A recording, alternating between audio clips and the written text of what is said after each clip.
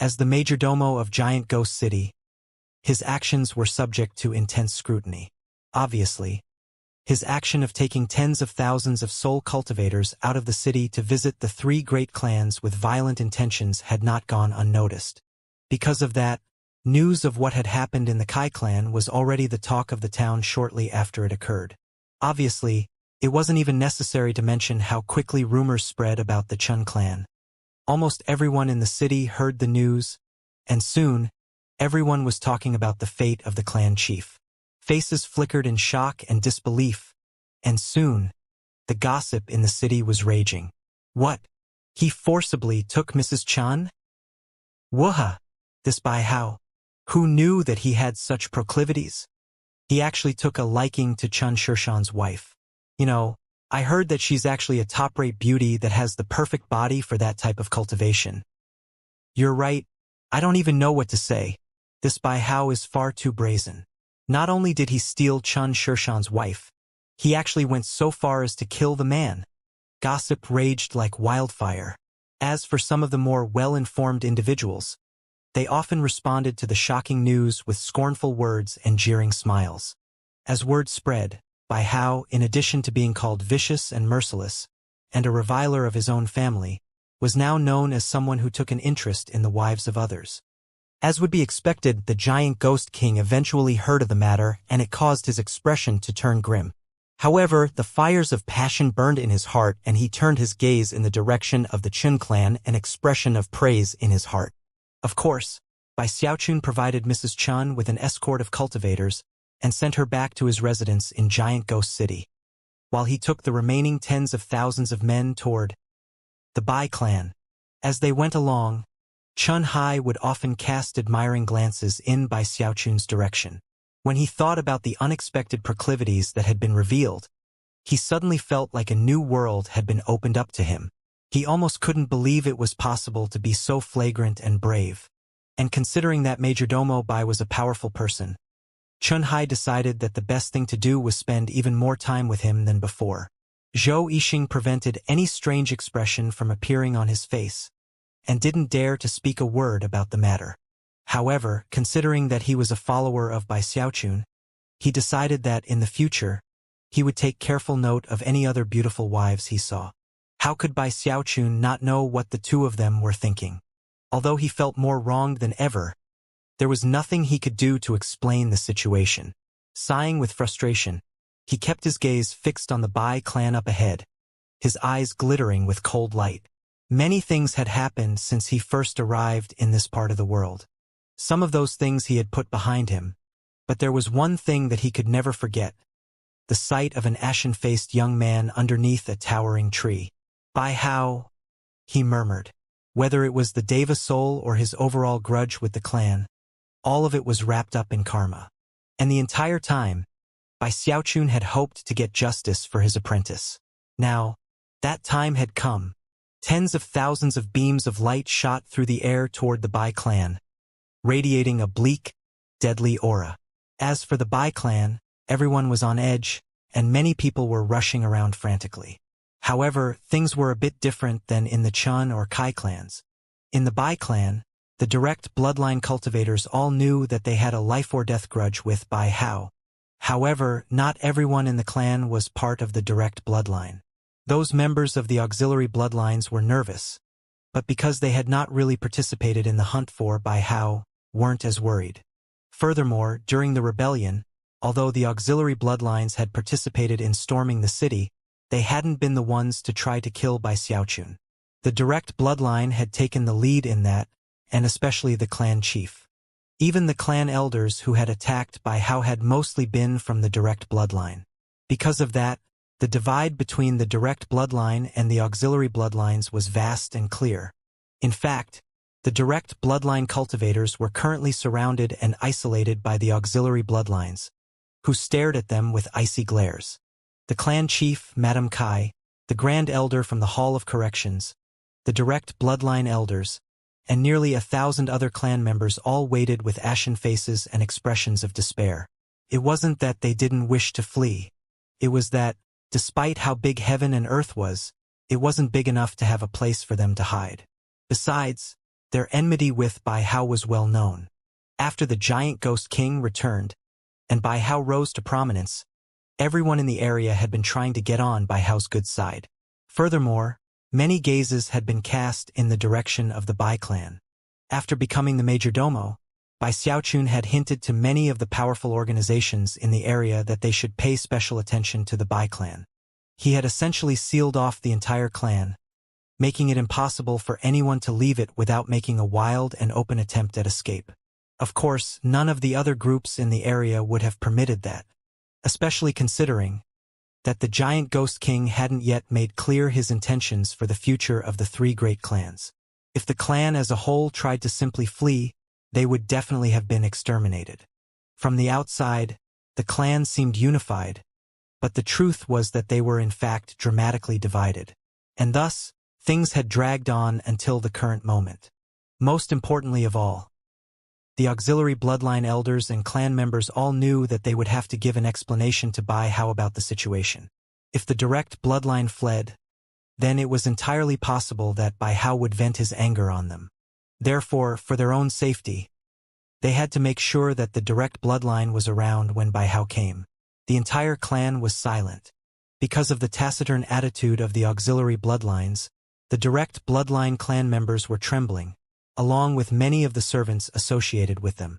One of them was a young woman who had sneered at Bai Hao the moment he had entered the clan. Another was the old valet who had rebuked him. Everyone who had scorned and humiliated Bai Hao was there. As time ticked by, their despair and hopelessness grew. That was especially true of the clan chief, whose face was ashen and whose heart was filled with bitterness. During the fight near the moat in the city, the detonation of the demigod soul had destroyed half of his body and had nearly shattered his cultivation base. Thanks to some of a secret treasure in the Bai clan's reserve savings, he had recovered. But now he was simply forced to wait as time passed. Next to him was Madame Kai, her face devoid of blood as she occasionally looked up into the air, her terror interspersed with specks of venomous hatred. Of everyone present, no one hated Bai Hao more than Madame Kai. At the same time, no one felt more terror and despair than her. Never could she have anticipated that even with all the resources of the Bai clan that she had put into her efforts, she would fail in the end. And Bai Hao would actually turn everything around and rise to the heavens. As the Bai clan waited in silence, there was one beautiful young woman in the crowd who had a very complicated expression on her face as she occasionally scanned the skies. She was the fifth young lady. Even she could never have imagined that Bai Hao would one day achieve the things that he had. Also in the crowd was an old man who was apparently viewed as a leader by the clan elders from the auxiliary bloodlines. He was the Grand Elder from the Hall of Justice. He wore a wistful expression as he thought back to the scene of Bai Hao betraying the clan. Eventually, he simply closed his eyes. What a pity! The true Qilin, son of the Bai clan. Despite being a powerful Grand Elder, he couldn't go against the orders of the Patriarch. The best he had been able to do was not attack Bai Hao during the fighting. Suddenly, both of the Grand Elders' expressions flickered. Other clan elders reacted similarly, as did the clan chief. People held their breath as a sound like thunder filled the air, and a black cloud covered the sky, radiating killing intent. He's here. It was impossible to say who said it. The entire Bai clan waited nervously, looking up into the black cloud of tens of thousands of soul cultivators. Descending from within that cloud was Bai Xiaochun. Every step he took was like a bolt of lightning that slammed into the hearts of the direct bloodline clan members and left their faces as ashen as death. The clan chief was trembling, and the venomous rage in Madame Kai's eyes was overshadowed only by the terror she felt. I don't like killing people, he said, his growling voice echoing out in all heaven and earth. But sometimes, I have to do it anyway. It doesn't matter if I'm doing it for myself or for others, or whether it's right or wrong. Kill them. Bai Xiaochun pointed in the direction of the Bai clan, not at the auxiliary bloodline members, but at the encircled direct bloodline. His action of pointing his finger was like a crash of thunder. He didn't make a speech. He didn't grandstand. He simply pointed. Chun Hai was at his side like he had been the entire time, and as soon as Bai Xiaochun pointed out, the man's killing intent soared. "Carry out the orders of the exalted majordomo." Chun Hai's voice seemed to contain a rain of carnage as he spoke these words. At the same time, he blurred into motion toward the Bai clan. Behind him, tens of thousands of cultivators followed, killing intent raging. Among them were dozens of nascent soul experts, as well as numerous necromancers. It was an entire army of deadly cultivators descending on the Bai clan. Fierce fighting broke out instantly, and although everyone in the clan had been prepared for it, it was still unexpected. Blood began to rain down almost immediately. "Bai Hao, you unfilial bastard!" The clan chief howled, his eyes bloodshot. The clan chief had never expected that things would play out so simply, that no mercy or compassion would be shown at all. After all, this man was Bai Hao's father. He had originally hoped to try to talk matters out, to admit that he was in the wrong. He had hoped to acknowledge that Bai Hao was a member of the clan, and that for the sake of the clan they should let bygones be bygones. Of course, from the very beginning, he had also planned to figure out a way to seek revenge later on. But now, all of his plans were pointless. Bai Xiaochun did not waste time. He hoisted the blade and then chopped it down. Rumbling sounds could be heard as Chun Hai and his men attacked. Screams began to rise up, as well as pleas for mercy. Although they reached Bai Xiaochun's ears, he simply looked up into the sky, an unreadable expression on his face. Were Li Qingho here to see him, or his elder brother sect leader, they would be shocked. This was a Bai Xiaochun who was very different from the Bai Xiaochun of the past. Although his fundamental personality had not changed, his methods and tactics had most certainly transformed. The auxiliary bloodline members looked on silently. They didn't interfere, nor did they help the direct bloodline. They simply watched. The fifth young lady, the grand elder from the Hall of Justice, and everyone else did the same thing. Screams rang out from the direct bloodline clan members. The young servant girl who had scorned Bai Xiaochun was stabbed through the chest with a blade, and died with a look of despair on her face. The old valet also met his end in horror, his eyes blank. All of the people who had scorned Bai Hao were put to death by Chen Hai and his men. They couldn't even fight back. The direct bloodline elders who had chased after Bai Hao outside the clan or attacked him in Giant Ghost City were overwhelmed by despair. A few of them managed to fight back, but then, stained with blood, howled and tried to flee in various directions. "Loose arrows!" Chun Hai growled with a cold smile. Countless soul cultivators suddenly drew great bows out, and within moments, a cloud of arrows pierced through the air. Then, the fleeing clan elders screamed as they were destroyed in body and soul. Bai Xiaochun didn't watch. Instead, he looked up into the sky, motionless and expressionless. The Grand Elder from the Hall of Corrections died with a bitter smile on his face, cut down by Chun Hai and two other nascent soul experts. Soon, the only person left standing was the clan chief. He looked around at the mountains of corpses, despair filling his face. Then he threw his head back and howled. Throwing all caution to the wind, he transformed into a beam of light that shot directly toward Bai Xiaochun. "If I die, I'm taking you with me, you unfilial bastard."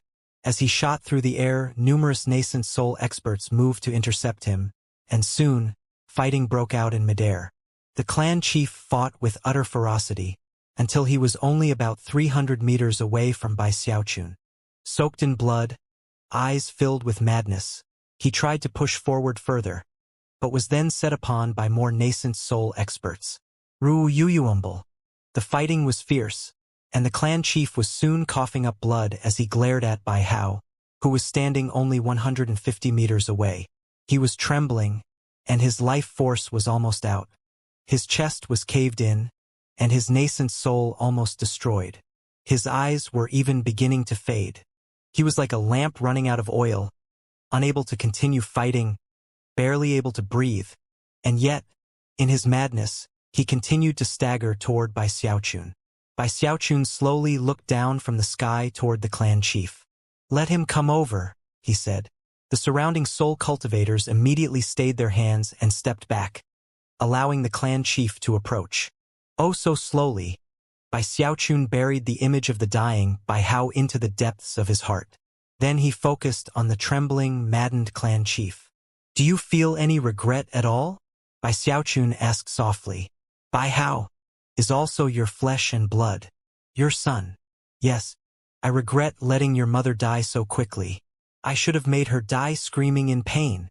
And I also regret the day you were born. I should have crushed you to death that instant." The clan chief truly had descended into madness, and even began to cackle maniacally. However, as he laughed, the light in his eyes slowly began to fade, until he simply toppled over onto the ground. The chief of the Bai clan was dead. The members of the auxiliary bloodline stood there quietly, their heads bowed, their hearts filled with complex emotions and deep melancholy. The public square in the middle of the clan was filled with corpses at the moment. But there was still one person left alive. She was spattered with blood and shaking physically, and yet filled with the vilest of hatred. Deranged laughter rose up as she struggled to her feet. "Your mother was a slut, you son of a bitch. Get over here. Don't you hate me? Why don't you kill me yourself? The only thing I regret is that the people I sent to kill you failed in their task." She actually should have died earlier, but the nascent soul cultivators who took the lead in the slaughter knew that Bai Hao's enmity with Madame Kai was particularly deep. Therefore, they held back, injuring her and leaving her alive for him to deal with. Bai Xiaochun ignored the hysterical Madame Kai, and instead turned to look at Shen Hai. This Madame Kai didn't just send one assassin. She sent many. "Get me their names." With that, he took a step forward and vanished into the air. When he reappeared, he was in an abandoned courtyard residence somewhere in the Bai clan. The courtyard was choked with weeds, in the midst of which could be seen numerous children's toys, all of them old and rotting. Also in the courtyard was a well. Bai Xiaochun stood there for a long moment before sighing. "As Bai Hao's master, I am acting on his behalf to execute vengeance on you, Madame Kai." He waved his hand, and the weeds in the courtyard vanished. The toys turned into dust. Ashes to ashes, dust to dust. Having accomplished these things, he left. On his way out of the clan, he looked over at the fifth young lady. Sensing his gaze, she looked up at him, and their eyes met. "Fifth elder sister, why don't you act as the clan chiefess from now on? Grand elder, please offer her your support." With a light sigh, the Grand Elder from the Hall of Justice looked at Bai Xiaochun and nodded. Then he turned and clasped hands respectfully toward the fifth young lady. As for the other surrounding members of the auxiliary bloodline, they slowly began to awaken from the nightmare of blood, whereupon they too clasped hands to the fifth young lady. Of course, Bai Xiaochun took the Bai clan's 1,000 years of reserve savings with him when he returned to Giant Ghost City. Along the way, Chun Hai turned to him and said, "We got the names you asked for. As for Madame Kai, she's dead." "Heavenly Marquis Chun," Bai Xiaochun said softly, "might I trouble you to bring the heads of every name on that list to me within 3 days?" Chun Hai nodded somberly. By the time they returned to the city, word was already beginning to spread that the direct bloodline of the Bai clan had been exterminated. Although it was shocking news, it wasn't entirely unexpected. And of course, it further impressed upon people how vicious and merciless Bai Hao was. The slaughter which had been carried out caused Bai Hao's reputation to grow. A mere look from him would cause people to immediately stop talking. A snort from him was like heavenly thunder that would resound in the hearts of all present. To the powerful organizations in the city, the lost lives of the Bai clan's direct bloodline became a clear reminder of what type of person Majordomo Bai was. He was in the good graces of the king, a powerful official who existed far above everyone else in the realm. Even Devis like Duke Deathcrier felt pressure because of him. After all, nobody had done more for the Giant Ghost King than him. After returning to Giant Ghost City, Bai Xiaochun took some time to get his emotions back under control. He didn't like killing, but after everything that had happened to him during his time as Bai Hao, too much frustration and rage had built up inside of him because of the injustice of it all. For Bai Hao's sake, he made the Bai clan pay the price for their past actions. The direct bloodline had been wiped away forever. After he was calm again, he looked at the pile of dazzling items that he had accumulated, and his eyes began to glitter brightly. Although he generally wasn't a greedy person, and wasn't overly attracted to worldly possessions, he was currently looking at the type of wealth that most ordinary people wouldn't be able to accumulate even in 10,000 lifetimes. It was enough to get his heart pounding audibly. Countless vengeful souls. A seemingly endless amounts of soul medicine. A deva soul. Innumerable spirit-enhanced magical items. As he examined them all, he gasped constantly. Most moving of all were the secret treasures that had come from the reserve savings of the three clans. The Kai clan had its spirit jade statue, but the Chun and Bai clans also had similar items. For example, the Chun clan's secret treasure was a crimson jade bottle, within which was a drop of blood that could supposedly enable any dead soul to recover its memories from its previous life and become intelligent. Essentially, it could transform a soul into something like a ghost cultivator. In the wildlands, precious materials like that were as rare as phoenix feathers or Qilin horns. Originally, the Chun clan had planned to use that drop of blood on their patriarch, after he reached the demigod level and then ran out of longevity. It would enable that patriarch to live on as a ghost cultivator and protect the clan for endless years. Unfortunately, the Chun clan patriarch had been incarcerated after the rebellion, rendering such plans useless. The Bai clan's reserve savings contained a 7-colored. Originally, it had contained 7 lotus seeds, but it now only had 2. Anyone who consumed one of those miraculous seeds would experience a complete recovery from any injuries. In fact, even if one's body were completely shattered, those seeds would return that person to their original state, as if they had been reborn. The reason why the clan chief and the Deva patriarch had been able to recover from their serious injuries so quickly was because of those seeds. Any one of these 3 secret treasures would be enough to shake heaven and earth, and went to show how profound the reserve savings of the 3 great clans were. Those 3 clans were definitely way too rich, Bai Xiaochun thought, licking his lips. Next, he picked up a jade slip that contained flame conjuring formulas from all the clans, everything from 1 to 17 colored flame. Despite scouring all 3 of the clans, though no formula for 18 colored flame had been recovered. Eventually, Bai Xiaochun came to be convinced that the 3 great clans didn't have such a formula. Actually, among all of the necromancer clans in the entire wildlands, the formula for 18 colored flame was one of the rarest things imaginable. Whatever. I'll just have to wait for a future opportunity to find the formula. Or, who knows, maybe Bai Hao's method will eventually produce it. Despite the fact that his pile of treasures didn't contain that formula, he was still very excited overall. I really struck a gold mine this time. I don't think I'll be able to get rid of all this stuff if I tried for my entire life. By this point, he realized that he really enjoyed shaking down rich clans. Compared to shakedowns, cleaning out soul grounds was a virtually pointless activity. If I have a chance in the future, I'll definitely shake down some more clans. He was fully convinced that this was the best route to take. However, moments later, a frown could be seen on his face, and an uneasy feeling rose up in him. Wait a second. There are just simply too many valuable treasures here. If I keep them all for myself, people are definitely going to get jealous. And the giant ghost king probably wouldn't be happy either. Hesitating, he eyed the pile of treasure for a bit before making a decision. Material possessions are nice, but my poor little life is the foundation of everything. Eyes glittering, he thought back to his time on the Great Wall and what that one particular city magistrate had done. Gradually, his eyes began to shine. Swishing his sleeve, he began to separate out some of the treasures in the pile. He finished his work around evening, whereupon he flew up to the royal palace on the giant ghost statue. Upon arriving, he clasped hands and bowed respectfully, then said in a loud voice, "Bai Hao is here to seek an audience with His Highness the King." Silence met his request, so he stood there quietly for the time it takes half an incense stick to burn. Then, a solemn voice rang out, "Come in." The time spent waiting had been very nerve-wracking, so at this point, he finally breathed a sigh of relief. Heart-thumping, he mused that the giant ghost king really did love to scheme and plot, and then sighed at the memory of being able to slap the man across the side of the head over and over again. Unfortunately, that excitement was something he had to bury deep in his heart. Even if he were 10,000 times more daring than he actually was, he would still never dare to do such a thing again. Settling his thoughts, he put a fawning smile onto his face and then hurried into the grand hall to find the giant ghost king sitting there solemnly on his throne. "You're back?" the king said coolly.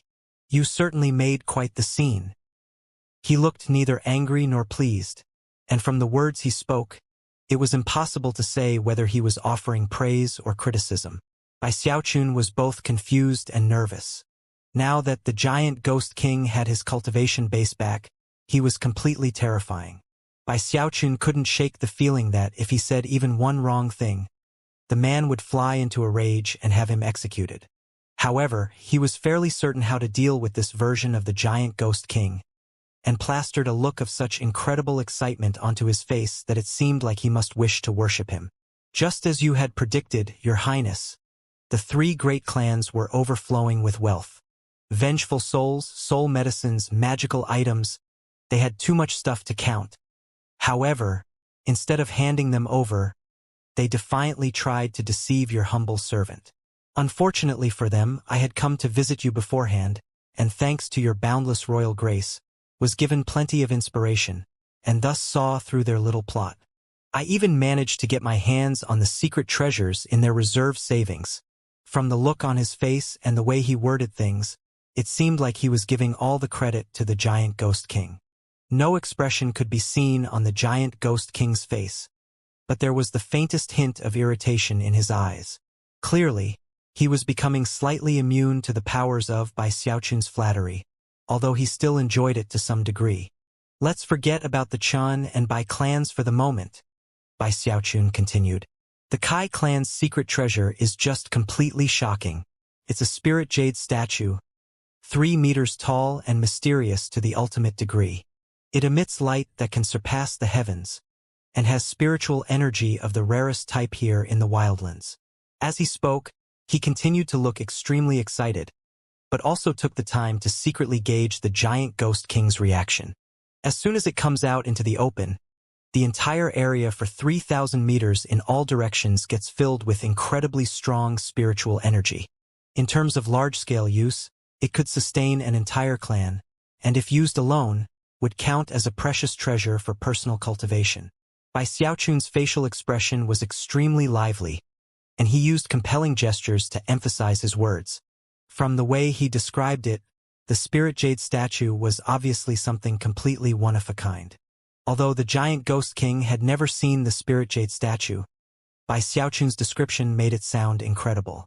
Yeah, if what you say is true, then that thing really is incredible." However, despite his words, his face remained completely expressionless.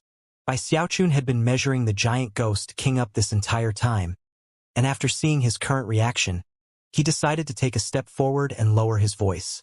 "Your humble servant has already put the spirit jade statue in one of your side courtyards, sir. Feel free to go study it at any time." At this point, the giant ghost king's eyes widened, and then a broad smile appeared on his face. This was the first time he had ever shown such warmth to Bai Xiaochun. Clearly, he was very pleased with what Bai Xiaochun had done, and even looked at him with open praise. "This little hooligan," he thought, "really knows what to say and how to say it. Not only is he skilled, he's generous too. On top of that, he knows how to figure out what people are thinking." As of this moment, the giant ghost king's opinion of Bai Xiaochun was only continuing to grow higher. However, at this point he suddenly seemed to remember something, and cleared his throat. "Oh right, I heard that the wife of the former clan chief of the Chun clan is supposedly a peerless beauty, as has a physique perfect for cultivation assistance." Before he could finish speaking, Bai Xiaochun, despite cursing inwardly, gave a knowing chuckle. "Your Highness, I've already delivered Mrs. Chun to your side courtyard. You can go study her any time you wish, sir." The giant ghost king immediately slapped his palm down onto the arm of his throne. Eyes widening into a glare, he barked, "How impudent! Mrs. Chun is the wife of a former clan chief, and I am one of the 4 heavenly kings, a majestic demigod. How could I do such a thing? If word got out, what do you think it would do to my reputation? Are you stupid? By how? Get Mrs. Chun out of here this instant." The giant ghost king truly seemed angry, and also extremely disappointed by Xiaochun's failure. From the look on his face, if Xiaochun didn't get Mrs. Chun out of the royal palace immediately, then he would take action and make sure Xiaochun understood what it was like to be punished for making a mistake. Xiaochun was feeling very wronged, and was inwardly cursing the shameless giant ghost king. However, he simply stood there, giving a level look to the giant ghost king, seemingly unmoved by the anger on display. "What are you doing just standing there?" the giant ghost king roared, slapping his hand down onto his throne again. By now, there was no fawning look on Xiaochun's face, only a pained expression. Sighing, he said, "Your Highness, don't worry. The only parties privy to this matter are heaven, earth, you, and me. There isn't a third person in the world who knows the truth.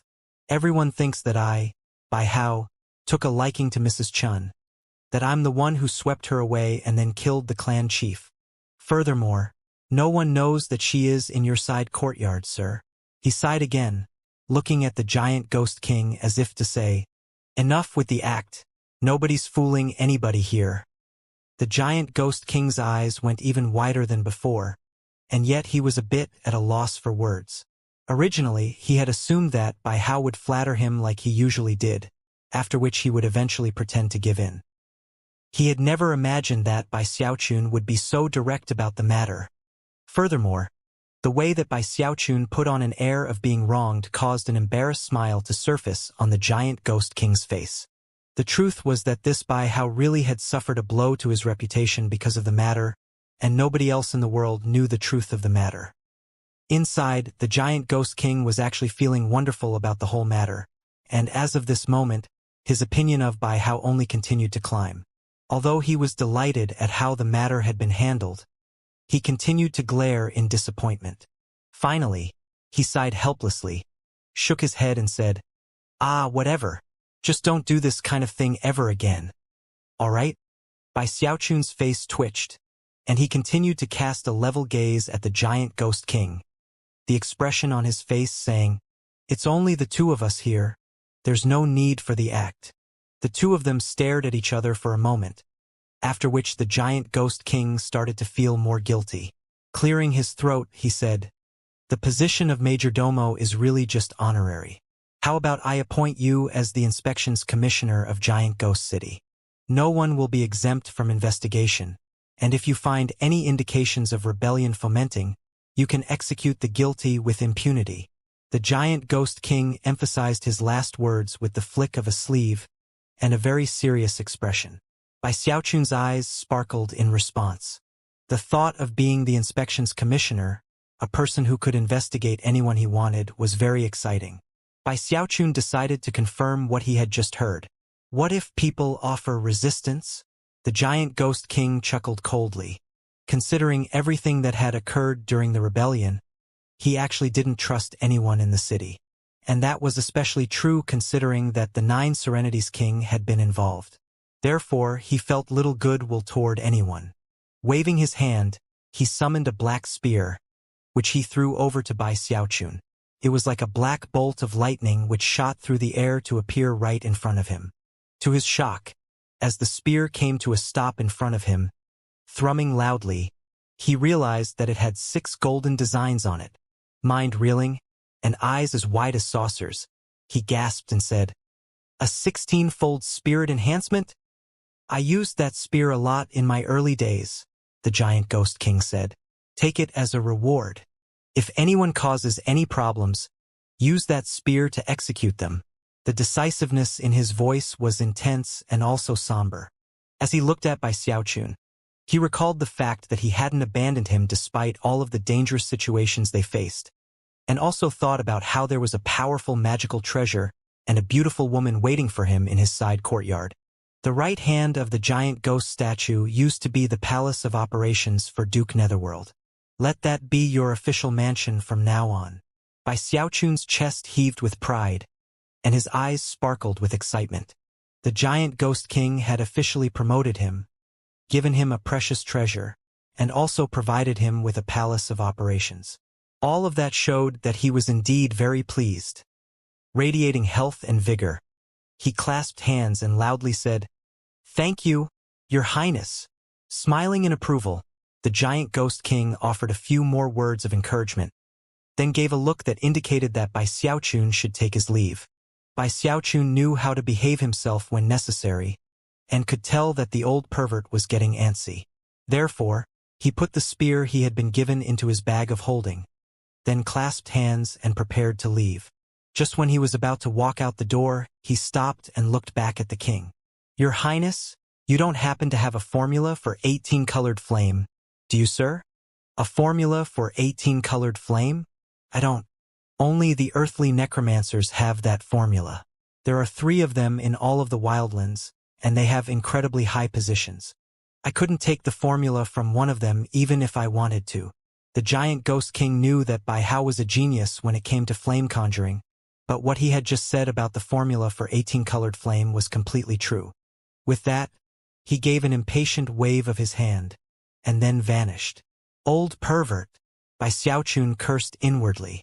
With that, he left the royal palace and flew in a beam of light to his old residence. Then, he took some of the treasures he had taken from the 3 great clans and gave portions to Qianhai and Zhouixing. He also had them distribute rewards to the tens of thousands of soul cultivators who had helped them deal with the 3 clans. After all, he had long since come to understand the value of rewarding the efforts of the people who worked for you.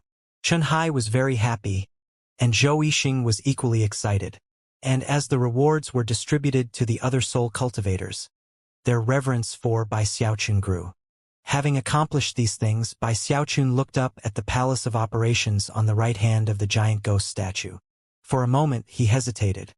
He had a lot of secrets, and it made him nervous to think about being so close to the giant ghost king himself. But then he stuck his chin up and proudly murmured, "Ah, whatever. It's only a Palace of Operations. As the majordomo of Giant Ghost City and the inspections commissioner, I can't just have one single residence." With that, he rubbed his bag of holding, within which were more than 10 tongues of 15-colored flame. Those 15-colored flames had all been taken from the 3 great clans. Although I can't concoct 15-colored flame, with these finished flames in hand to study, perhaps I can reverse engineer my way to success. At the very least, I'll be able to cut a lot of time off of my research. Plus, with a 15-colored flame, I can break through from the early nascent soul stage into the mid-stage. That thought got him even more excited. Once he performed another spirit enhancement on his nascent soul, it would definitely cause another huge stir in the wildlands. As if it weren't bad enough that everyone was searching for him. Well, I can't let that fact hold me back from improving my cultivation base. What am I scared of anyway? As the majordomo of Giant Ghost City and the inspections commissioner, I'm the one in charge of looking for Bai Xiaochun. There's nothing at all to fear. If I can't find Bai Xiaochun, then who else could? After going back and forth for a few more minutes, he headed to a secluded meditation chamber. Once inside, he set up some spell formations and also utilized the powers of his mask to make sure he was completely safe. Then he took out his turtle walk, sat down cross-legged, and sent his nascent soul flying out of his body. Then, a 15-colored flame appeared, and golden light flickered. Far away in Archemperor City on the Hell Emperor Steel, Bai Xiaochun's name was still in first place on the list, with the number 14 next to it. But then, his name began to shine with dazzling light.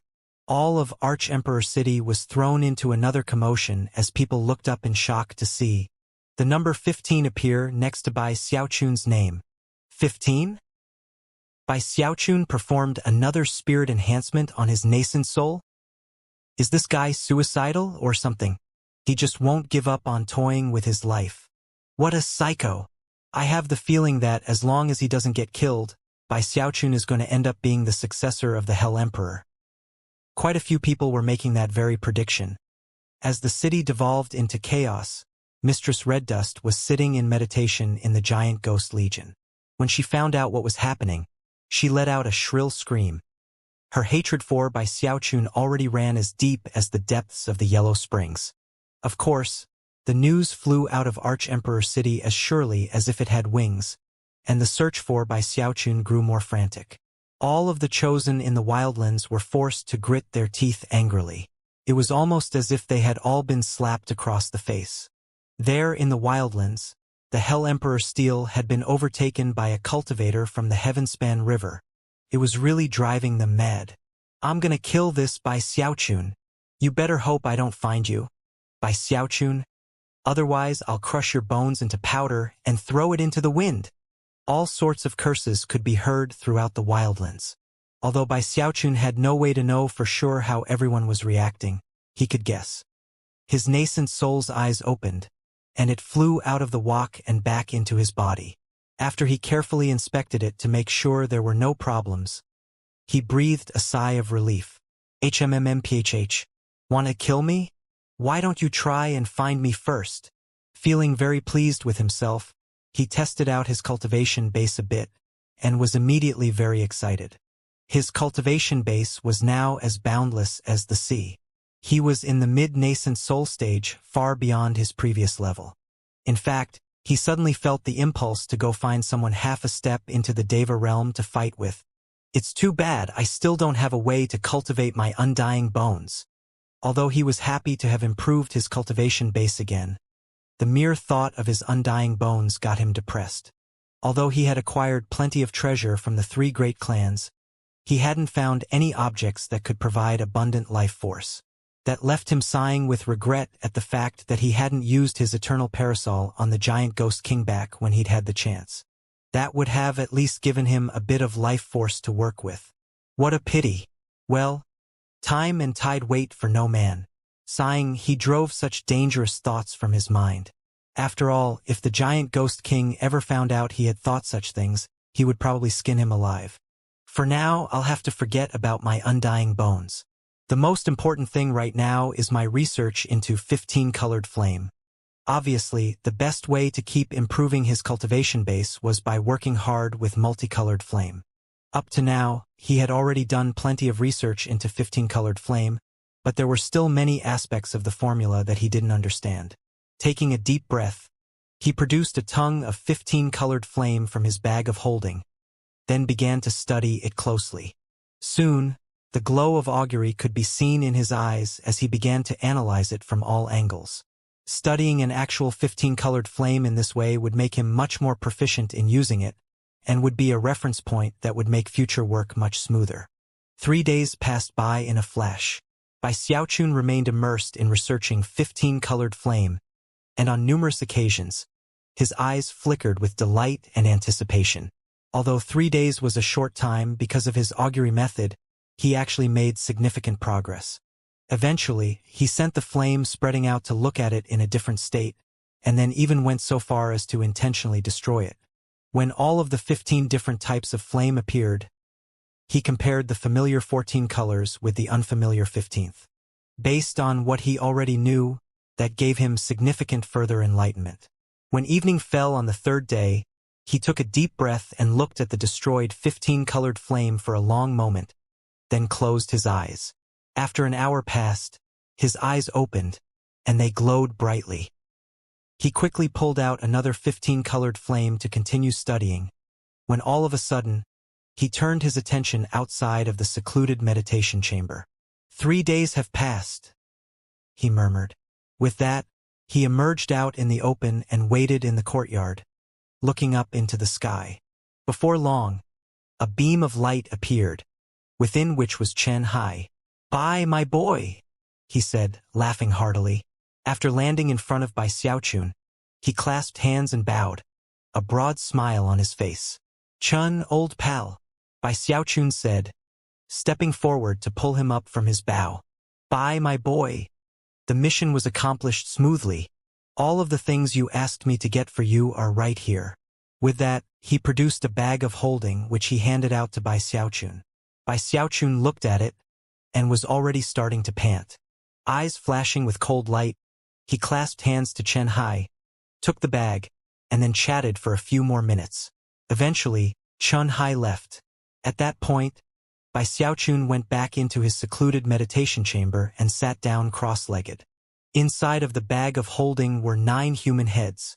They were the 9 assassins that Madame Kai had identified when being interrogated. None of them were from the Bai clan.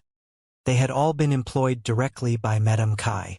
Regardless of their identity or standing, they were now nothing more than bodiless heads. All of a sudden, Bai Xiaochun found himself thinking of that moment when he had first arrived in the wildlands and had actually glimpsed Bai Hao in the flesh, still alive. A moment passed, and he waved his hand, transforming the 9 severed heads into nothing more than ash. "Bai Hao, my apprentice," he said softly. "I have avenged your death. Even though I'm still using your identity, I think that your spirit can now rest in peace." At this point, he finally let out a long sigh. The direct bloodline had been put to death, and all of the killers were now nothing more than ash. As of this point, all of the karma was completely and utterly resolved. Bai Xiaochun took a bit of time to calm himself again, then pulled out another tongue of 15-colored flame and began to perform auguries. More time passed. An entire month flew by, during which time Bai Xiaochun immersed himself in his study and auguries regarding 15-colored flame. He never came out of secluded meditation, and yet, his fame continued to grow in Giant Ghost City. The talk about the things which had occurred with the 3 great clans was beginning to die down a bit, but the reverence people felt toward Bai Xiaochun only grew. And then there was the announcement that the Giant Ghost King had appointed Bai Hao to be the inspections commissioner, and had even gifted him with a treasured spear and an official palace of operations, and his name grew even more powerful and famous.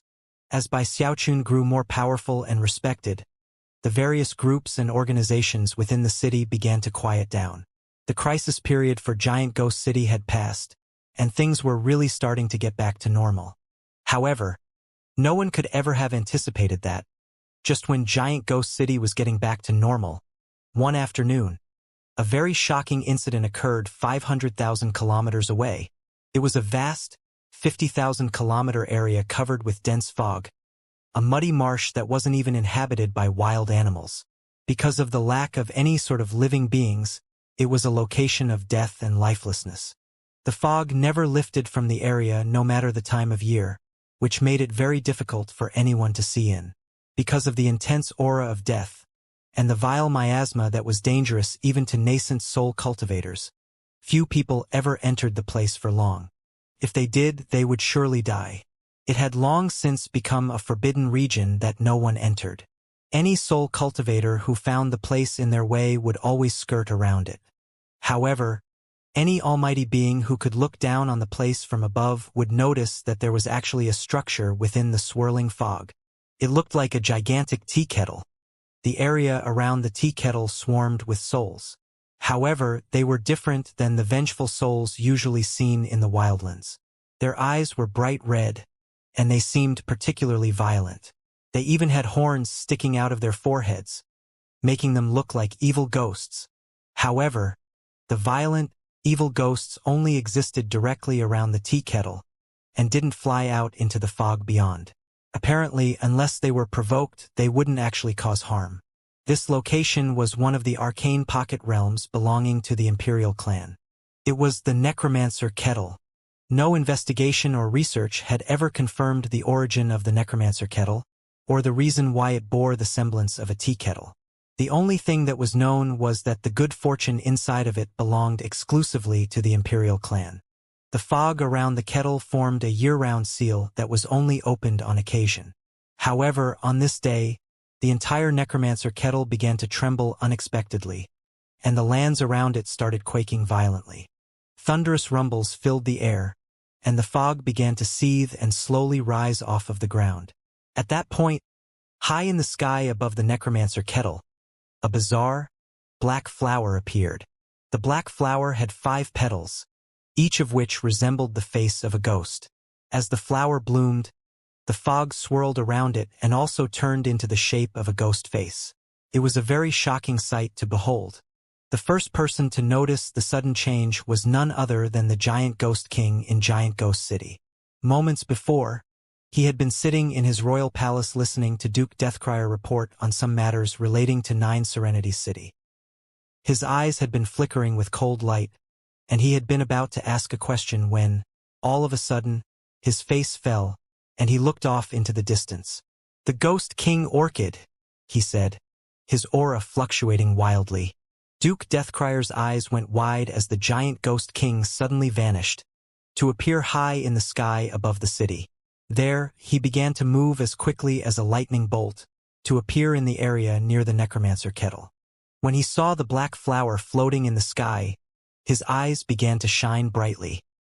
He cast a glance at the necromancer kettle, and then turned and vanished again, to reappear back in his royal palace.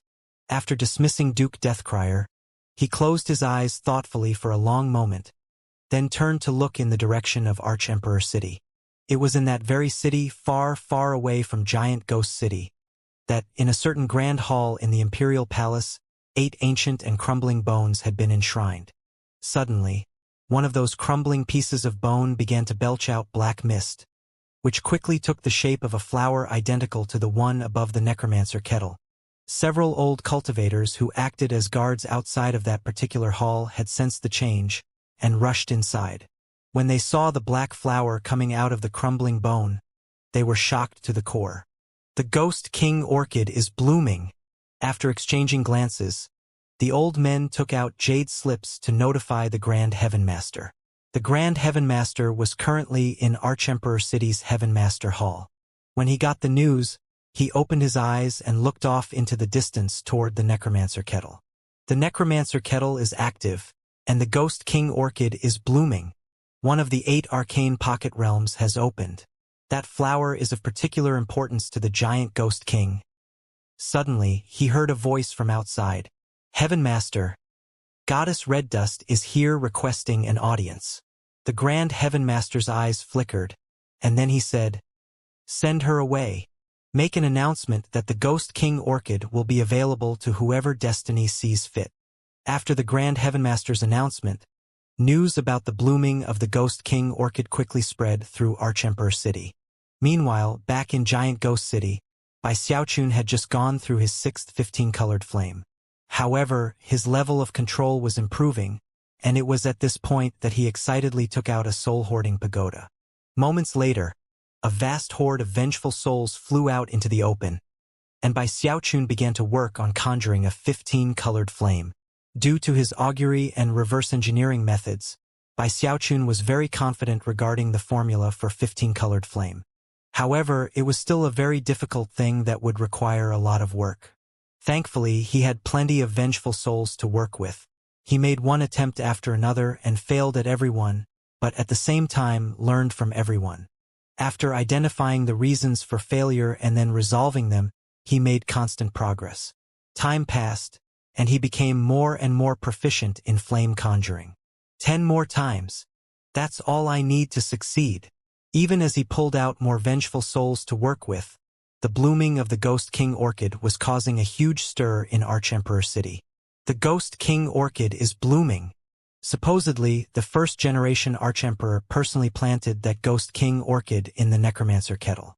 If you eat the fruit of that flower, you can heal a damaged divine soul and purify your body, removing any defilements. There's another thing it can do. It can perfectly reset your cultivation base, allowing you to completely replace all of the techniques you use with other ones. I also heard that the fruit of the Ghost King Orchid can bring dead souls back to life. In the briefest moment, Arch-Emperor City began to buzz with all sorts of talk. The important nobility and influential people within the city were all buzzing with excitement. Although the Ghost King Orchid was of vital importance to the giant Ghost King, it could also be very beneficial to others. Virtually all of the luxurious mansions in the city were astir, and yet nobody was actually taking action. After all, the necromancer kettle belonged to the imperial clan, and although the announcement had been made that the flower would go to whoever destiny saw fit, the specific rules governing the competition had not yet been made public. However, that quickly changed as an imperial decree came down. The necromancer kettle, one of the 8 arcane pocket realms belonging to the imperial clan, is now open. In accord with the will of the Grand Heaven Master, no one above or below the nascent soul stage may enter. Only nascent soul cultivators may go in and seek the good fortune therein. From members of the imperial clan down to the families of the aristocracy, any group may dispatch a single person to enter the pocket realm. As soon as the decree went out, All of the influential groups in the city began to analyze the deeper meaning behind it. Soon, eyes were cast in the direction of Giant Ghost City. Clearly, the decree had not really been put out by the Archemperor, but rather by the Grand Heaven Master. Nowadays in Archemperor City, the words of the Grand Heaven Master were taken more seriously than the Archemperor's. However, the reaction from the influential groups in the city was muted, as if they were waiting for something. Eventually, news about the decree reached the ears of the tall, muscular Nine Serenities King. He stood there in his royal palace in Nine Serenities City, a huge battle axe propped up next to him, looking at a jade slip. Slowly, a smile spread out across his face. "You really want that Ghost King orchid, don't you, Giant Ghost King? Well, I'll make sure you don't get your wish." He and the Giant Ghost King had been at odds with each other for many years, during which time he had never been presented with the opportunity to personally do anything about the situation. However, during the Giant Ghost King's decay period, he had absolutely taken the initiative to strike a blow along with the three great clans' rebellion. A cold smile appeared on the Nine Serenities King's face as he said, "Tell Prince Zhou to come see me immediately." Next, a bone slip appeared in his hand as he transmitted messages to other influential groups and clans in Nine Serenities City, giving them various instructions. On top of a towering mountain in War Champion City, a middle-aged man stood there, clad in a green robe, his hands clasped behind his back. He was not burly like the Nine Serenities King, but he still seemed like a paramount figure in heaven and earth, radiating pressure which weighed down on all creation. That man was none other than the War Champion King. Interesting. The Ghost King orchid has already bloomed 4 times. In the past, it was always one of the Giant Ghost Kings who got the flower. The flower is obviously very important to the current Giant Ghost King.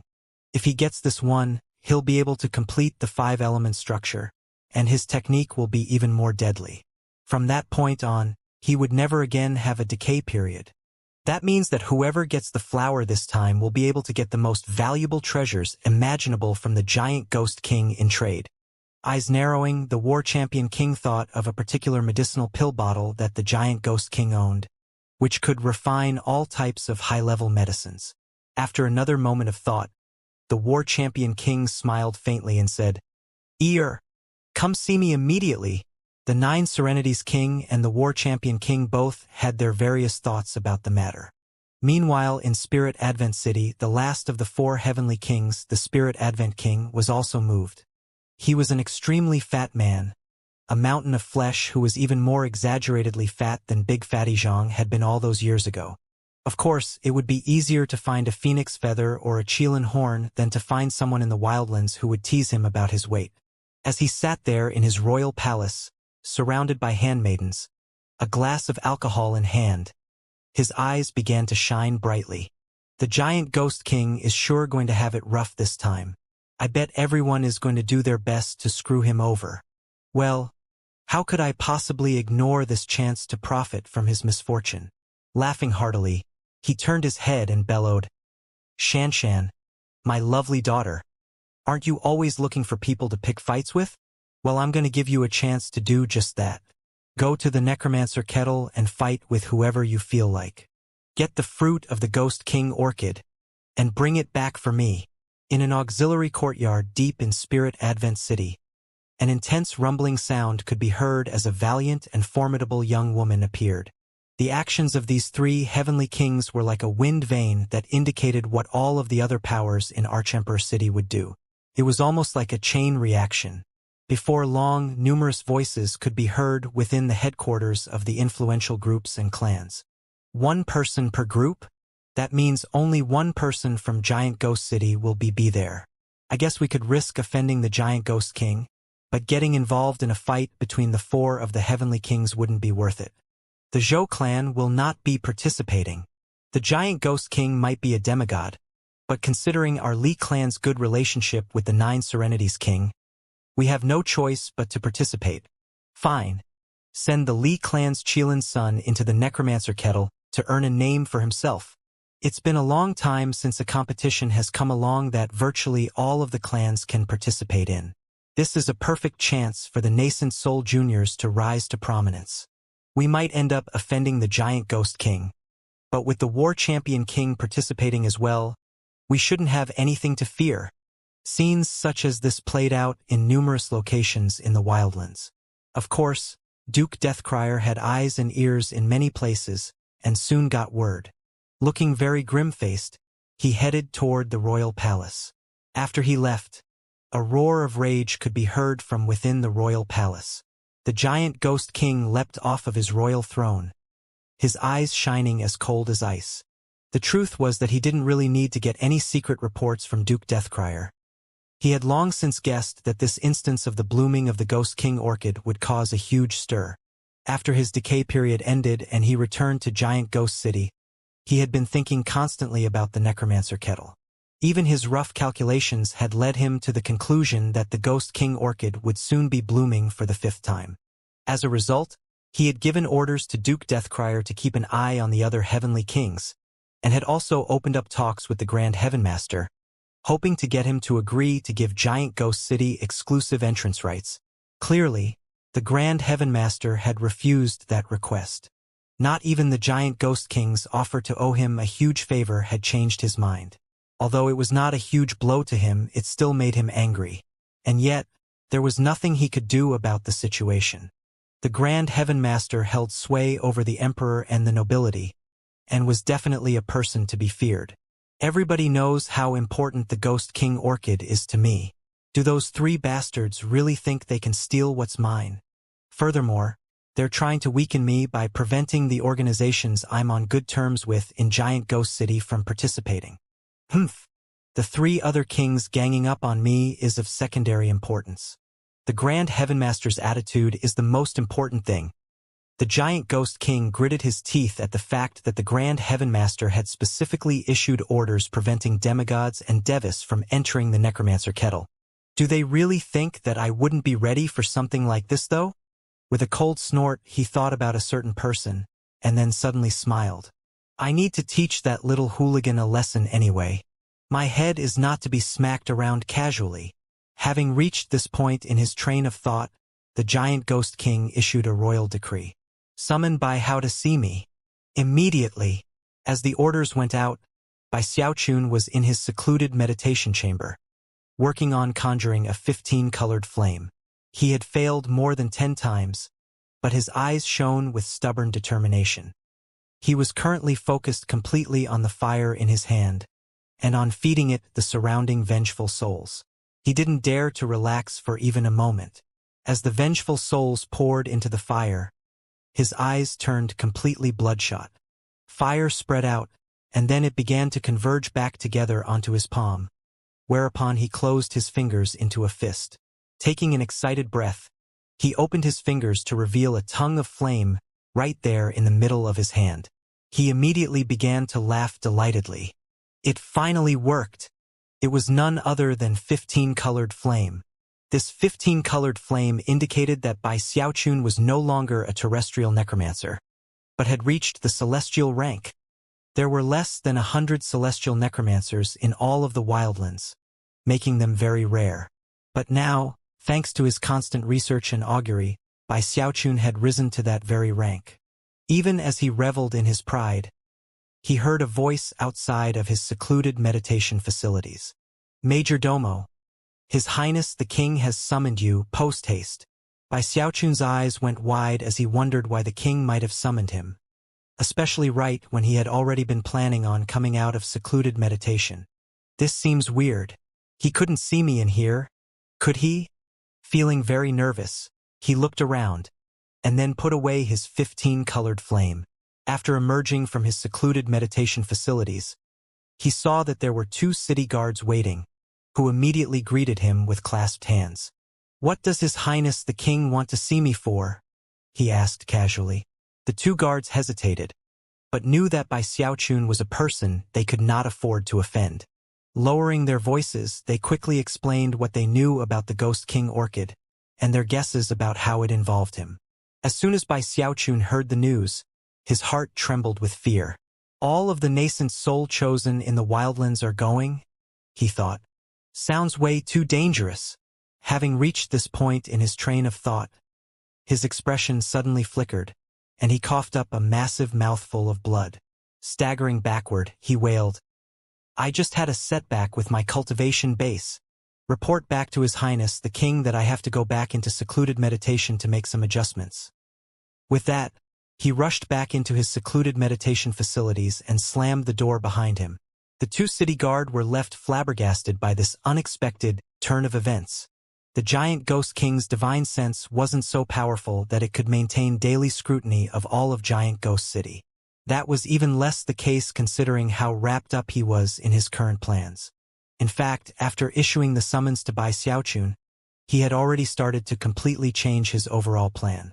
The fruit of the Ghost King orchid was too important to him. None of the previous giant Ghost Kings had ever reached his current level of progress. He had accumulated 4 of the fruits so far, and only needed 1 more to make a complete set of the 5 elements. With that full set, he would be able to remove the weakness in the technique he cultivated. Therefore, he was unwilling to accept the possibility of any mishaps. He needed to guarantee with 100% certainty that he would get that Ghost King fruit. After all, if someone else got it, he would then be in the passive position, and it was impossible to say what unexpected things would result. The optimal outcome would be for him to acquire the fruit by his own means. The giant Ghost King was in the middle of contemplating all of these matters when the 2 guards returned with the unexpected news that Bai Xiaochun had gone into a protracted, half-year-long session of secluded meditation. The giant Ghost King's eyes went wide, and his anger immediately began to burn. Shooting to his feet, he vanished, to reappear right outside of Bai Xiaochun's auxiliary courtyard. Completely disregarding the spell formation that protected Bai Xiaochun's secluded meditation facilities, he stepped forward to appear inside. The instant he appeared, he saw Bai Xiaochun, his face ashen and eyes cloudy, pushing down onto his chest as he coughed up a massive mouthful of blood. Although he seemed surprised to find someone else in his secluded meditation chamber, he managed to struggle to his feet, whereupon he clasped hands and bowed. "Humble greetings, Your Highness." The giant Ghost King was a bit shocked by how much blood Bai Xiaochun had just coughed up, and at how weak he looked. After scanning him with some divine sense, he could sense instabilities in his cultivation base, whereupon his face darkened. "How did this happen?" he asked with a growl. "Your Highness." Bai Xiaochun smiled bitterly and shook his head. Taking a deep breath, he wiped the blood from his lips, lowered his voice, and continued. "Your humble servant went through hell and high water for you. Unfortunately, my cultivation base wasn't powerful enough, and in my over-hasty push into the early nascent soul stage, I made some mistakes." Although his voice quavered weakly, his eyes shone with the determination to keep speaking. "But don't worry, Your Highness. All I need is half a year, and I'll be back to normal." Seemingly summoning the effort, he slapped his chest to emphasize his words, looking like the type of person who wouldn't hesitate to die for his sovereign. At the same time, he was secretly sizing up the giant Ghost King, and vowing that he wouldn't go into any dangerous areas no matter what happened. Giant Ghost City was definitely the safest place to be. The giant Ghost King's expression flickered as he pondered the situation. After looking Bai Xiaochun up and down, he finally decided that everything was just too coincidental. How could it be that, right when the Ghost King orchid bloomed, causing a huge stir among all the chosen in the land, that Bai Hao's cultivation base would suddenly have a problem? However, now was not the time to go picking apart Bai Xiaochun's words. Waving his hand, he summoned a medicinal pill. It was pure white, and shone with dazzling light. Inside of it could be seen the image of a dragon, and it emanated a shocking medicinal aroma. As soon as Bai Xiaochun saw it, his eyes went wide, and he even gasped. This was the first time he had ever seen a medicinal pill in the wildlands. As in Grandmaster Apothecary, he could instantly tell that this was some sort of holy medicine designed to heal injuries. In fact, it appeared to surpass the godly vestige pills he had used in the past. It was completely unprecedented. A medicinal pill like this could be considered rare even in the Heavenspan River region, let alone in the wildlands, where medicinal pills virtually didn't exist. Clearly, it was a treasured item to the giant Ghost King. This pill's name is Heaven-Cleaving Good Fortune Pill. You can only eat 9 in your lifetime, and the reason that my decay period was so short was because I consumed 9 at once. Anyone else who consumes it under normal circumstances will experience a full recovery from all injuries in only 1 breath of time. Take a minute to think. Even if you're seriously injured, you're going on this mission, whether you want to or not. If you refuse to take the pill and fail in the mission, I won't cause any problems for you. But if you do consume it, then you definitely must succeed in the mission. The giant ghost king spoke in a tone that brooked no argument, then looked at Bai Xiaochun with glittering eyes as he flicked his finger and sent the medicinal pill flying toward Bai Xiaochun's mouth. Bai Xiaochun shivered in fear, but still managed to reach out and snatch the pill out of the air. Scowling on the verge of tears, he looked back at the king, cursing inwardly, but knowing he had no choice in the matter. Considering how decisively the giant ghost king was acting, Bai Xiaochun could tell that it was just as the man had said. He would be going on this mission whether he wanted to or not. Although he felt very wronged about the whole thing, he didn't let that show on his face. In fact, it was at this point that some cracking sounds suddenly rang out from inside of him, and his previously unstable cultivation base suddenly returned to normal. "Don't worry, Your Highness. I'll definitely accomplish the mission," he said loudly. "You've recovered?" The giant ghost king asked, his eyes narrowing as he smiled. You said it even before I noticed it. Your Highness. Wow, this is great. My cultivation-based breakthrough came because I had an audience with you, and now I've recovered for the same reason. Both of these developments occurred because of meeting with you face to face. Your Highness, your might surpasses all creation, like a dragon flying to the highest heavens. A mere glance from you is like consuming a holy medicine of healing. All of Bai Xiaochun's flattery was delivered without the slightest blush, and was spoken with utmost sincerity. The giant ghost king sighed, well aware of what Bai Xiaochun was doing, not concerned about how crafty Bai Xiaochun was trying to be. The giant ghost king's expression turned somber as he went on to give some more information about what was to come. Bai Xiaochun listened with rapt attention, and afterward, actually breathed a sigh of relief. After all, he knew that, considering how incredible he was, he could crush anyone who tried to make a move against him. The more he listened, though, the wider his eyes went, and the more his heart began to pound at the fact that virtually everyone was teaming up against the giant ghost king. We're talking about multiple heirs apparent to heavenly kings, plus chosen from the nobility and aristocracy in Archemperor City. Although not all of them reached the nascent soul stage with Deva Beast souls, there are bound to be a few. Plus, they're all going to be working together against me. Soon his scowl returned. All of the cultivators who would be going to this trial by fire were powerful chosen. Even though Bai Xiaochun knew himself to be incredible, even a tiger couldn't fight a pack of ravenous wolves. The slightest misstep on his part, and his poor little life would be in danger. Damn it! How come only nascent soul cultivators can go? It would be much better if most of the people were in the core formation stage.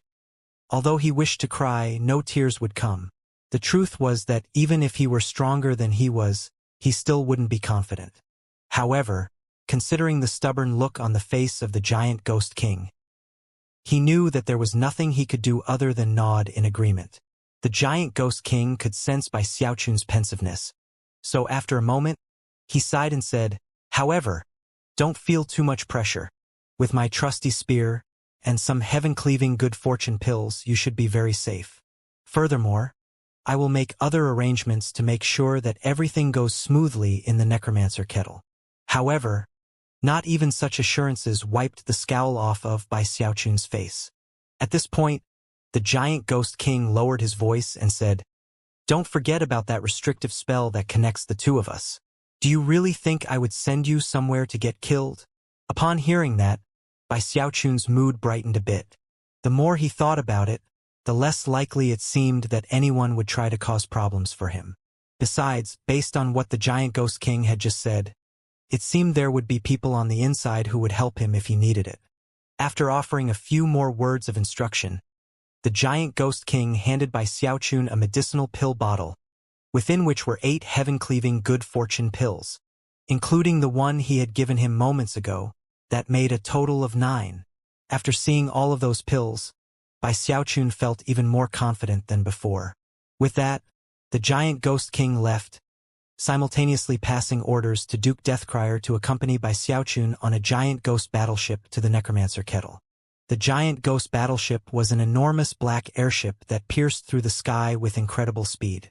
It had a giant ghost statue on it that radiated black light, as well as a fearsome aura. Bai Xiaochun was currently standing on the deck of the battleship, sighing listlessly. Next to him was Duke Deathcrier, who was looking at him with a bemused expression. Chuckling, Duke Deathcrier said, "What's with the furrowed brow, Majordomo Bai? You didn't frown like that even when 3 Devis were chasing you down." What a load of crap, Bai Xiaochun thought inwardly. Back when the 3 Devis had been chasing him, he had plenty of secret weapons to call upon. He'd known that the giant Ghost King would recover within days, and had thus been willing to take a big risk. The current situation was nothing like that. However, he also realized that now was not the time to be weak or scared. Standing up straighter than before, he smacked himself loudly on the chest and said, "You're seeing things, Duke Deathcrier. I wasn't frowning, I was thinking. And this is no furrowed brow. It's an expression of killing intent." Duke Deathcrier's expression turned even more quizzical, but he didn't say anything further. The two of them didn't speak much during the rest of the trip. Eventually, Bai Xiaochun realized that there was a huge group of vengeful souls moving along on the ground beneath them. When Duke Deathcrier noticed what he was looking at, he offered a brief explanation. Whenever the Necromancer Kettle is opened, it attracts lots of vengeful souls. They instinctively try to get into the place. Shocked, Bai Xiaochun realized even more than before that this Necromancer Kettle was clearly an extraordinary place, and also a dangerous one. Another 2 hours passed, and by now the battleship was in the actual region of the huge kettle.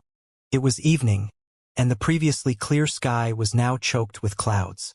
Furthermore, it was possible to see the shocking Ghost King orchid off in the distance. Countless vengeful souls swirled around in the area of the Ghost King orchid, filling the sky and land alike, creating a screaming vortex that no one would dare to get close to. Bai Xiaochun had actually arrived early, and there was no one else in the area. He was the first. However, that gave him plenty of time to study the surrounding area. Before long, he could see an enormous kettle beneath the Ghost King orchid. It was pitch black and seemed profoundly ancient. Furthermore, it was the black mist pouring out of the kettle itself that created the enormous, misty Ghost King orchid up above. This was the Necromancer Kettle. Bai Xiaochun gasped, and his heart trembled. Even with a single glance, he could tell that this kettle was some type of magical item. "There is another heaven and earth inside of the Necromancer Kettle," Duke Deathcrier explained. "Its origin is a mystery, but according to some legends, it came from beyond the heavens. Other stories say that it was a treasured item belonging to the first-generation Archemperor. At this point in time, it's really impossible to determine the truth. As for the Ghost King orchid, it actually grows in a basin in the very middle of the world of the kettle. It's very large inside, but all you have to do is fly to the very center of the place, and you'll find that basin. Incidentally, according to all of the records we have, it will actually take some time after the mist flower forms for the true form of the Ghost King orchid to mature. All you have to do is get your hands on its fruit, and then after you get out, I'll safeguard you. If anyone dares to attack you or steal the fruit from you at that time, His Highness the King will personally come to handle the situation. Inside of the kettle, you'll be on your own." Duke Deathcrier then went on to offer some more warnings and exhortations. Bai Xiaochun was feeling more nervous than ever, but kept telling himself that everything would be all right. A bit later, beams of light became visible off in the distance, some coming from the direction of Archemperor City, and others coming from the other 3 kingly cities. A few others approached from teleportation portals in the area. Duke Deathcrier's expression flickered slightly, and Bai Xiaochun looked very nervous. Even as Bai Xiaochun's turned to look off into the distance, 2 beams of light streaked toward them, unleashing sonic booms as they pierced through the air. Soon, 2 people became visible. One of them was a wizened old man wearing a black robe. His eyes were cloudy, and his face slack. He seemed fused with heaven and earth. so much so that he was even invisible when inspected with divine sense. He glanced briefly at Bai Xiaochun, then looked at Duke Deathcrier and smiled, simultaneously clasping hands in greeting. Duke Deathcrier clasped hands in return. Next to the old man was a young man in a violet robe. There was something tyrannical and haughty about him, especially his eyes, which were piercingly sharp. His cultivation base was in the great circle of the nascent soul stage, which made him seem like an unsheathed sword, ready to chop anything to pieces. The young man glanced briefly at Bai Xiaochun, chuckled coldly, and then looked away at the necromancer kettle. Seeing how seriously Bai Xiaochun was taking the arrival of these two, Duke Deathcrier transmitted a message. He's the heir apparent of the 9 Serenities king, Prince Zhou. He has a reputation for being cruel and callous, and has killed many people in his time. Bai Xiaochun swallowed hard. Although he wasn't sure exactly how he knew it, but just looking at Zhou, he could tell that he had reached the nascent soul stage by using Deva Beast souls. Perhaps he knew it because he had a Heavendao nascent soul. Zhou looked incredibly impressive. He was an heir apparent, and surely had some demigod-level secret magics. Obviously, he was a chosen the likes of which were not to be provoked. I bet I could beat him in a one-on-one fight. But considering who his father is, I probably shouldn't mess with him. Even as Bai Xiaochun made this decision, more light appeared off in the distance. 2 beams that contained 2 women. One of them was an old woman wearing a voluminous white robe. Her expression was placid, but the young woman next to her was clearly the bossy and domineering type. Her eyes brimmed with the desire to do battle, and despite the fact that she wore violet gloves and was very beautiful, she was clearly the violent type. As soon as the young woman appeared, Zhou eyelid twitched with trepidation, as though he didn't dare to look at her. When Bai Xiaochun saw that, he gasped quietly. At this point, Duke Deathcrier transmitted more information. Princess Su Shan, daughter of the Spirit Advent King. A violent girl, the type who will lose her temper if you say one wrong thing. How come all of these wildlands chosen seem completely brutal? Bai Xiaochun thought, his own eyelid twitching. This Su Shan reached the Great Circle using Deva Beast souls, and has an incredibly powerful fleshly body. Considering the fact that even Zhou seemed to fear Su Shan, Bai Xiaochun didn't dare to look at her for more than a moment. However, before he could look away, their eyes locked, and Su Shan glared at him. From the look in her eyes, she was itching to fight him. But thankfully, the old woman next to her cleared her throat, and Su Shan backed up a few steps in disappointment. Bai Xiaochun could see how violent of a girl she was. She wanted to attack him for merely looking at her. This place is way too barbarous. The wildlands definitely isn't a suitable place for me.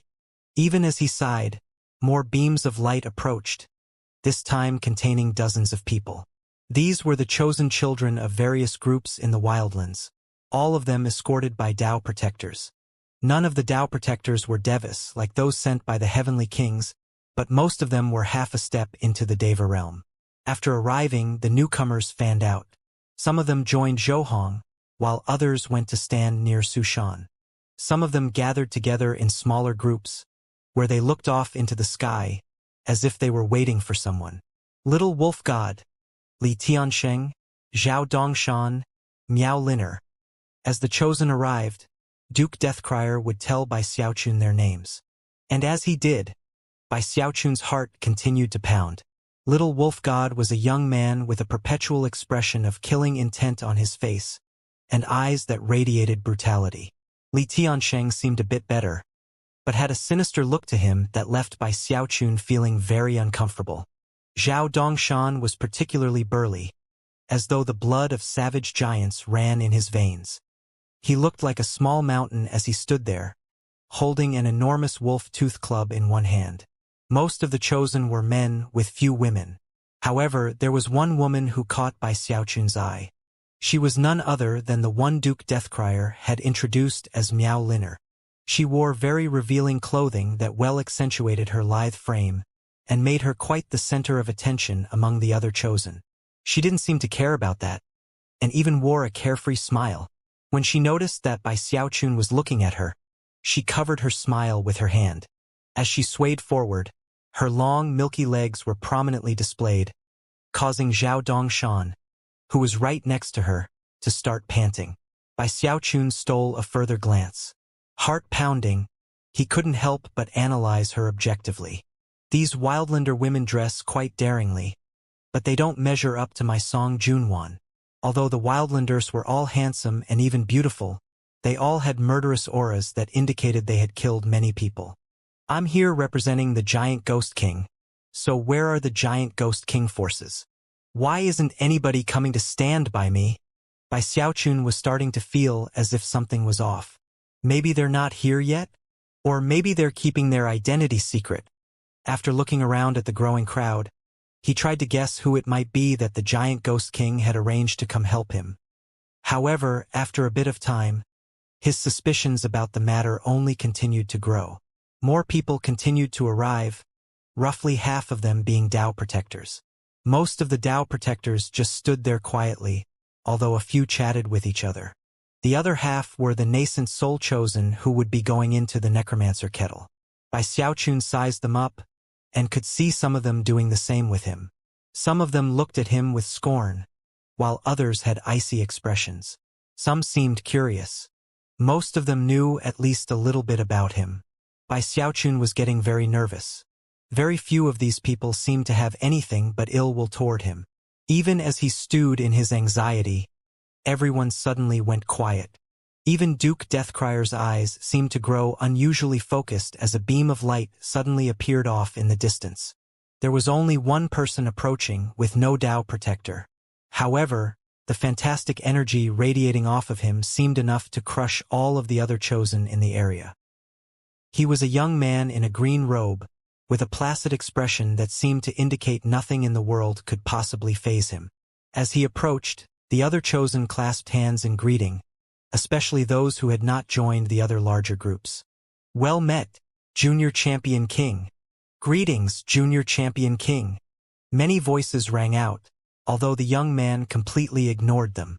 After reaching a certain point, he simply hovered in place with his eyes closed. He never even looked over at Bai Xiaochun. Although a slightly defiant look could be seen in Zhou Hong's eyes, he kept it in check.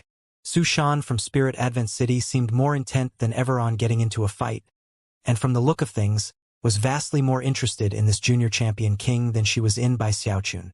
He's the son of the War Champion King, Duke Deathcryer explained, which is why he is called the Junior Champion King. His name is Gong Sun Yi. Bai Xiaochun sighed.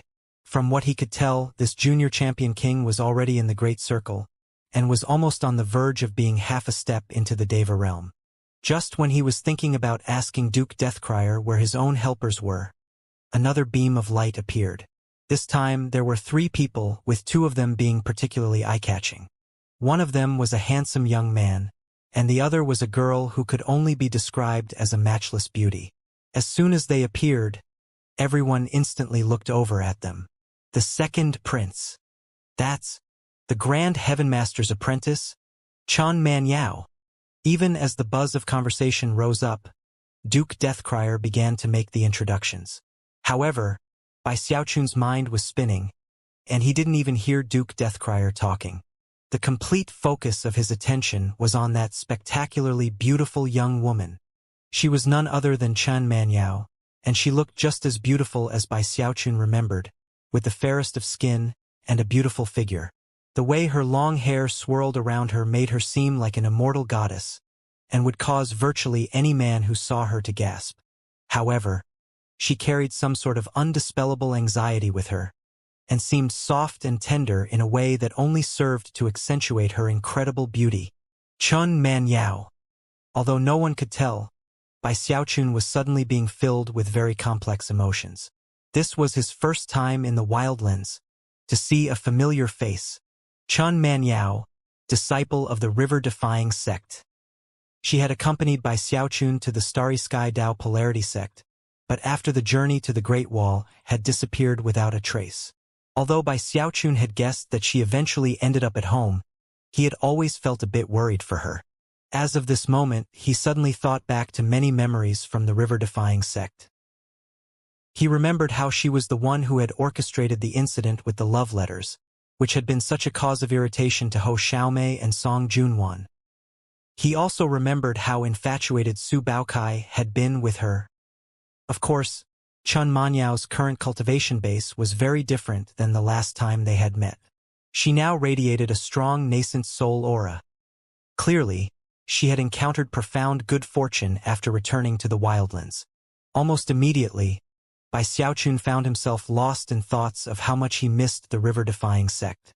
And yet, as of this moment, he was in the wildlands very, very far from home.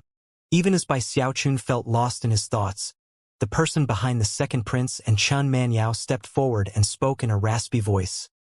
It seems everyone is assembled. In addition to escorting the second prince here, fellow Taoists, I have been appointed by the Grand Heaven Master to preside over the opening of the necromancer kettle. He was a middle-aged man, and completely expressionless, with ice-cold eyes. There was also something cold about his raspy voice that pulled Bai Xiaochun out of his reverie. Fellow Taoist Deathcrier, fellow Taoist Cloud Peak, fellow Taoist Red Sieve, might I ask for your assistance? A mere step took the man to a position above the necromancer kettle. As he did, Duke Deathcrier, as well as the two old-timers who had come with Zhou Hong and Su Shan, nodded and followed along. Above the necromancer kettle, they all began to perform incantation gestures, causing ripples to spread out as Deva power descended. Soon, intense rumbling sounds could be heard, and the necromancer kettle began to vibrate. More black mist poured out from inside of it, which then rose up into the sky.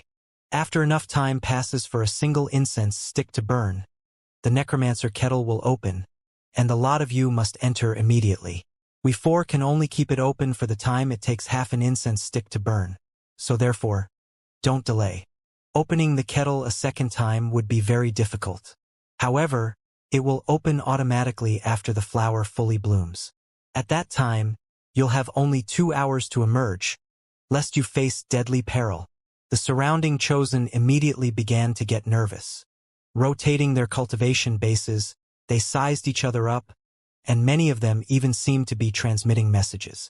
Bai Xiaochun looked over at the necromancer kettle and considered trying to delay so that he would be the last one to go inside. However, he didn't see how he could really do that with only half an incense stick's worth of time to deal with. Forget it, he thought, feeling a bit depressed. However, it was in this exact moment that he suddenly realized that something seemed very off. It was as if he were now the subject of dozens of gazes, a feeling which caused him to look around vigilantly. Countless chosen were all looking at him with thoughtful expressions, and gazes that were clearly filled with ill intentions. Even Zhou Hong, Su Shan and Gong Sun Yi were there in the crowd. Bai Xiaochun was starting to get a bad feeling. So, they're actually going to team up, he thought, starting to pant a little. As far as Bai Xiaochun could tell, if everyone attacked him at the same time, it wouldn't matter if he was stronger than he currently was. There were more than 100 people here, and all of them had deadly trump cards at their disposal, such that they could cause a headache even to a Deva. Not willing to be outdone, he quickly began to comfort himself and even work himself up a bit. These people are all villains. What gall they have. I'm a mighty major general from the Great Wall, the famed majordomo of Giant Ghost City. A person who dares to fight with Devis. I even kidnapped a demigod. How could I possibly be afraid of these people? On the other hand, I can't bully them. Whatever. I have a really high status, and am in the Heavendao nascent soul stage. I shouldn't lower myself to their level. This time, I really have to keep a low profile. I'll just go in and take a look around, and definitely won't get into fights with any of these kids. Having reached this point in his train of thought, Bai Xiaochun was convinced that he had reached a higher way of thinking than these other chosen. Planting a benevolent smile onto his face, he nodded kindly back at all of the chosen. However, his smile didn't seem to do any good. Not only did the gazes locked onto him not grow any less malevolent, some of the chosen, including Zhou Hong and Zhao Dongshan, even began to sneer at him. That immediately made him mad. After all, it wasn't common for an incredibly powerful person like him to show such goodwill. And yet here these dogs went and turned their noses up at him, This is outrageous. Whatever. Just forget about. It's not a big deal. There's no point in bickering with them. Saddened, he decided to simply endure the situation, and was just about to look away, when suddenly, a chill ran through him. What's going on? As of this point, he could sense killing intent within the eyes of the people looking at him. Not all of these chosen were adept at hiding their true intentions, or perhaps it was that they didn't feel they needed to. Either way, Bai Xiaochun could clearly sense how much they wanted to kill him. They want to kill me? His heart immediately began to thump. Although everyone had come to fight over the Ghost King Orchid, and he was here on behalf of the giant Ghost King, he had always thought that simply refraining from the fighting would make the entire thing much less dangerous. But now, with so many people staring at him with killing intent, he suddenly felt the need to be completely on guard. The truth was that Bai Xiaochun's instincts were correct. Although not every single last one of these chosen wanted to kill him, many of them did. Of course, it wasn't anything about him personally. However, all of them knew that he was not anyone important in the current dynasty. He was nothing more than one of the giant Ghost King's subordinates, and therefore, he was someone they would naturally dare to kill. Killing him would be the easiest way to resolve the biggest issue they all faced. With Bai Xiaochun out of the picture, the matter of who got the Ghost King orchid fruit wouldn't be as important, at least not unless the giant Ghost King had made other arrangements. As for which of the other heavenly kings got the fruit, it didn't really matter. Any of them could trade it to the giant Ghost King.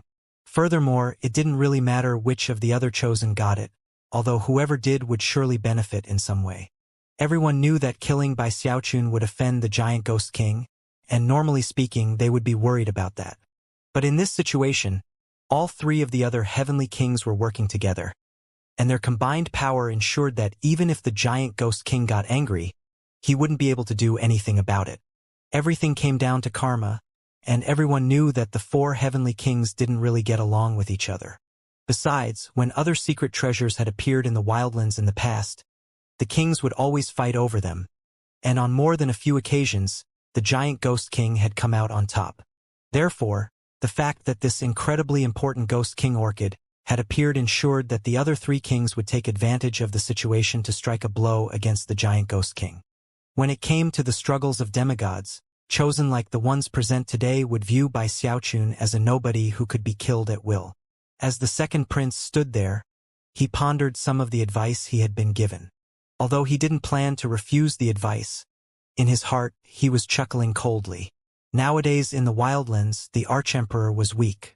The Grand Heaven Master controlled the Son of Heaven and the nobility, and the four heavenly kings were not devoted heart and soul to protecting the dynasty. Therefore, one of the second prince's priorities were looking out for his own interests and solidifying his own power base. For example, this arcane pocket realm was one of 8 that specifically belonged to the imperial clan. And yet, a single order from the Grand Heaven Master wrested it into the public domain for countless people to struggle over. Considering his status, the second prince hated both the Grand Heaven Master and the four heavenly kings. Therefore, the infighting among the four kings was a good thing as far as he was concerned. However, the one person who he felt uneasy about was Chun Manyao. She stood there next to the second prince with a cool expression on her face, as though nothing which was going on held any interest to her. She was here on the orders of her master to acquire the Ghost King fruit. Anyone who acquired the fruit before she did was to be viewed as an enemy. It didn't take long for half an incense stick's worth of time to pass. During that time, Bai Xiaochun's thoughts began to race faster and faster as he became convinced that there were people here who wanted to kill him. At least it's not everybody, only some of them. Besides, if I did get killed, then the giant Ghost King would die too. There's no way he would send me to my death. Even as he frowned over the matter, the time limit passed and rumbling sounds echoed out. As of that moment, the mist stopped pouring out of the necromancer kettle, and within the black mist that did exist around it, a tunnel appeared. The middle-aged man who was presiding over the opening said loudly, "What are you waiting for?" Instantly, Gong Sun Yi and Zhou Hong shot into motion, followed closely by others. As for Bai Xiaochun, he sighed and then sped into motion. I need to catch them off guard and make sure they don't have a chance to join forces. That's the safest way to play things. Gritting his teeth, he accelerated into the tunnel that led to the necromancer kettle. Although the tunnel appeared to be very long, upon entering it, the chosen all vanished, including Bai Xiaochun.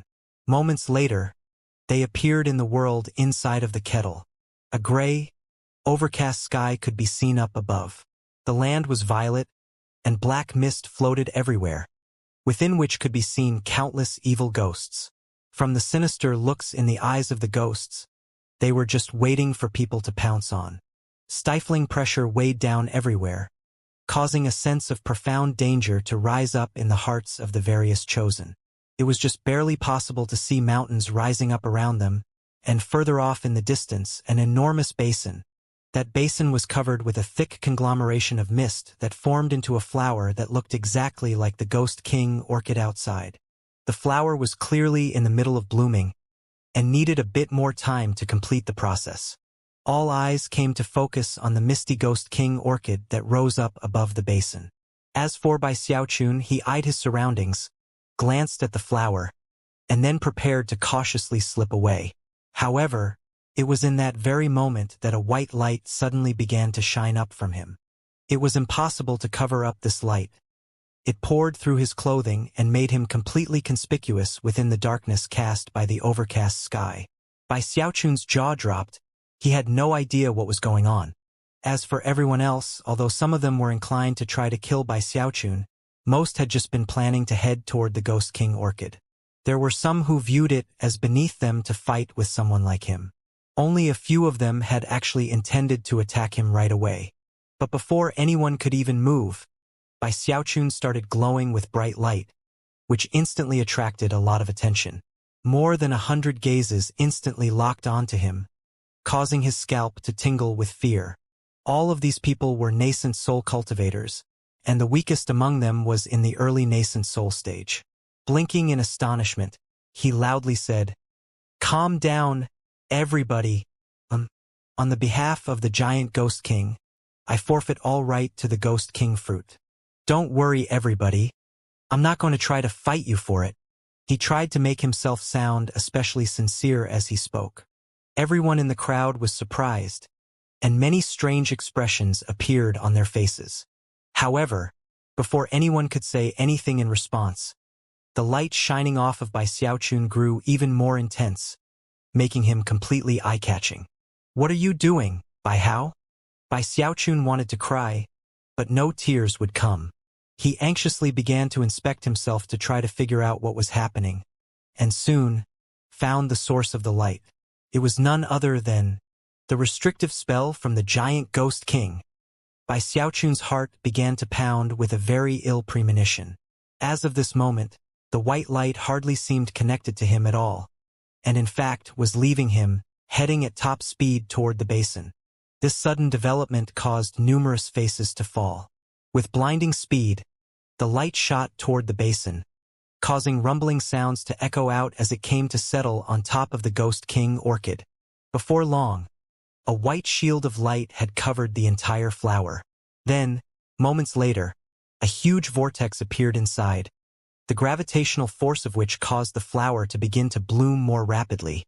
One could well imagine that with that shield of light and that gravitational force, the Ghost King orchid would soon bloom, and the fruit would appear.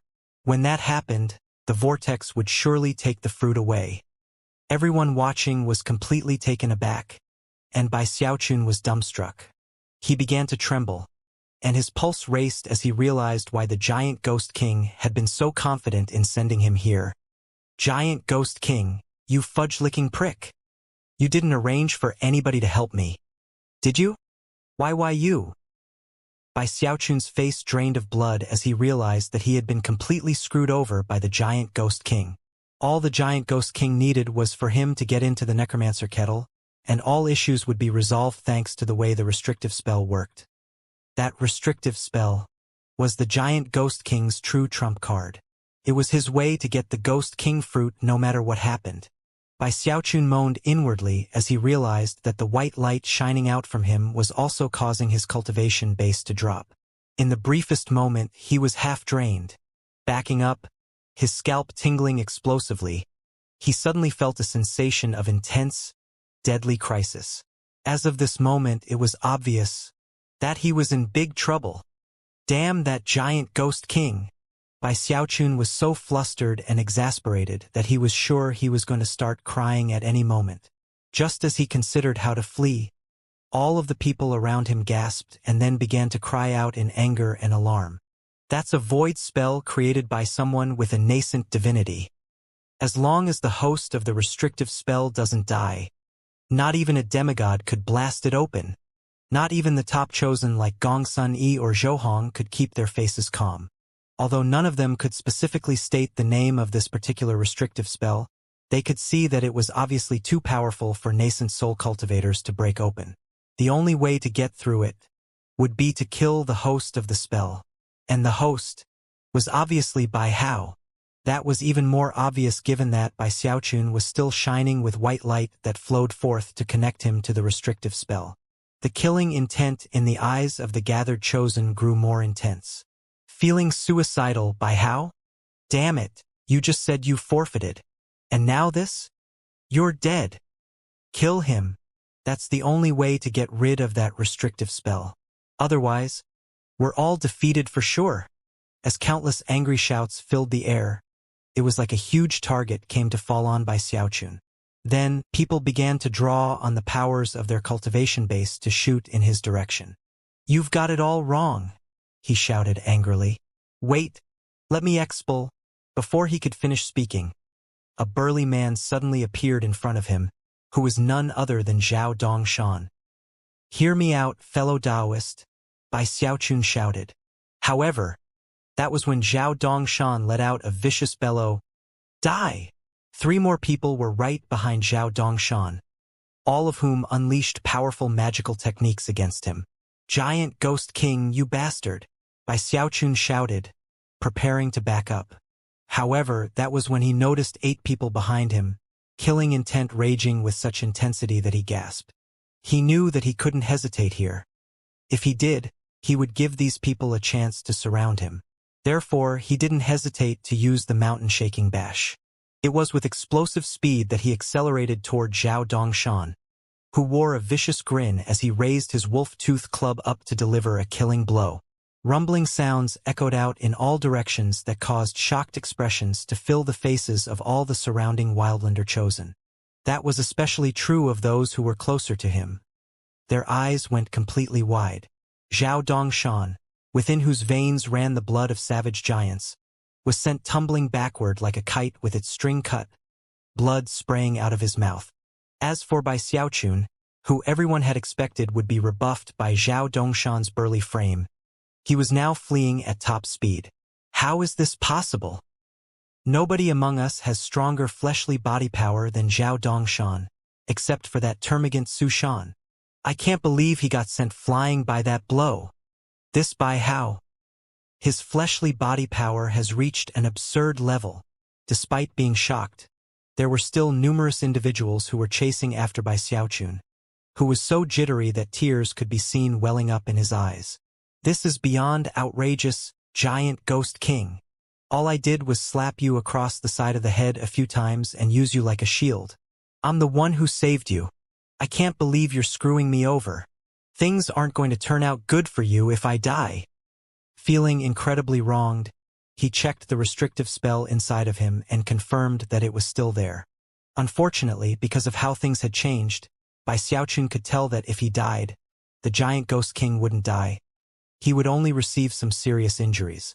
Clearly, the giant ghost king was forcing his hand, but at the same time he was also gambling.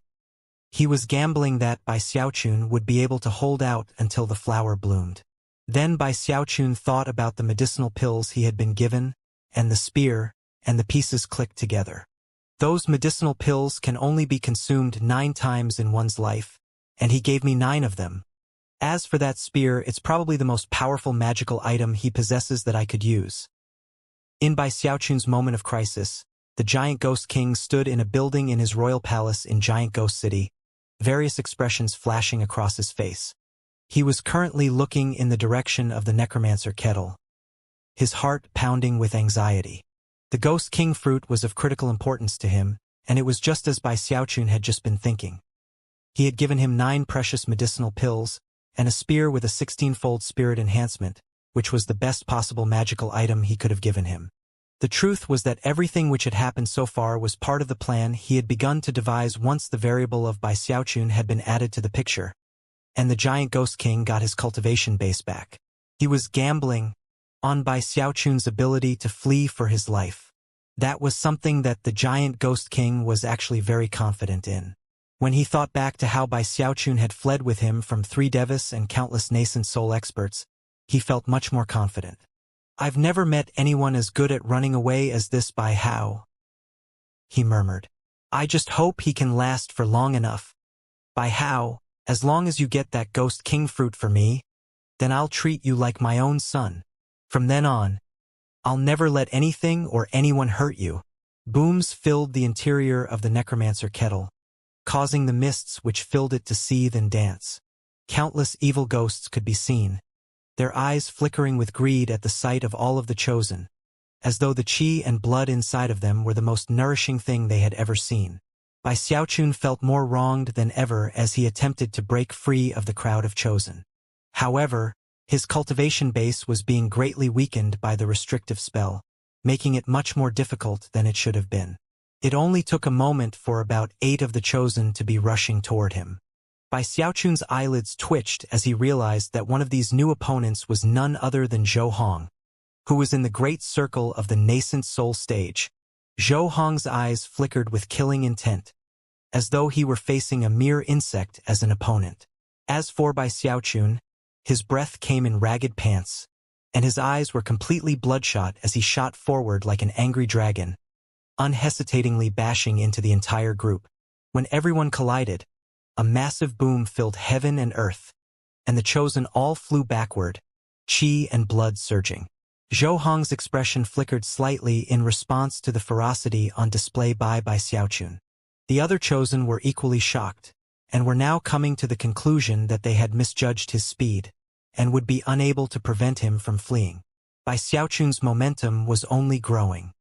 His fleshly body power erupted with incredible force, and his cultivation base surged with the power of his Heaven Dao nascent soul. He was like a celestial warrior, the likes of which nobody could impede in the slightest. Of course, he didn't dare to slow down. There were numerous opponents behind him ready to batter him with divine abilities if he paused for even a second. Heart racing, he could do nothing other than speed forward. As he did, he waved his hand, summoning his 16-fold spirit-enhanced spear, that, coupled with his incredible speed, made him almost superhumanly valiant. Ru Yuyuumble. Just when it seemed that he would break free of all the chosen, a cold snort echoed out in front of him. It was none other than Gong Sun Yi. As he hovered here in front of Bai Xiaochun, he performed an incantation gesture with his right hand and then waved his finger out. Instantly, a sealing power erupted forth, causing innumerable illusory magical symbols to appear and rush toward Bai Xiaochun. Within moments, they had formed into a gigantic net which began to rapidly shrink down around him. There was no way for Bai Xiaochun to get out of the way in time. Instead, he slammed directly into the net. Unfortunately, his cultivation base was too weak at the moment, and he couldn't break through. The only thing that happened was that cracks spread out on the surface of the net. That in itself was shocking to Gong Sun Yi. Just when he was about to attempt to strengthen the sealing power of the net, the dozens of chosen who had been following Bai Xiaochun appeared. Without the slightest hesitation, all of them attacked, unleashing divine abilities and magical techniques that appeared to be at the level of trump cards. One of the chosen in that group was Zhou Hong, who sent a shocking beam of sword light slashing down toward Bai Xiaochun. Little Wolf God was also present, who howled as he transformed into something that looked half wolf, half human. That in turn gave him a huge burst of speed that he used to close in on Bai Xiaochun. As for the sinister Li Tiansheng, he chuckled coldly as he waved his right index finger, causing a 5-colored toxic gas to billow out.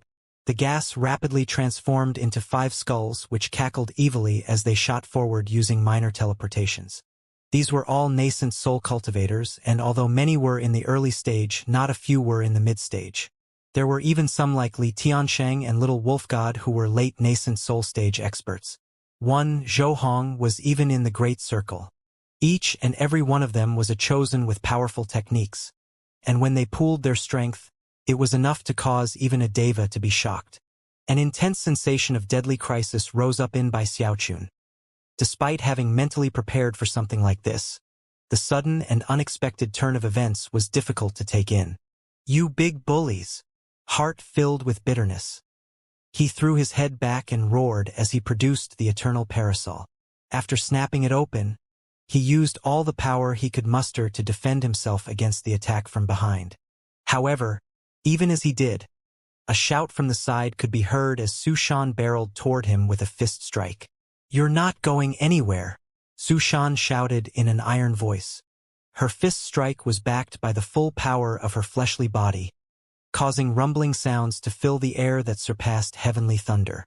As for Bai Xiaochun, he was rendered immobile by the sealing net. Shouting angrily, he kept the eternal parasol behind him as a shield as he also unleashed a fist strike. Despite being on different sides of the net, their fists met, and at the same time, numerous divine abilities and magical techniques slammed into the eternal parasol. Booms rose up into the heavens, along with dazzling light. The sealing net instantly shattered, and Su Shan was blown backward in retreat. Gong Sun Yi's face fell as he too retreated in the face of the wave of powerful attacks. Blood oozed out of the corners of Bai Xiaochun's mouth, as he and the eternal parasol were sent tumbling forward toward the black mist. The mere sight of that left everyone present completely flabbergasted. Never could any of them have imagined that Bai Xiaochun would escape their combined attack with only some injuries. It was at this point that Miao Linner's lips moved, causing a ripple to spread out into the air from her mouth. It was a ripple that could destabilize the mind of anyone it encountered, and it immediately sped directly toward the fleeing Bai Xiaochun. It was a sound that defied the ability to defend against it, and as soon as it reached Bai Xiaochun's ears, his mind trembled, and all of his injuries flared up. Blood sprayed out of his mouth, and he immediately began to stagger forward. In response, cold light flickered in Zhou Hong's eyes. Waving his right hand, he summoned a black, glowing light that pulsed with a deva aura. Even as everyone looked over in shock, he sent the glowing light shooting toward Bai Xiaochun. The black light moved so quickly it seemed capable of piercing through the air, and was soon right in front of Bai Xiaochun. And yet, before it could reach him, a different type of black light shot out from inside of Bai Xiaochun. It was none other than his turtle walk. A boom rang out, and the black glow shattered, while the turtle walk was sent spinning back to Bai Xiaochun. Bai Xiaochun borrowed the force of the blow to keep moving, simultaneously taking out a heaven-cleaving good fortune pill, which ensured that he didn't slow down at all. "We can't let him get away. If Bai Hao doesn't die, that restrictive spell will never unravel." The entire group of Chosen was starting to get nervous. Gong Sun Yi, Zhou Hong, Su Shan, Little Wolf God, and all of the other cultivators gritted their teeth and gave chase. Before long, everyone was inside of the mist. The second prince wore a cold smile as he joined in the pursuit, and even Chun Manyao could be seen chasing after Bai Xiaochun. However, there was an odd glint in her eye. She hadn't noticed at first, but gradually, had come to the realization that there seemed to be something very familiar about the way this Bai Hao was fighting. As Bai Xiaochun sped through the mist, burning heat spread through him, healing all of his wounds. Within the space of a few breaths of time, he was completely recovered, which left him feeling slightly less irritated than before. However, his cultivation base was still being weakened, and when he thought about how the giant Ghost King had screwed him over, his mood sank again. He felt very angry and very wronged, and yet knew that he couldn't dare to slow down a bit. Thanks to his incredible speed, his pursuers had no way to catch up to him even if they wanted to. In fact, he was actually putting distance between himself and them. Combined with the fact that the dimension inside of the necromancer kettle was filled with dense mist and evil ghosts that needed to be avoided, it made things even more difficult. Before long, the howls of evil ghosts could be heard as many of them began to attack the Chosen. In contrast, not a single one of the evil ghosts or vengeful souls could hinder Bai Xiaochun at all. And there was a reason for that. Although the speed of all the other chosen was hampered by their reduced visibility, Bai Xiaochun could see everything around him completely clearly. Humph! With my mask. You fools might as well stop dreaming of trying to catch me. Snorting coldly, he continued to accelerate. More than 2 hours passed, after which Bai Xiaochun couldn't hear anyone chasing him. At that point, he settled down on top of one of the mountains in the area and consumed another heaven-cleaving good fortune pill. Finally, his cultivation base was no longer being weakened and was starting to recover. After consuming another of the pills, he was completely back at his peak. Then he thought back to everything that had happened so far and felt unsurpassable bitterness in his heart. I can't believe so many people are chasing me. I never did anything to them. What a bunch of bullies. Outrageous. If they were all that good, they would fight me one-on-one. And then there's you, giant ghost king, you old codger. I saved you, you fool. Risked my life. And now you go and do this to me. Fudge. I'm not going to let this stand. I want revenge. The more he thought about it, the angrier he got, until finally, within his negative emotions, he suddenly felt courage rising up within him and decided that now was not the time to hold back. I want revenge, he said, his face a mask of rage. Clenching his hands into fists, his mind began to spin with thoughts of how to do just that. Of course, he was no fool. He knew that killing everyone wasn't an option. He was in a very precarious position and situation here in the wildlands. If he killed 1 or 2 of these chosen, it might not be a big deal, but if he killed too many, he would end up offending all of the wildlands. That would be putting himself in far too precarious of a situation. And yet, merely killing 1 or 2 people would not be the revenge he wanted. Besides, me killing some people wouldn't be a very big deal to the giant ghost king. After all, it's not like he would be directly responsible for their deaths.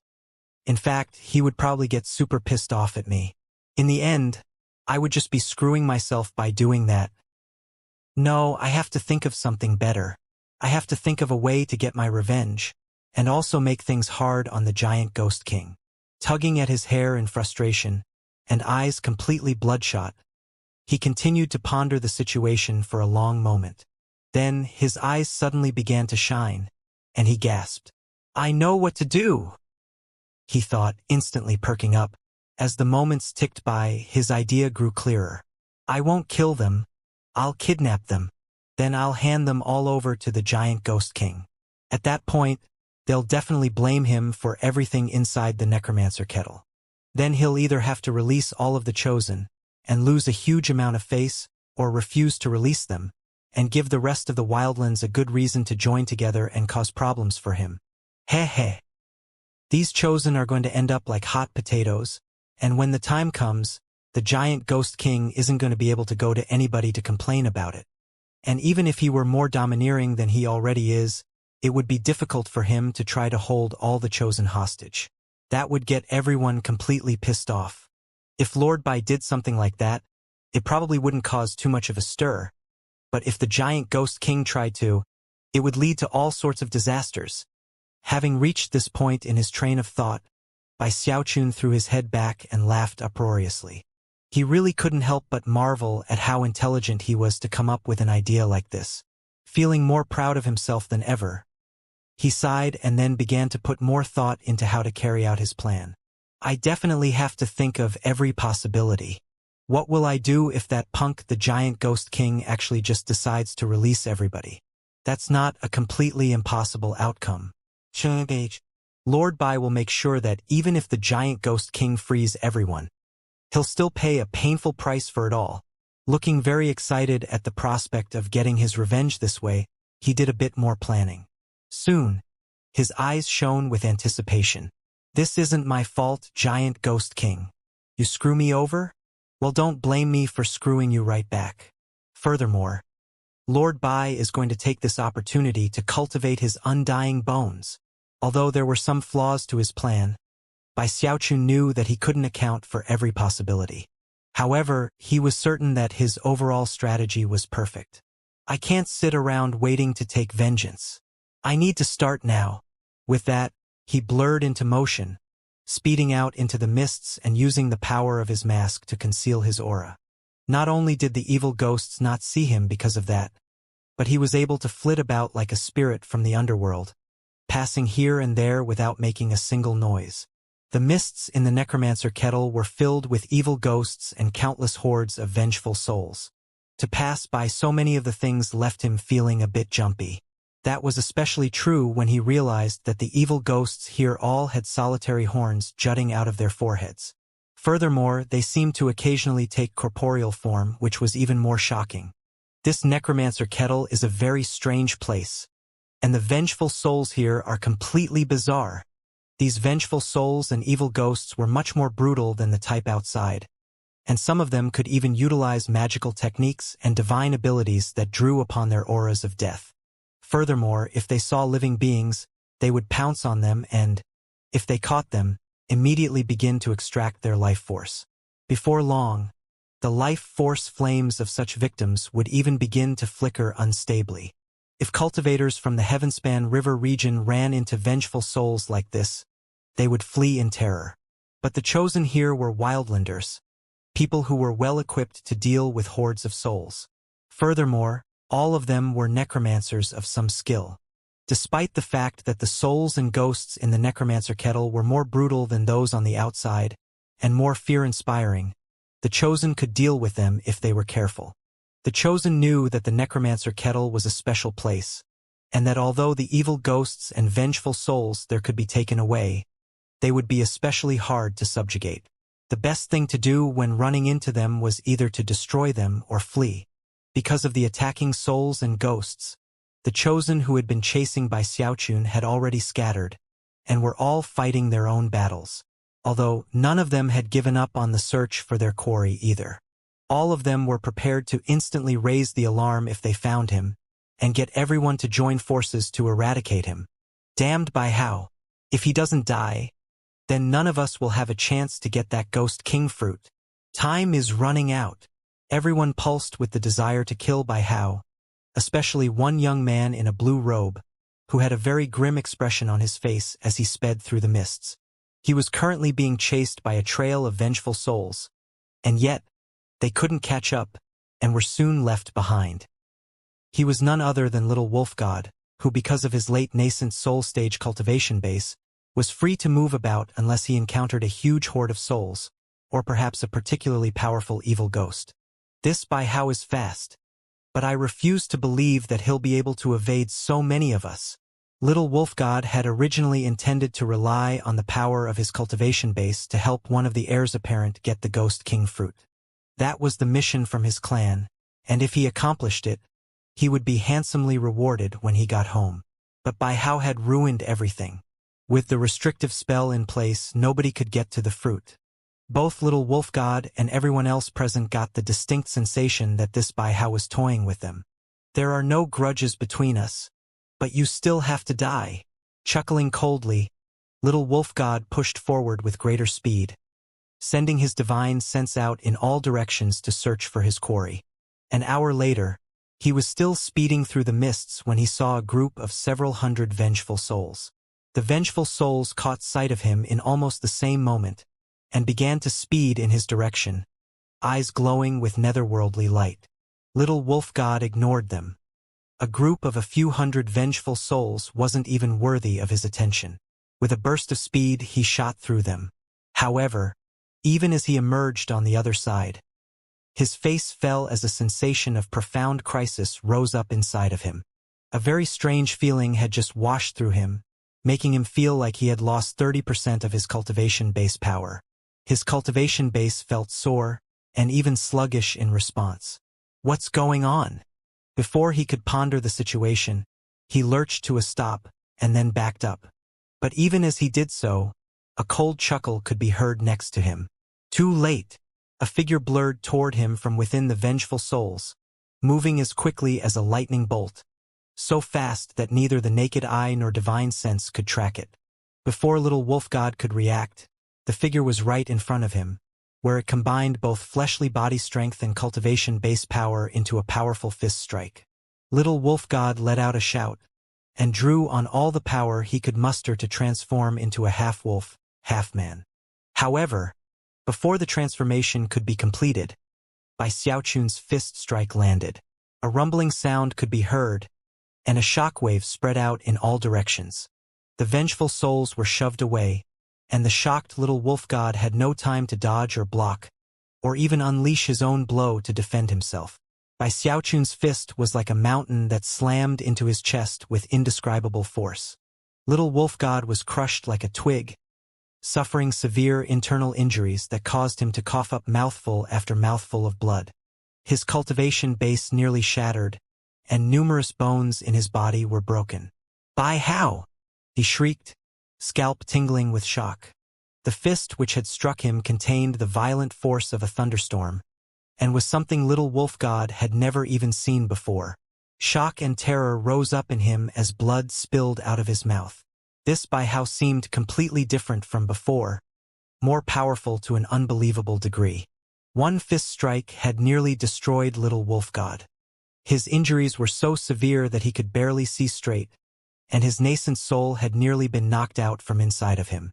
As for his divine ability of transformation, it was completely interrupted and defeated. Furthermore, the force of the blow sent him tumbling backward like a kite with its string cut, until he was fully 300 meters away. Snorting coldly, Bai Xiaochun took a step forward to appear right in front of him. "Change shape. You had a lot of fun hitting me with your wolf form, didn't you? So, change shape. I want to hit the transformed version of you." Little wolf god was so weak that he had lost all of his will to fight. Seeing that Bai Hao was closing in on him, his eyes turned bloodshot, and despite the wounds he had suffered, he cried, "Bai Hao is right." However, before the words could leave his mouth, Bai Hao sealed him and tossed him into his bag of holding, then sped off into the mists. Almost as soon as Bai Xiaochun took to motion, 7 or 8 figures appeared in the spot where he had tangled with little wolf god. The fluctuations of the magical techniques used were still in the air, as was the blood. The faces of the newcomers flickered, and they transmitted a short conversation before scattering. Meanwhile, Bai Xiaochun sped through the mists at high speed, licking his lips, his eyes flickering with madness. Little wolf god was not the first chosen he had captured, but rather the 8th. "That'll teach you to change shape before attacking me," he thought with a cold snort. All of the other chosen he had captured, including little wolf god, had been taken out with a single fist strike. For all intents and purposes, this was Bai Xiaochun's first time truly fighting people since he had stepped into the Heavendao nascent soul stage. As he did, he was learning about some of the amazing aspects of his new cultivation base. "My Heavendao nascent soul seems powerful enough to suppress all other types of nascent souls. All of the other chosen I attacked nearly had their cultivation bases destroyed." After reviewing the past few fights, he was even more certain than ever that little wolf god's cultivation base had also been unstable. With that, he decided to go confirm his theory. He hurried along for a bit until suddenly, his expression flickered, and he changed direction. Off to the right, he had just caught sight of 2 wildlander chosen being chased by a large group of vengeful souls. "I'll do a little test with these 2. Chuckling, he accelerated toward the 2 chosen, who caught sight of him only moments later. Their faces fell, and they were about to open their mouths when Bai Xiaochun flicked his sleeve, sending a burst of wind out. Both of them had mid-nascent soul stage cultivation bases, which they drew upon to defend themselves, and yet, how could they possibly be a match for Bai Xiaochun? When facing his magical techniques, their cultivation bases were suppressed, making it difficult for them to rotate them properly. Before either of them could do anything, they were sent tumbling backward, blood spraying out of their mouths. Then, Bai Xiaochun shot forward, reached out, and grabbed them. After sealing them and tossing them into his bag of holding, he smiled broadly. Just now, he had been closely observing their cultivation bases, and was now sure that his Heavendao nascent soul cultivation base truly could emit crushing pressure onto other types of nascent souls. Heavens! Who would have thought that I was this strong? Excitedly, he turned and headed off in a different direction. By now, the other wildlander chosen in the necromancer kettle were the prey, and Bai Xiaochun the hunter. One after another, he captured chosen, almost as if he were an eagle swooping down onto baby chickens. When he encountered larger groups, he would avoid them, preferring to prey on solitary targets. When he found such targets, rumbling sounds would fill the air that attracted a lot of attention. But he won each battle so quickly, and fled with such speed, that no one else was able to even come close to surrounding him. Damn it! How come this by how can move about so freely in this mist? There are already more than 10 people missing. Notify everyone that they need to stick together. Form groups of at least 5. Virtually all of the chosen in the Necromancer Kettle were taking orders from either Gong Sun Yi, Zhou Hong, or Su Shan.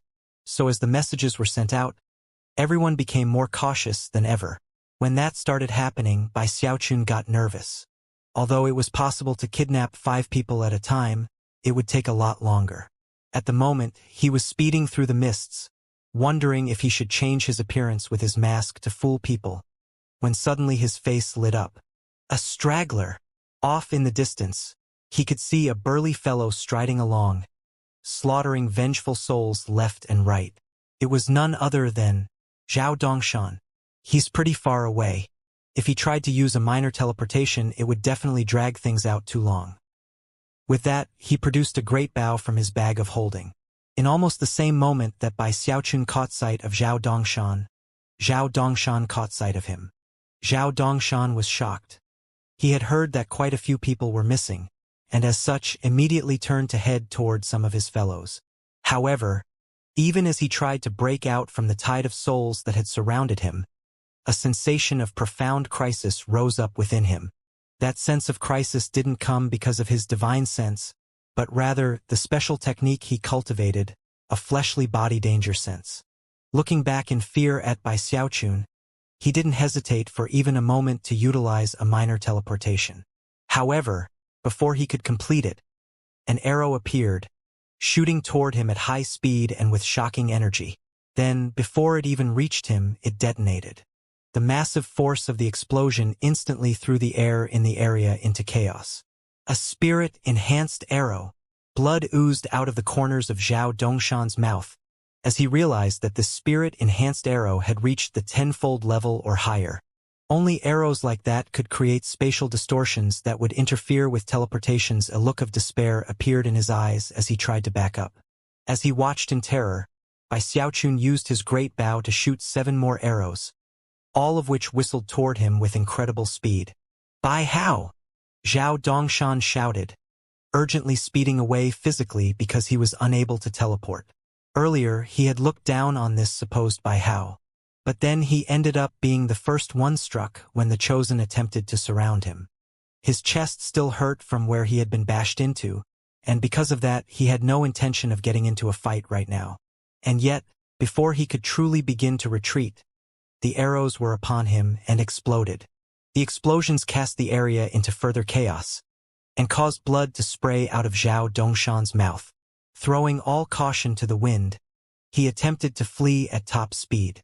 And yet, compared to Bai Xiaochun, he was too slow.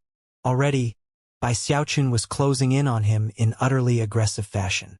The mere thought of how Zhao Dongshan had been the first one to attack him got Bai Xiaochun very angry. "Think you're tough stuff? Fudge! How dare you be the first one to attack Lord Bai? Lord Bai is gonna beat you to death." Without any hesitation, he unleashed a devastating fist strike, which caused deafening rumbling sounds to echo out in all directions. After the proverbial dust cleared, Zhao Dongshan was kidnapped, and Bai Xiaochun was speeding away. Bai Xiaochun's heart was pounding with excitement by this point. He was definitely having a lot of fun with this cat-and-mouse game. What a bunch of dolts. All they know how to do is gang up on people. Which of them would dare to fight Lord Bai one-on-one? Feeling truly unparalleled under heaven, he flicked his sleeve and proceeded onward proudly. Before long, he encountered a large group of shrieking vengeful souls, from within which could be heard the sounds of fighting. Another windfall. The eagle catches more baby chickens. Licking his lips, he approached carefully until he could see 5 Wildlander Chosen surrounded by vengeful souls. At the moment, they were just on the verge of breaking out into the open. Of the 5, 4 were in the mid-nascent soul stage and 1 was in the late stage. Their combined power was incredible, and obviously, it was only a matter of time before they would be free of the vengeful souls. What a pity I can't control the vengeful souls here. That would make things a whole lot simpler. He sighed, then thought for a moment before producing a 15-colored flame. Eyes flickering and chuckling darkly, he flew forward, concealing the fluctuations of his cultivation base as he got closer and closer to the group of chosen. Before long, intense rumbling sounds could be heard as red clouds appeared in the sky. Then, fire began to fall like rain. It was none other than the special divine ability Bai Xiaochun had come up with in the Bai clan. He had assumed that after reaching the Heavendao nascent soul stage, he would lose that ability, and yet, unexpectedly, the opposite had happened.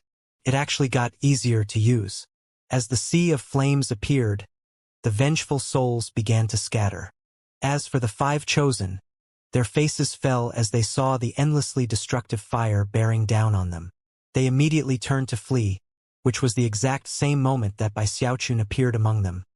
Long spear in hand, battle prowess surging as he danced in and out of the raining fire. Booms filled the air, and after 10 breaths of time, Bai Xiaochun was gone, along with the 5 chosen. Even after he left, the rain of fire continued to fall with destructive force. The entire dimension inside the necromancer kettle had been thrown into chaos. The Wildlander chosen were all shocked to the core, and by now, everyone knew that nearly 30 among their number were missing. Bai Hao was simply too quick. Nobody ever had a chance to try to surround him, and furthermore, it was to the shock of all present that they realized the evil ghosts didn't even notice him. Everyone was frustrated, enraged, and also shocked. As of this moment, Bai Xiaochun's revenge was being carried out very smoothly. By now, the remaining chosen had separated into 4 main groups, led respectively by Gongsun Yi, Zhou Su Shan, and the second prince. Of course, it wasn't a long-term strategy. After all, they had to track Bai Xiaochun down. If they didn't, and the deadlock lasted for too long, nobody would get the Ghost King fruit. Eventually, they realized they had to split up. Unfortunately, spreading out into a net-like formation wasn't very suitable in the necromancer kettle. There were simply too many evil ghosts and vengeful souls in the place. As such, they had to stick together, even if just to fight off the occasional evil ghost. Of the 4 main groups, each had their own separate way of doing things. The second prince had a group of several dozen with him, including Chen Manyao, who stuck together closely as they searched. Although Gongsun Yi, Zhou and Su Shan were all very confident in general, they also kept 3 or 4 people with them as they searched. The rest of the cultivators stayed in groups of roughly 10. It was in this way that everyone felt confident enough to tackle Bai Xiaochun if they encountered him. Everyone in the necromancer kettle was feeling incredibly jumpy. By this point, all of them realized how powerful Bai Xiaochun was, and yet, there were no other options than to try to deal him. After all, they couldn't leave the necromancer kettle early. They could only follow the orders of Gongsun Yi and the others, and try to track Bai Xiaochun down. One by one, they gritted their teeth and continued to search, their main hope being that they could find Bai Hao, surround him, and join forces to kill him. The Ghost King Orchid was blooming rapidly, and that was their only shot at being able to win it in the end.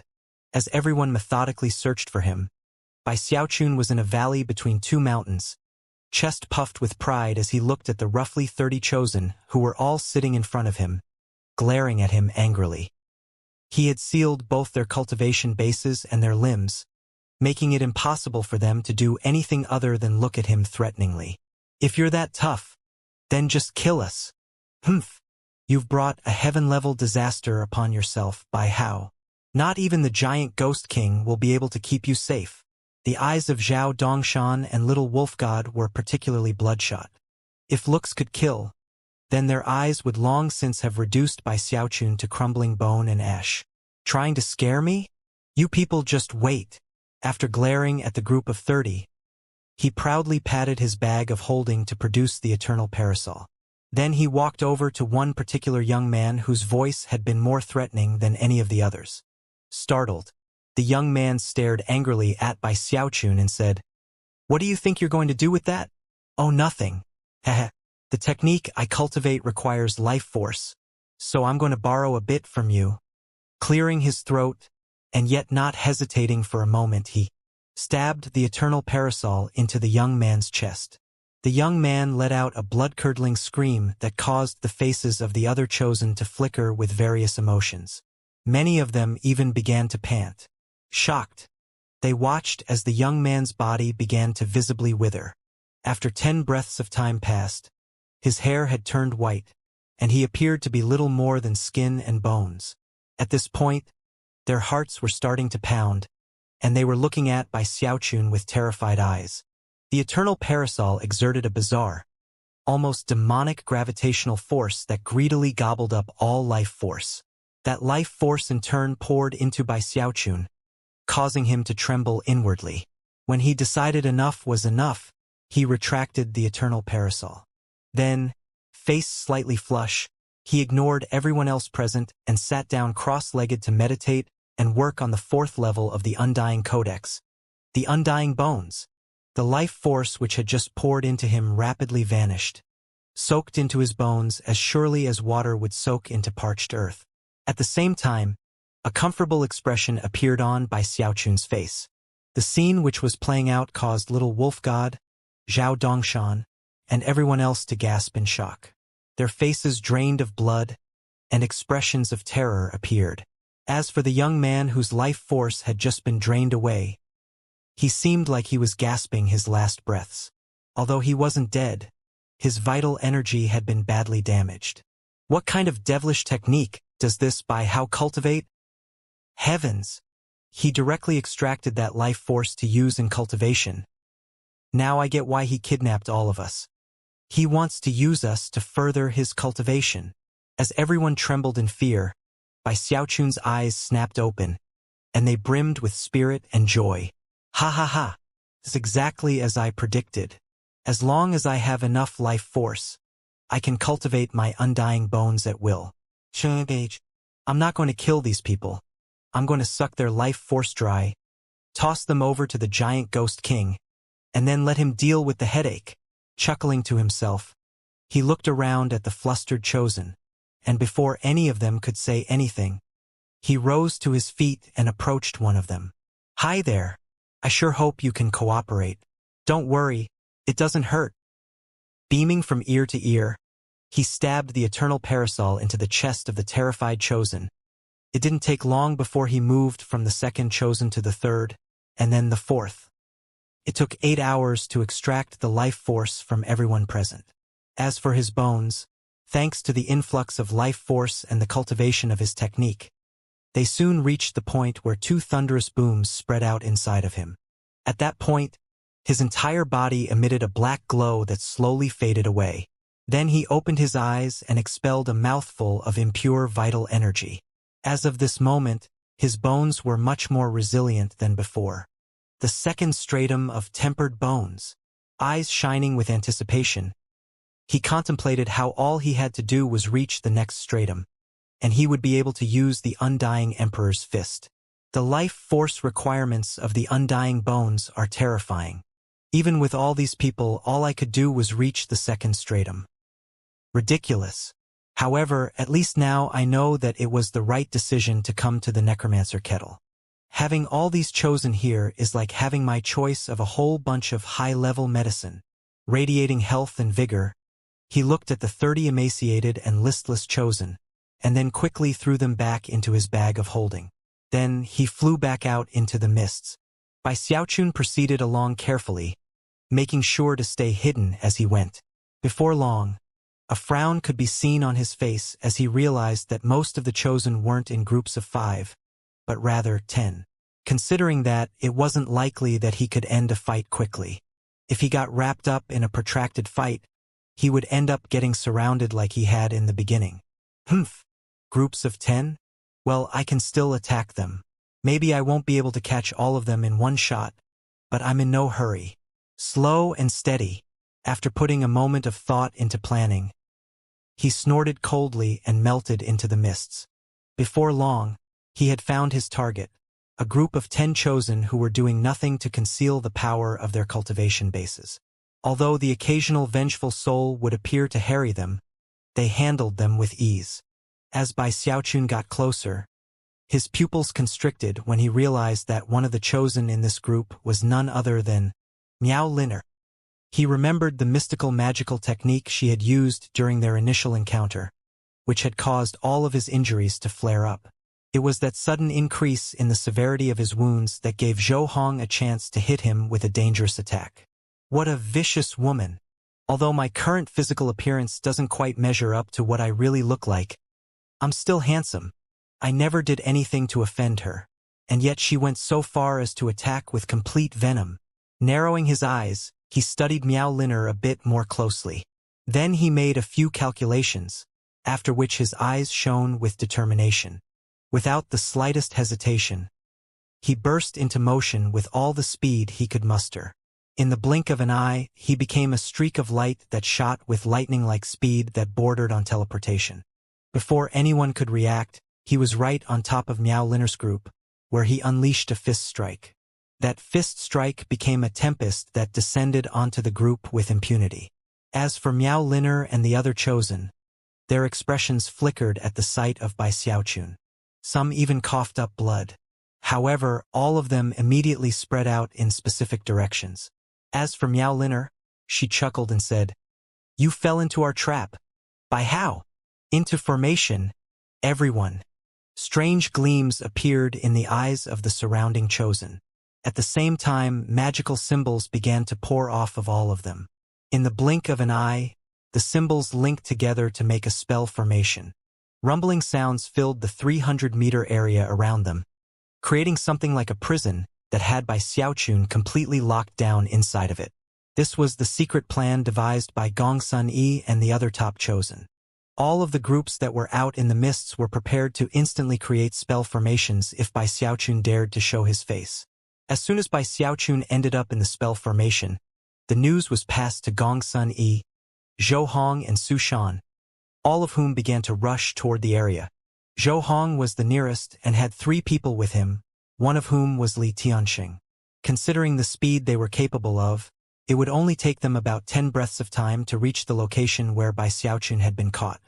Drastic developments were underway inside of the necromancer kettle as all of the chosen raced at top speed toward Bai Xiaochun. Even as Miao Liner's laughter echoed out, her face suddenly turned pale, and her eyes widened. Despite the fact that Bai Xiaochun was right there in the middle of the spell formation, he didn't seem flustered at all. In fact, he even had a bit of a scornful look in his eyes. Taking a step toward Miao Liner, he quickly utilized his undying hex. Rumbling could be heard as he vanished from within the spell formation, to appear right in front of her. Impossible! Miao Liner's face fell as she tried to fall back. However, before she could, Bai Xiaochun bashed into her like a wild animal. An old saying talked about tender, protective feelings for the fairer sex, but there was none of that in his actions. He unleashed devastating force that caused blood to spray out of her mouth. Her cultivation base was instantly thrown into chaos, and many of her bones shattered. Her nascent soul was on the verge of flying out into the open. Before she could even consider fleeing, Bai Xiaochun reached out and grabbed her arm, sending cultivation base power inside of her to seal her. It all happened in the time it takes a spark to fly off of a piece of flint. The fact that Miao Liner had been captured struck fear into the hearts of the other surrounding chosen, and even Zhou Hong and the other who were rushing over were taken completely by surprise. Many of the vengeful souls in the surrounding mist were startled, and then turned their bloodthirsty, voracious eyes upon the nearby chosen. Feeling very proud of himself, Bai Xiaochun took the sensual, voluptuous Miao Liner with him as he turned to flee. However, even as he did that, his eyes happened to fall onto one particular vengeful soul within the hordes in the area. He suddenly stopped in place, trembling, an expression of complete disbelief on his face. He almost felt like he were being struck by countless bolts of lightning. Although this vengeful soul looked slightly different from the living person it had come from, it was still easy to tell who it was. Furthermore, it was someone that Bai Xiaochun was very familiar with. It was a struggle to hold back from shouting the name out loud. Bai Hao! Bai Xiaochun was well aware of that special characteristic of the world he lived in. After people died, their souls would enter the underworld river and then emerge somewhere in the wildlands. He had even wondered about where exactly in the wildlands Bai Hao's soul might have ended up. However, the thought of finding him had seemed like an impossibility. It would be like finding a needle in an ocean, and was something that not even a demigod could do. The idea of retrieving Bai Hao's soul could only occasionally flash through his mind and quickly transform into a sigh of regret. How could he ever have imagined that in a completely unexpected turn of events, he would actually encounter Bai Hao's soul in the necromancer kettle? He was a vengeful soul, filled with madness and greed, not completely the same in appearance as he had been in life, and bursting with an aura of sinister death. However, Bai Xiaochun recognized at first glance that it was Bai Hao. Bai Xiaochun was more familiar with Bai Hao than anyone else in the world. Not only was Bai Hao his apprentice, he had also used his identity to reach his current position and status in the wildlands. Bai Xiaochun was stunned. He hadn't forgotten that people were rushing toward him, and that if he slowed down for a moment, it was possible he could end up getting surrounded. And yet, he stopped in place. He could not pass up this opportunity. After all, even knowing that Bai Hao's soul was in the necromancer kettle wouldn't necessarily do much good. Even going to search for him in that one particular area would be difficult. Furthermore, if Bai Hao's soul were to die, then Bai Xiaochun would feel regret over the matter for the rest of his life. Of course, he also knew that Bai Hao's soul represented incredible danger. If anyone else found out the truth and exposed his identity, the fact that the Bai Hao that everyone knew was really Bai Xiaochun would be extremely problematic. The best choice would probably have been to leave and completely ignore Bai Hao's soul. After all, despite the fact that it was possible someone might notice him, it was very unlikely. Another option would have been to destroy his soul. That would ensure that there were no cracks in Bai Xiaochun's story. However, Bai Xiaochun didn't even consider that option. There was only one thought in his mind at the moment. This was his apprentice, the first apprentice he had ever taken in his life. Now that he had encountered him, there was no way he could shrink back from trying to save him. Therefore, he didn't hesitate at all to spin in place and then leap over to the location where Bai Hao's soul was within the horde of souls. Of course, the souls didn't notice him, and therefore, he didn't cause a stir by entering their midst.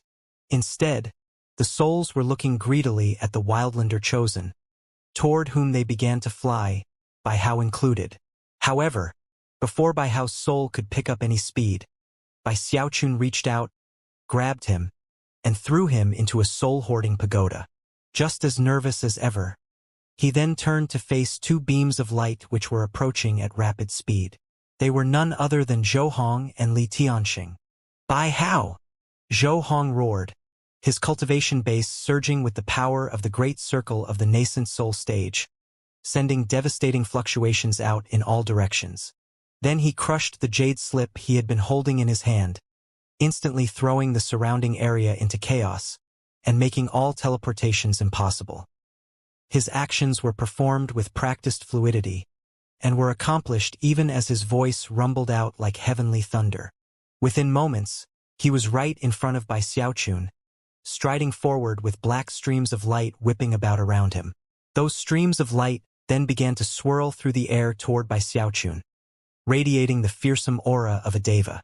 Clearly, this was a trump card that had been given to him by his father, the Nine Serenities King. Behind him, a sinister cold look could be seen in the eyes of Li Tianxing, who had intentionally slowed down. Waving his sleeve, he sent a 5-colored toxic gas out which caused even the souls it touched to emit agonized screams and dissolve into nothing. The rest of the cultivators in the area seemed excited to see Zhou Hong, and quickly began to fan out to prevent Bai Xiaochun from escaping. They knew that all they had to do was delay him for a short time, and as long as enough of the other chosen hurried over, they would be able to kill him. Even if he were stronger than he had already proved to be, it wouldn't matter. With numbers on their side, not even a deva would take them on casually. Bai Xiaochun understood that just as well as them. Looking over at Zhou Hong, he glanced at the streams of light he was using as a weapon, which seemed extremely dangerous. Then he unleashed a fist strike, drawing upon both the explosive power of his fleshly body power and also his cultivation base. A tempest sprang up, causing everything in the area to tremble, and Zhou Hong's expression to flicker. Instantly, he sent the black streams of light whipping back to defend himself. A boom rang out, and he coughed up a mouthful of blood as an expression of disbelief filled his face. How could he be so strong? Zhou Hong's eyes were completely bloodshot and filled with a look of defiant madness. More black strands of light shot out, filled with a netherworldly glow as they sliced toward Bai Xiaochun. However, this time Bai Xiaochun sidestepped, speeding past Zhou Hong toward some of the mid-nascent soul stage chosen beyond him. At the same time, he pulled out the eternal parasol and unhesitatingly stabbed it into Miao Linner's side. She screamed as her life force was sucked away, and her beautiful face withered up. At the same time, Bai Xiaochun's undying bones emitted rumbling sounds, as they used the new life force to push almost completely into the great circle of the second stratum of the tempered bones. Miao Linner alone was enough to do that, much to Bai Xiaochun's shock. Clearly, Miao Linner's life force far surpassed that of others. What technique does this little wench cultivate to have so much life force? He murmured to himself. Considering how revealing and smuttily she dresses, it must be some evil technique. Of course, everything that occurred happened in the time it takes a spark to fly off of a piece of flint. After tossing Miao Linner into his bag of holding, he accelerated toward the mid-nascent soul stage cultivators. As they unleashed a bombardment of divine abilities, he snapped the eternal parasol open to defend himself, then stabbed it into one of the cultivators. The cultivator screamed as his body withered up, and he was then thrown into Bai Xiaochun's bag of holding. Then Bai Xiaochun turned and shot toward his next target. Zhou Hong's fury burned as he gave chase, and yet, he was not nearly as fast as Bai Xiaochun.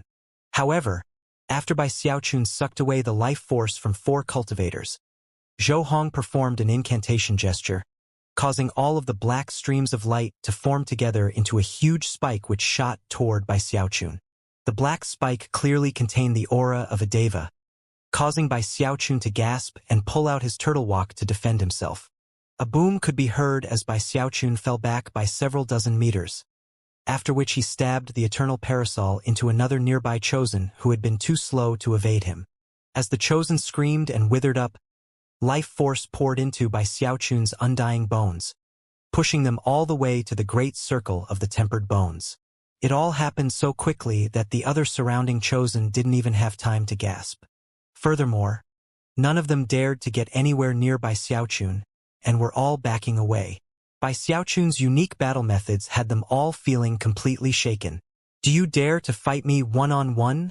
Bai Hao?" Zhou Hong shouted in rage, closing in on him.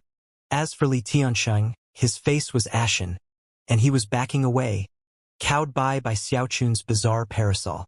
"Calm down. I'm leaving you for last so that I can test out my most powerful fist strike."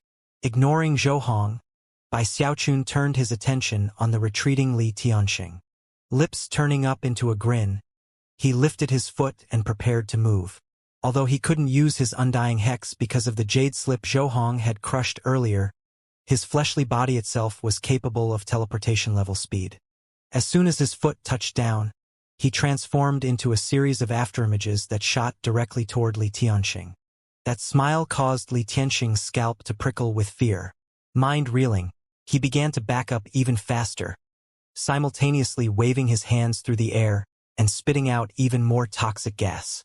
The toxic gas immediately transformed into a 7-colored skull which shot toward Bai Xiaochun as if to consume him. Bai Xiaochun completely ignored the 7-colored skull, and in fact just pierced right through it with the help of a handful of 14-fold spirit-enhanced items. Then he was right in front of Li Tiansheng. "Is playing with poison really that fun?" he said as he thrust the eternal parasol toward Li Tiansheng's chest. Li Tiansheng let out a shout, causing a red glow to explode out from inside of him. Numerous defensive magical items also appeared. However, it was in that moment that a colorful light appeared in Bai Xiaochun's eyes, which cast Li Tiansheng's cultivation base into chaos. Li Tiansheng suddenly slowed down, and to his terror, the eternal parasol stabbed into him. Li Tiansheng began to wither up as his life force poured out of him and into Bai Xiaochun. As it entered by Xiaochun's bones, he shivered, and rumbling sounds echoed out inside of him. Furthermore, deep within his eyes, a golden light could be seen. His undying bones had broken through into the third stratum of the tempered bones. A warm, comfortable feeling filled him, and he could instantly sense that the defensive level of his fleshly body had increased. Even more exciting to him was that he now met the minimum requirements to use the Undying Emperor's fist. Meanwhile, whistling sounds could be heard as Gongsun Yi, Su Shan, the second prince, and Chun Manyao arrived with even more chosen. "Stop him, Zhou Hong! Don't let him get away!" Zhou Hong watched as Li Tiansheng was captured, and then heard the cries of the approaching cultivators, and it caused his anger to burn hotter. Throwing his head back, he howled, sending more streams of black light flying out around him. At this point, he was so angry that he was finally resorting to one of his trump cards. Rumbling sounds filled heaven and earth as the black streams all began to shoot toward Bai Xiaochun. Bai Xiaochun took a deep breath and clenched his hands into fists. Then his eyes began to shine with bright light as his aura began to retract. It was almost as if all signs of life in his body were fading away. At the same time, a black vortex could be seen spinning around his fist. Within that vortex were indescribably terrifying fluctuations that caused anyone who could see them to blanch in fear. He was assuming the opening stance of the Undying Emperor's fist. The fourth level of the Undying Codex, the Undying Bones, had a secret magic known as the Undying Emperor's Fist, and this was Bai Xiaochun's first time using it. As he did, his aura, his flesh and blood, and even his soul and life force seemed to be compressing down to the ultimate level.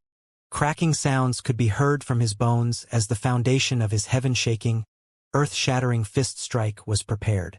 Within moments, Bai Xiaochun pulsed with explosive power.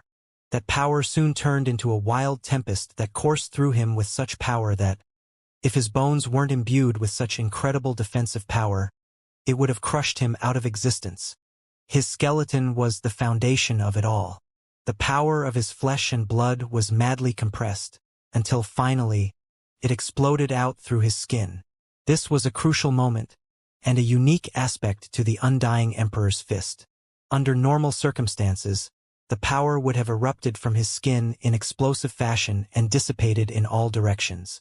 But instead, 99% of the locations where that power would normally have vented were now sealed up.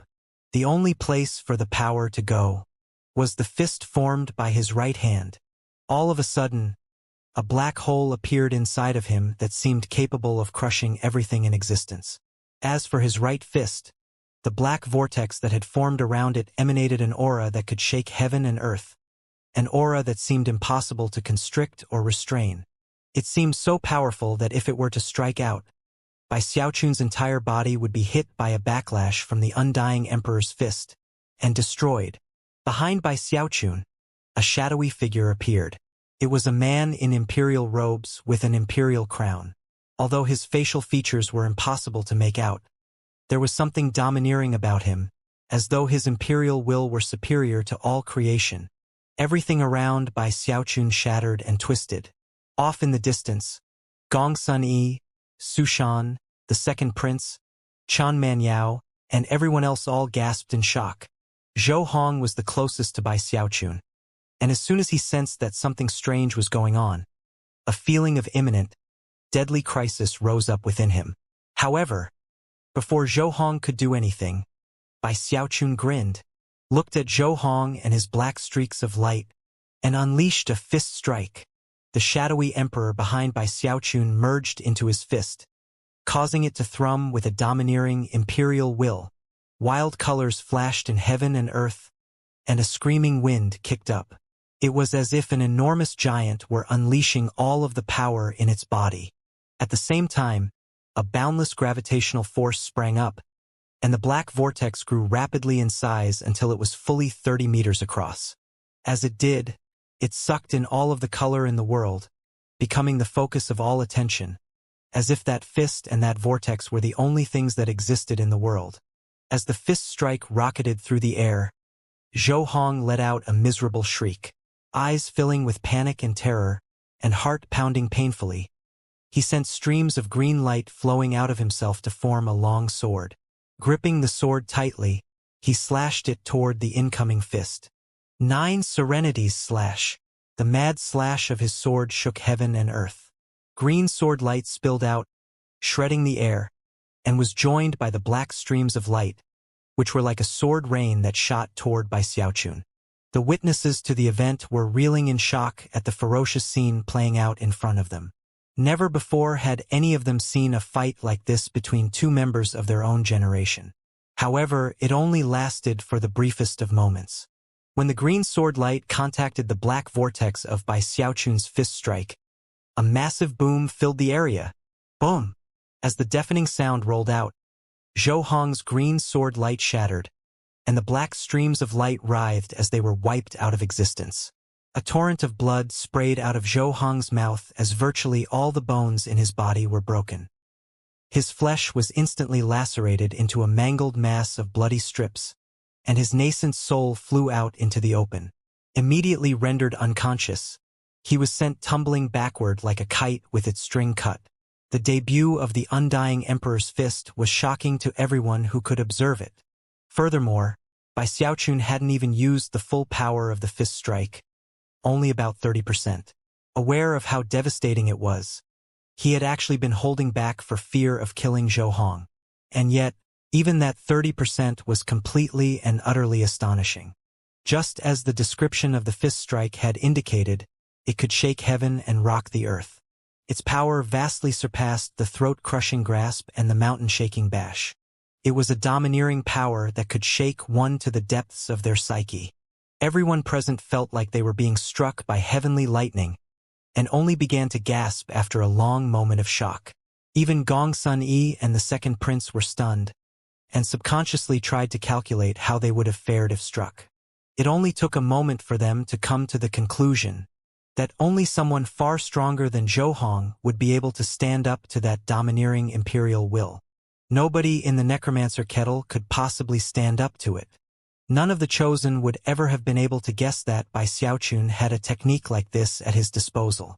It was a fist strike so powerful that it didn't even seem like something from the nascent soul level. Taking advantage of the fact that Zhou Hong had been knocked unconscious, Bai Xiaochun sped forward, grabbed his fleshly body and nascent soul, and then transformed into a beam of light that shot away with lightning-like speed. The shocked bystanders all prepared to start chasing him, and yet, even before they could take a single step, a haughty voice rang in their ears. "Don't provoke me, fools. I can use that same fist strike 100 more times if I want." Because of the haughty and domineering tone, everyone, without exception, stopped moving. Not a single person dared to give chase. Even Gong Sun Yi was left trembling, a very unsightly expression on his face.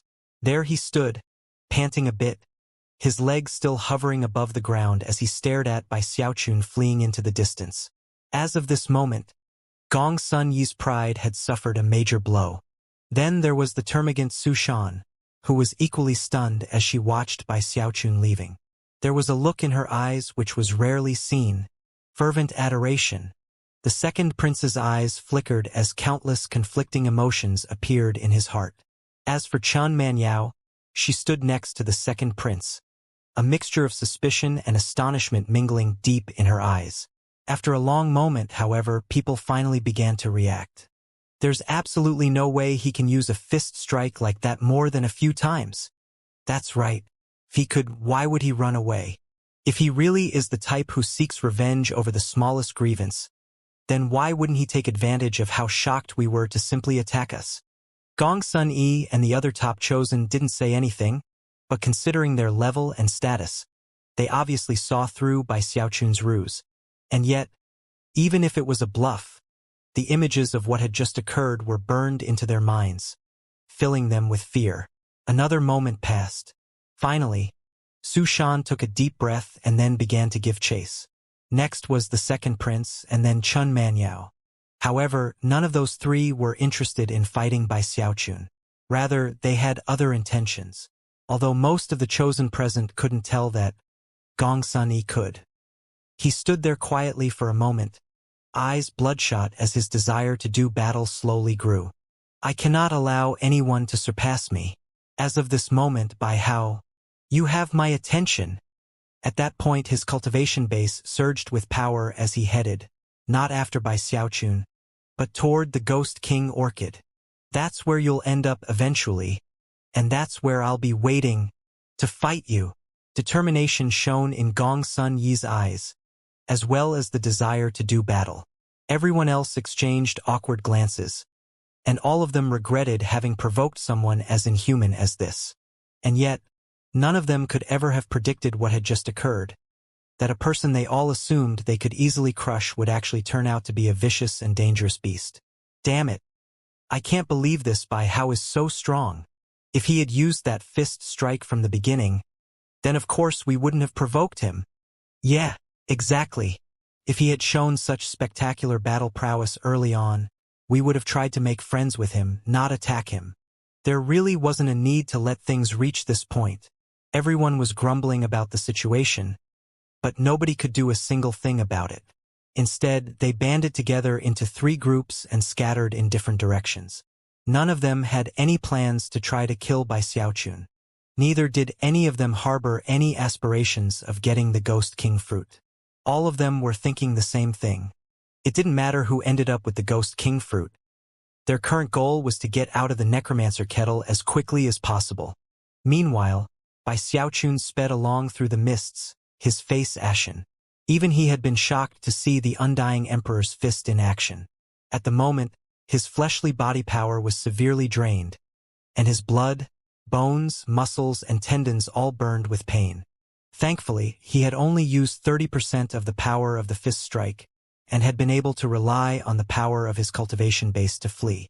Otherwise, he would have been in big trouble. The undying emperor's fist is incredible. If I had used it at full strength, then even a deva would have been shaken. The mere thought of how things had played out left him excited. He had begun to cultivate the undying live forever technique from the moment he stepped into the cultivation world, and had spent a huge amount of resources on it throughout the years. After seeing that spectacular fist strike, he decided that it had all been worth it.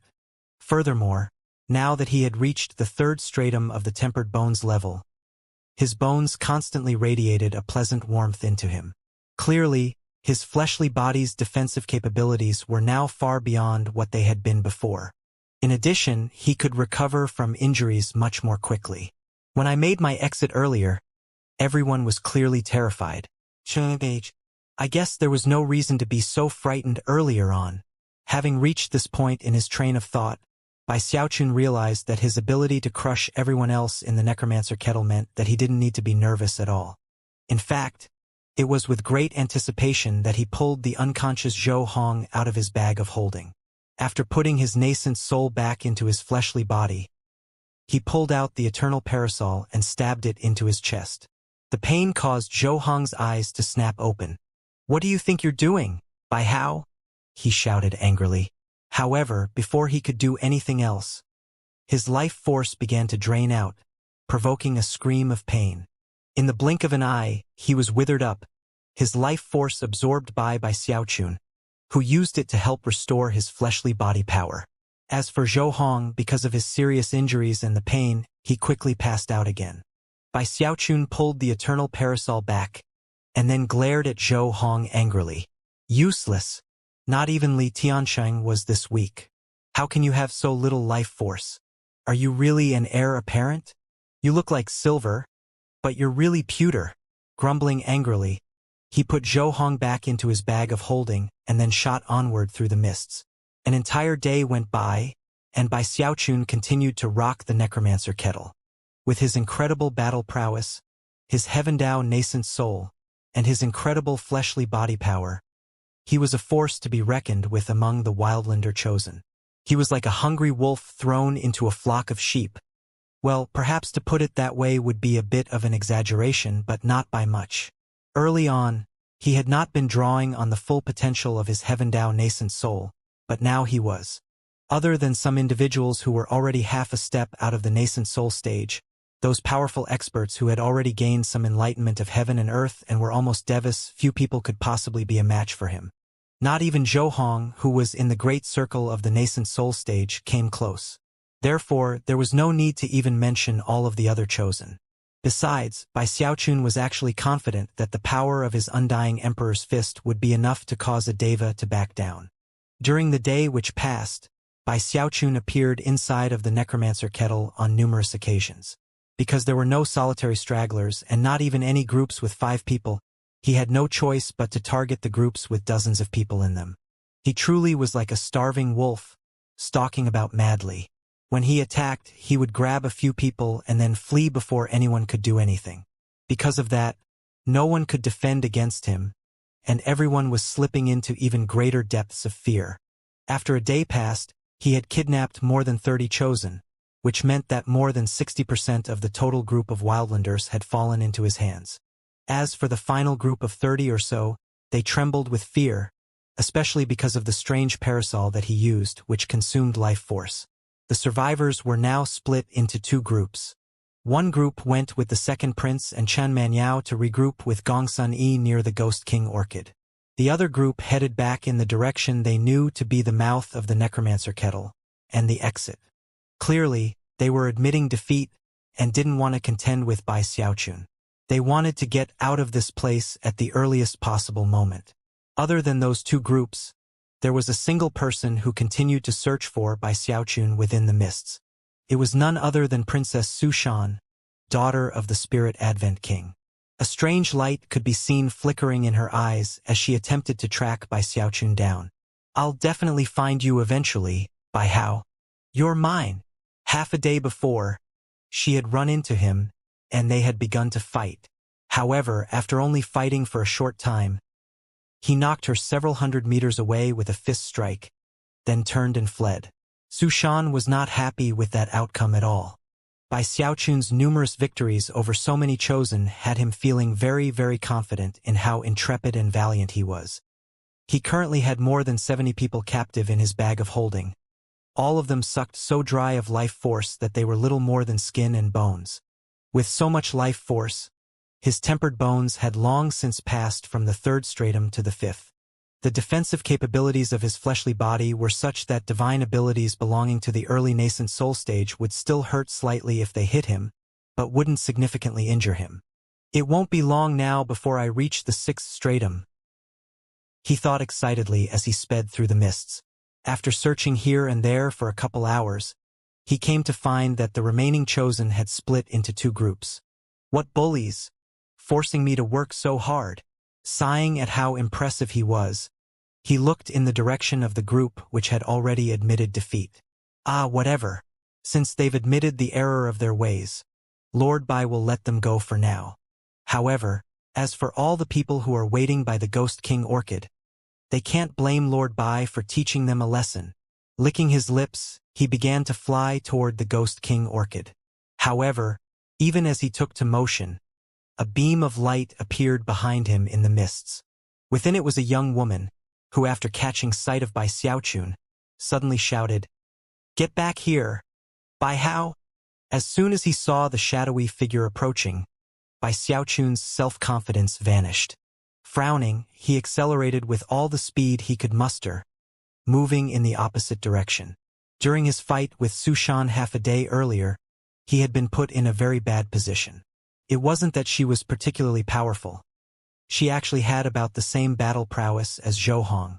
However, she had a jade pendant that had been given to her by her father, the Spirit Advent King, which gave her a defensive shield that Bai Xiaochun couldn't penetrate. The 9 Serenities King and the War Champion King had not given special magical items to Zhou Hong and Gongsun Yi. Their reasoning being that they didn't believe anyone in the wildlands would go so far as to try to kill their sons. Considering that Zhou Hong and Gongsun Yi were both heirs apparent who would be kings in the future, giving them defensive treasures could actually do more harm than good. They wanted their sons to be sharpened on the grindstone of battle. But the Spirit Advent King did not think in such a way. He had given a special jade pendant to Su Shan, a magical item whose shield could not be broken, even by a deva. Only a strike from a demigod would be able to pierce through it. Because of that, Su Shan was completely and utterly safe. In fact, she could almost be considered to be cheating in the necromancer kettle. Not even Bai Xiaochun with his seemingly unvanquishable battle prowess would be able to hurt her. After fighting back and forth with her, he was stunned to find that he simply couldn't hurt her. Angry and a bit depressed, he had finally sent her flying away with a fist strike, and then fled. And yet, she didn't seem to want to give up, and kept chasing him. The fact that she kept trying to fight him had him feeling very down, and at the same time, glad that not everyone was like her. Otherwise, the necromancer kettle would definitely not be any fun at all. Bai Xiaochun quickly put quite a distance between himself and Su Shan, and soon disappeared into the mists. Further back, Su Shan stopped in place and stamped her foot onto the ground angrily. "I'm going to catch you eventually, Bai Hao. You're mine. Mine." In response, Bai Xiaochun picked up speed. The fact that this princess from Spirit Advent City seemed dead set on fighting him was a big headache. How can I fight this wench when she has that jade pendant? The more he thought about it, the more annoying he found her to be. And yet, there was nothing he could do about the situation. Worried that she was still following him, he zigged and zagged a bit before heading in the direction of the Ghost King Orchid. Some distance away from the valley containing the Ghost King Orchid, Gong Sun Yi sat on a low-lying hilltop, doing breathing exercises. His goal was to keep himself in top condition for the coming fight, which he was burning to get into. He was still completely and utterly confident that Bai Hao would show up soon. Not too far away were the second prince and Chan Manyao, surrounded by a dozen or so chosen from the various noble clans. All of them had very unsightly expressions on their faces because of everything that had occurred in the necromancer kettle. Nobody had even considered that something so unexpected could take place. First was the nascent divinity void restrictive spell, which caught everyone off guard, and then there was the fact that Bai Hao had turned out to be shockingly powerful. It was occasionally possible to catch sight of the group who had already given up, sitting in their location near the mouth of the enormous kettle. Many in the group near the Ghost King Orchid had also thought of giving up, but simply couldn't bring themselves to do it. Even though they knew Bai Xiaochun was incredibly strong, some of them still hoped that there was another chance left. After all, the second prince was in the great circle of the nascent soul stage, and they also had the matchless junior champion King Gong Sun Yi on their side. Plus, there was the Grand Heaven Master's apprentice Chun Manyao. With those three, they still hoped that they could defeat Bai Hao. Many thoughts passed through the minds of the waiting chosen as they calculated what there was to gain and lose by taking a stand. At the same time, they kept looking around vigilantly. As for the second prince, his eyes flickered as he contemplated a train of thought quite different from most of the others. He was intrigued by Bai Hao. After all, it seemed obvious that the giant Ghost King had actually cruelly abandoned Bai Hao in the necromancer kettle. Perhaps I can win this Bai Hao over to my side. Although, considering the high level of his cultivation base, he must surely have aspirations of his own.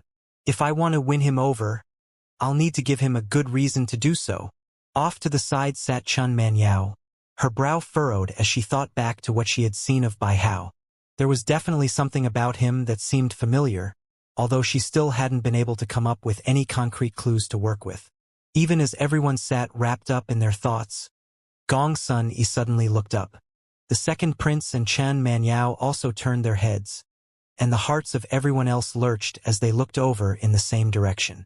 Off in the distance, the mists churned as a figure sped through them like a whizzing arrow, and that figure was heading in their direction. His hair whipped about him, and his clothes flapped in the wind. His eyes shone with bright light, and he radiated a domineering and proud air. Bai Hao! He's here! Everyone was immediately shaken. The desire to do battle exploded in Gong Sun Yi's heart, but he suppressed it for the moment.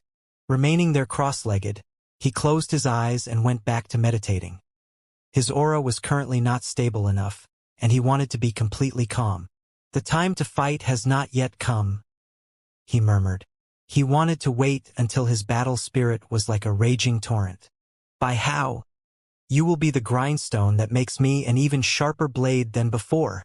The atmosphere of the group by the Ghost King Orchid immediately grew very stifled upon the appearance of Bai Xiaochun.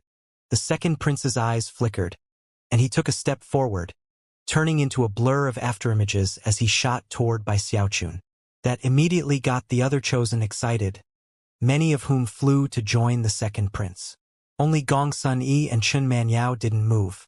Unlike Gong Sun Yi, Chen Manyao's eyes were shining brightly as she stared at Bai Xiaochun, imprinting his every move and action into her mind. Also paying close attention was the group of a dozen or so who were near the mouth of the necromancer kettle. Although they had already admitted defeat, it was a begrudging action at best, and they were all eager to see how things would play out. Everyone paid close attention as Bai Xiaochun and the second prince shot toward each other and then collided. The second prince drew fully upon the power of the great circle of the nascent soul stage, performing a double-handed incantation gesture that summoned 7 shadowy figures, each of them fully 300 meters tall. Each shadowy figure wore imperial robes, had an imperial crown, and radiated an ancient air. The figures seemed to lock the entire area down, creating something like a domain in which the second prince radiated the aura of an emperor. This was the first time he had summoned such an energy, which despite not being the power of a deva, was very close to it, and actually seemed to provoke a reaction from all heaven and earth. Then, rumbling could be heard as a golden dragon appeared, which shot roaring through the air toward Bai Xiaochun. Bai Xiaochun's expression flickered at the shocking sight of the second prince's divine ability. It actually seemed very similar to his own Undying Emperor's fist, although the two were clearly different on a fundamental nature. The Undying Emperor's fist drew upon the power of his own body and then blessed it with explosive might.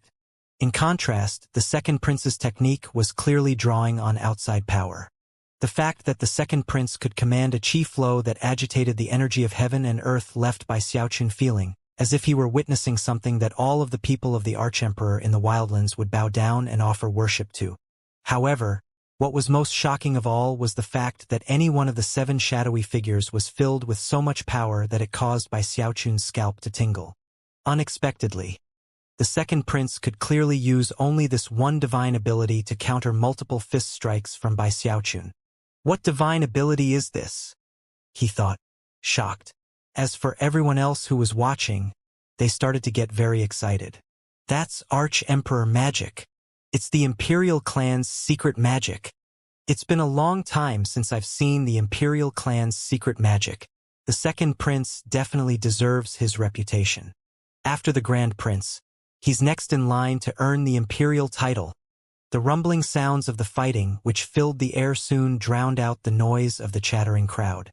He's a lot stronger than Zhou Hong, Bai Xiaochun thought, his pupils constricted. With that, he extended his right hand, within which appeared the 16-fold spirit-enhanced black spear. An unsightly expression could be seen on the second prince's face as he fell back. He was actually not having as easy of a time as he was making it look. To his astonishment, he found that his cultivation base was actually being suppressed and was difficult to rotate. Were it not for the fact that he was in the great circle of the nascent soul stage and was using the Imperial clan's secret magic, he would already have been seriously wounded by the fighting. By this point, he couldn't hold out any longer and coughed up a mouthful of blood. Shock and terror could be seen in his eyes as he realized that Bai Xiaochun hadn't even used his trump card. That fist attack. This Bai Hao is too strong. Not even my Imperial clan's secret magic is strong enough to get him under control. With that, he threw his hands into the air, causing yellow light to spill off of the 7 shadowy figures. Immediately, the entire area shone as if with gold. And then, 2 golden dragons appeared, which shot roaring toward Bai Xiaochun. The audience of Chosen watched with sparkling eyes as the battle played out. From the look of things, these 2 opponents were actually evenly matched. Eventually, some of them even flew out to join the fighting. Before long, divine abilities and magical techniques were flying here and there, causing dazzling light to shine everywhere. Even the people who had congregated near the exit were now hesitating. After exchanging glances, many of them flew out, defiantly choosing to change their mind and take advantage of the opportunity which had presented itself. Bai Xiaochun noticed what was happening immediately, and his eyes flickered with cold light. Aware that the second prince was not by any means weak, and that his 7 statues were incredibly strong, he suddenly put away his spear, ignored the incoming divine abilities, and punched his hand down toward the ground. The land quaked. And then, Bai Xiaochun softly spoke a word that was protected by the power of his mask. Water swamp. The entire area filled with water vapor, creating something like a huge swamp. However, the powers of Bai Xiaochun's mask concealed that fact, and ensured that everyone saw nothing but Bai Xiaochun, and the brutal aura which radiated off of him. That was when Bai Xiaochun quietly spoke another word. Kingdom. After speaking those words, Bai Xiaochun looked up, and an energy erupted out in all directions, sending his hair whipping about. Although no one could see it, a watery swamp now filled the entire 500-kilometer area around them. Simultaneously, numerous spikes appeared, rising up and then curling around themselves as a gigantic beast claw appeared. Heaven and earth seemed to teeter on the verge of complete collapse. The two golden dragons let out miserable shrieks as they slammed into the claw. To the claw, it was as if they were tiny bugs that were instantly crushed out of existence. Blood sprayed out of the mouth of the second prince as he was sent flying backward. As for the other chosen who had been charging into battle, their faces fell, and they also began to cough up blood. It was almost as if a mountain had slammed into them, sending them tumbling backward. Further off in the distance, the dozen or so chosen who had previously given up, but had changed their minds and begun flying toward the fighting, now stopped in midair, looks of blank shock on their faces. That was the only possible reaction. A moment before, Bai Xiaochun and the second prince had been evenly matched, but in the blink of an eye, the second prince was grievously injured, and everyone else was sent spinning off to the side. A single attack left everyone gasping in shock. Those chosen who had begun to fly over from the mouth of the kettle were left hanging in midair, jaws agape, eyelids twitching, their hearts filled with intense regret. As of this moment, they could neither advance nor retreat. They exchanged dismayed glances, and then suddenly scattered. They did not head toward the Ghost King Orchid, nor toward the mouth of the Necromancer Kettle. In their fear, they hoped to go hide alone somewhere in the world around them. It was a large place, after all, and even if Bai Xiaochun searched high and low, he couldn't find all of them. Bai Xiaochun ignored them. At the moment, his heart was pounding with excitement. This was his first time using his Water Swamp Kingdom after breaking through to the nascent soul stage. The entire claw of the beast beneath could fit through the 500-kilometer area it could now open up, which had been shocking to behold. So strong. Not even my undying emperor's fist measures up. Swallowing hard, he contemplated how that fact must have something to do with his Heavendao nascent soul. Yet again, he sighed inwardly, convinced that everything he had done to reach the Heavendao nascent soul stage had been worth it. He also had the lingering feeling that the clawed hand he had just seen was actually not the complete hand. He was fairly certain it had only been a portion of the whole. My life essence spirit, he murmured, eyes glittering. Then he burst into motion, capturing all of the chosen who had just been injured by his Water Swamp Kingdom, sealing them, and tossing them into his bag of holding. As for the second prince, he tried to interject and say something, but Bai Xiaochun wasn't in the mood, and quickly sealed and captured him. Having accomplished these things, Bai Xiaochun looked at the only two people left in the area. One was Gong Sun Yi, who sat there cross-legged, meditating. He hadn't opened his eyes the entire time, not even when Bai Xiaochun delivered the astonishing blow to all the chosen just now. There was an energy building up in Gong Sun Yi. From the look of things, when he finally did open his eyes, he would be powered up to a level that he had never yet reached in his life up to this moment. Bai Xiaochun looked at him briefly, and could tell that there was something odd going on. Then he turned to look at the second person who remained behind, who was Chen Manyao. Chen Manyao stood there, her brow furrowed as she looked back at him. Bai Xiaochun couldn't tell whether or not she recognized him, and that realization made him very nervous. However, he didn't let such feelings show on his face. Trying to look just as icy as ever, he coolly said, "You haven't attacked me this entire time. Therefore, I won't cause any problems for you. Why don't you leave?" His words were uttered with profound aloofness and pride, and after speaking them, he turned and headed toward Gong Sun Yi. Of course, secretly, he kept his eye on Chen Manyao to gauge her reaction. Gong Sun Yi's eyelids flickered. Apparently, he was taking advantage of the pressure weighing down from Bai Xiaochun to further temper his own desire to do battle. When Bai Xiaochun was only about 300 meters away from Gong Sun Yi, Chen Manyao's eyes glittered, and she unexpectedly performed an incantation gesture with her right hand. Snowflakes sprang out around her, swirling together to form a mirror made of ice, which she pointed at Bai Xiaochun.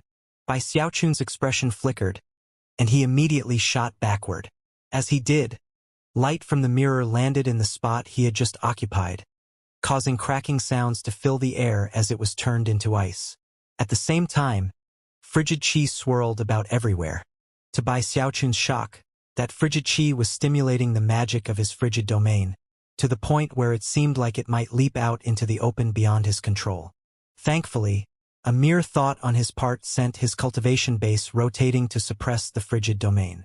Afterward, he turned to look at Chen Manyao, his heart filled with mixed emotions, but his eyes showing only anger. "What do you think you're doing?" he said. Ignoring him, Chen Manyao performed an incantation gesture and pointed out, causing the freezing ice to become the opposite of what it had been moments ago. Now it was a sea of flames. Instantly, the flames bore down on Bai Xiaochun as if to consume him. From what he could tell, this was all a test to see if he had the power of a frigid domain. These flames were designed to cause a cultivator to react on an instinctive level. Someone who had cultivated with frigid qi for long periods of time, but then unexpectedly encountered a fire-type power, would definitely reveal some weaknesses. Beads of sweat popped out on Bai Xiaochun's forehead. The purpose of this probing attack was obvious, and he knew that if things kept going on the way they were, then it was definitely possible that he might reveal something. There was no time to think about the matter at the moment, so he blurred into motion, appearing right in front of Chen Manyao. "Are you looking to die?" he said, a vicious expression on his face. The rumbling sounds echoed out as he unleashed a fist strike. However, instead of dodging or defending, a strange look appeared on her face, and she simply remained in place, looking Bai Xiaochun in the eye, apparently waiting for his fist to strike her. Bai Xiaochun's eyes went wide. If his strike landed on her and she didn't resist, then she would die or at the very least be seriously injured. Before he could even think about the situation, he aborted his fist strike. At that point, a faint smile could be seen in Chen Manyao's eyes, and Bai Xiaochun realized that he had been fooled. Chen Manyao had taken a gamble by putting herself up as bait. Very crafty, he thought, wanting to cry but finding no tears to do so. As the saying goes, it does no good to mend the pen after the sheep are lost. And yet, Bai Xiaochun continued with his attack. Although he didn't strike with a fist, he did strike her with his palm, instantly sealing her. Before she could say anything, he grabbed her and threw her into his bag of holding, averting his eyes so he couldn't see the expression on her face. What was that all about? He thought. By now, he was almost completely convinced that Chen Manyao had guessed who he was. However, he couldn't for the life of him think of how she had done it. After all, his disguise was perfect. He was of a mind to ask directly, but at the moment, didn't dare to face her, for fear of revealing more secrets. Sighing and shaking his head, he looked over at the final person remaining, Gong Sun Yi. As soon as he did, Gong Sun Yi's eyelids flickered even more dramatically than before. Well, isn't this amusing? Bai Xiaochun thought. He's using the pressure emanating from me as a sort of grindstone to polish his battle spirit. But what's the point? Snorting coldly, and feeling very irritated that Chen Manyao probably had figured out his secret identity, he simply charged toward Gong Sun Yi. He still remembered how it was a huge sealing net thrown out by Gong Sun Yi that had entrapped him early on, and ended up allowing countless chosen to hit him with divine abilities. Just thinking about that moment of crisis got Bai Xiaochun feeling irritated. When he was roughly 30 meters away, Gong Sun Yi's eyes snapped open, revealing brightness like that of twin suns. At this point, his battle spirit was at its peak, and it was with explosive speed that he shot forward. By how? He roared, instantly summoning 100,000 magical symbols, which swirled around him, casting golden light everywhere, making it seem like he was surrounded by a golden hurricane. Rumbling sounds filled the air, and blinding light spread out in all directions. In the face of the golden light, Bai Xiaochun seemed like a dandelion that could be crushed in an instant. The magical symbols quickly turned into razor-sharp blades that slashed toward him through the air. A golden hurricane of countless blades descended onto Bai Xiaochun. However, his fleshly body defenses were already at a shocking level, and he also possessed numerous spirit-enhanced treasures. Although he wasn't a complete wild beast when it came to battle, the hurricane was still not enough to stop him. Cracking sounds rang out as the golden magical symbols slammed into him, and yet, not much happened as a result. In the blink of an eye, he was right in front of Gong Sun Yi, where he clenched his hand into a fist and unleashed a fist strike. Before the strike could land, though, golden light shone in Gong Sun Yi's eyes as he called all of the magical symbols back, which then transformed into a huge wall. A rumbling boom could be heard, and Bai Xiaochun was stopped in place. The golden wall trembled, and cracks spread out across its surface, but it held fast. Behind it, Gong Sun Yi coughed up a huge mouthful of blood, and then took a step toward Bai Xiaochun. "Is that all you've got, Bai Hao?" he growled. However, inwardly, he was actually shocked. His cultivation base was under massive pressure, and although he wasn't sure exactly how this Bai Hao could be so strong, he was convinced that it was because of some strange magical technique. However, there was no time to think about the matter at the moment. Relying on his surging battle spirit to suppress the instabilities inside of him, he performed a double-handed incantation gesture and then waved his finger at Bai Xiaochun. Instantly, the golden wall collapsed back into 100,000 magical symbols, which then formed together into the shape of a golden phoenix, which shot toward Bai Xiaochun with a piercing cry. This junior champion king's divine ability is incredible. It must have been given to him by the war champion king. I don't have any nascent soul techniques, and the powerful techniques I do have take a lot of spiritual power. Otherwise I could crush this junior champion king with ease.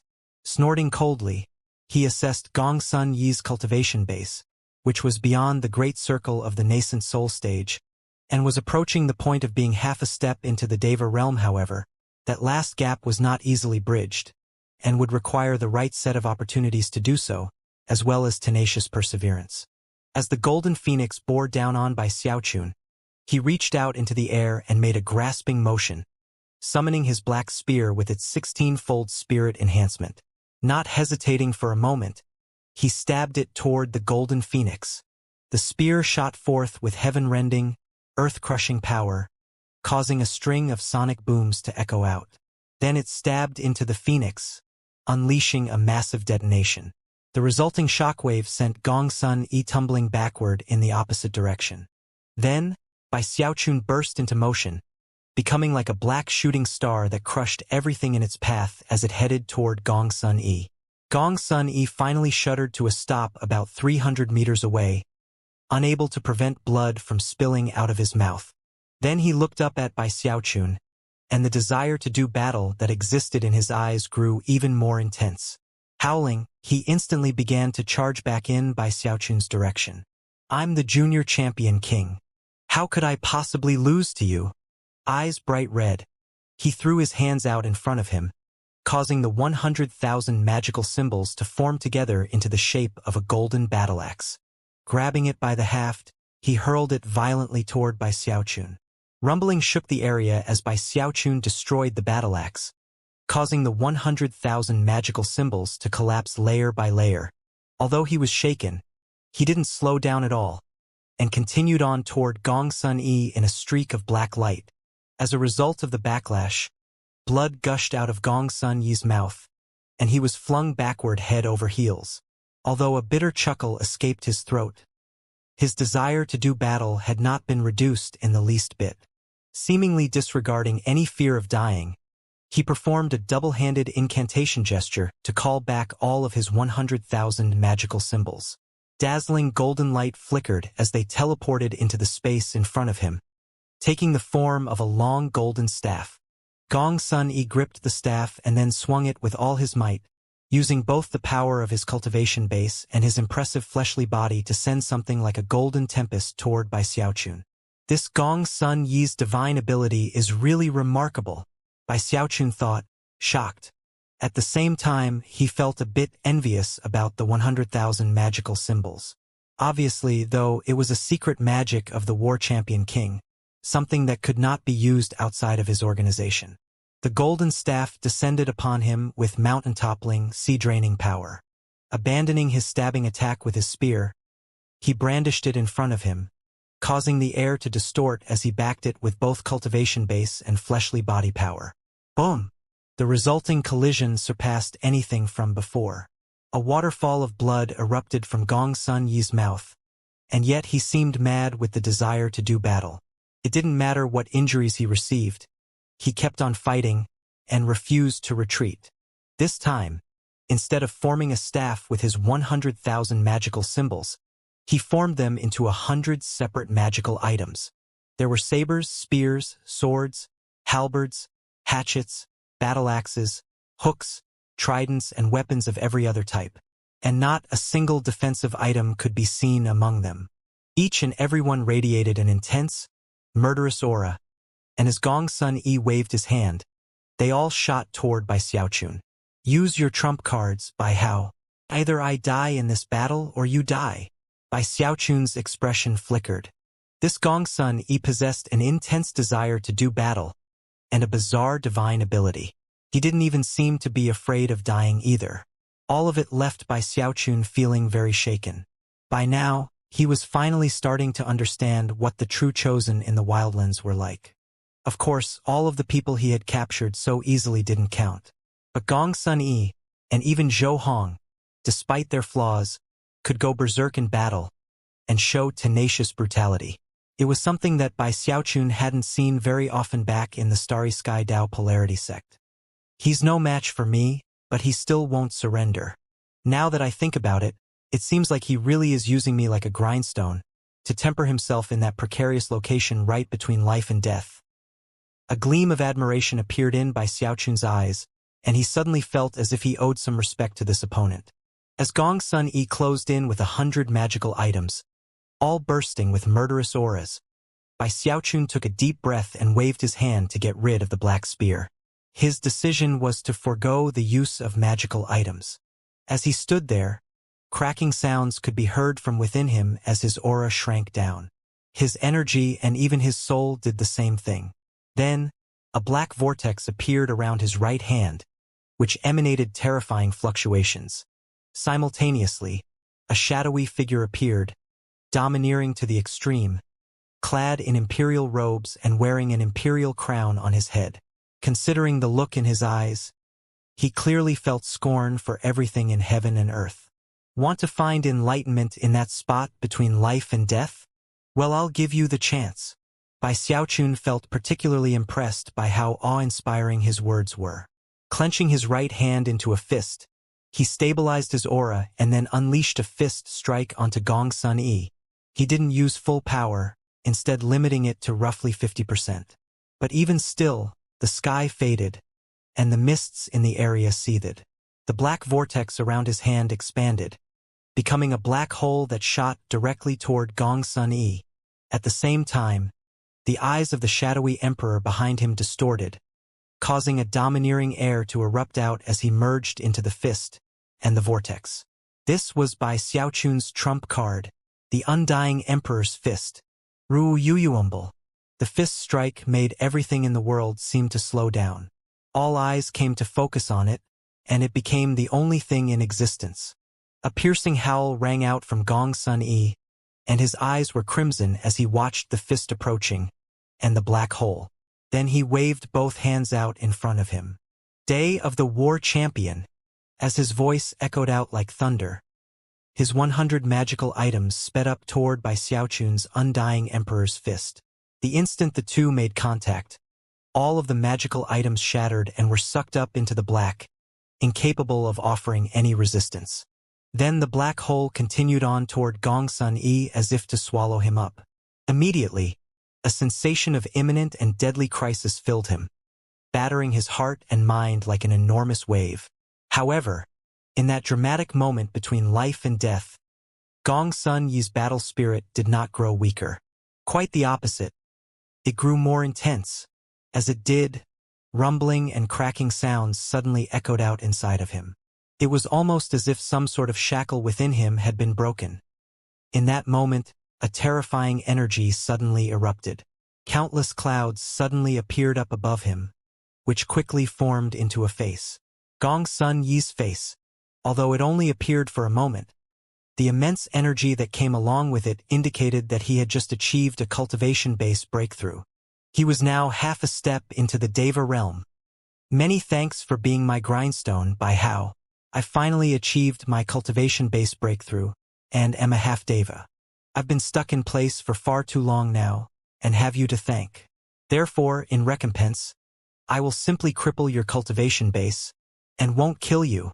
Gong Sun Yi looked both excited and proud. Throwing his head back, he laughed maniacally. As he had said, he had been waiting for this day for a very, very long time. The pressure he had felt from Bai Xiaochun during their fight had been incredible. Upon seeing the Undying Emperor's fist in action the first time, he had been aware that he couldn't defeat it.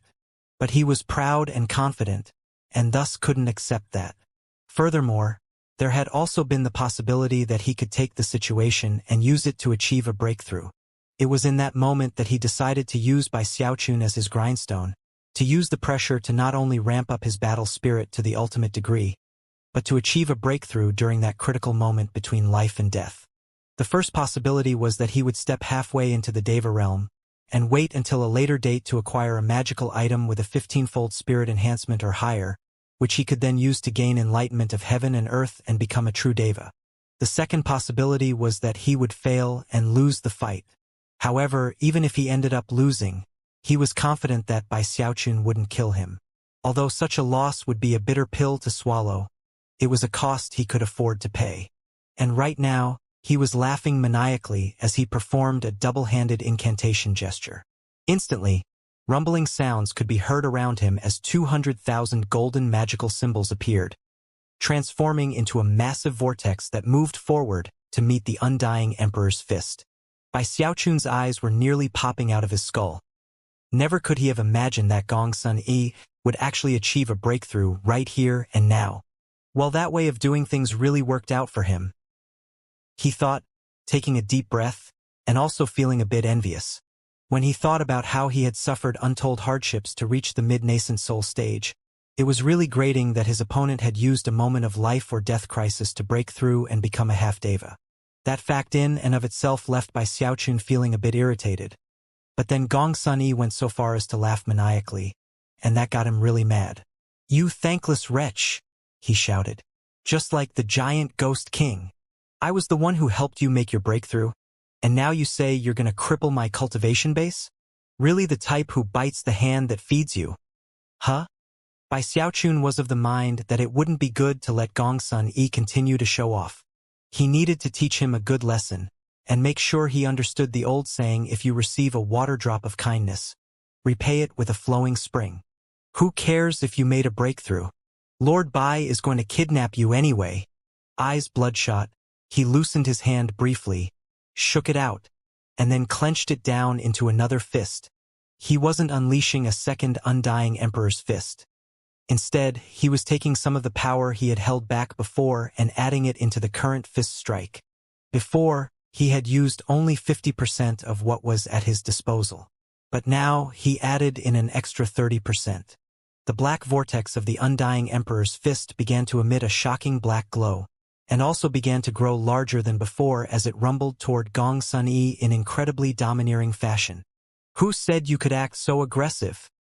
he shouted. "Time to cut you down to size." Bai Xiaochun's thunderous voice caused Gong Sun Yi's previous excited expression to freeze. Then, his face was overtaken by an expression of utter disbelief. When his golden vortex made contact with the black hole, all 200,000 golden magical symbols shattered. Then, in the blink of an eye, the enormous fist-like black hole was right in front of Gong Sun Yi. "Impossible! I'm a half-Deva. I can't lose."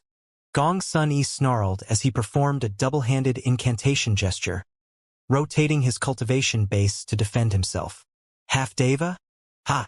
Lord Bai has already defeated for real Devis. Who do you think you are? Back down, you hear me? Back down. Your ass is mine, you ingrate. Howling, he shot forward, propelling the black hole forward with explosive might.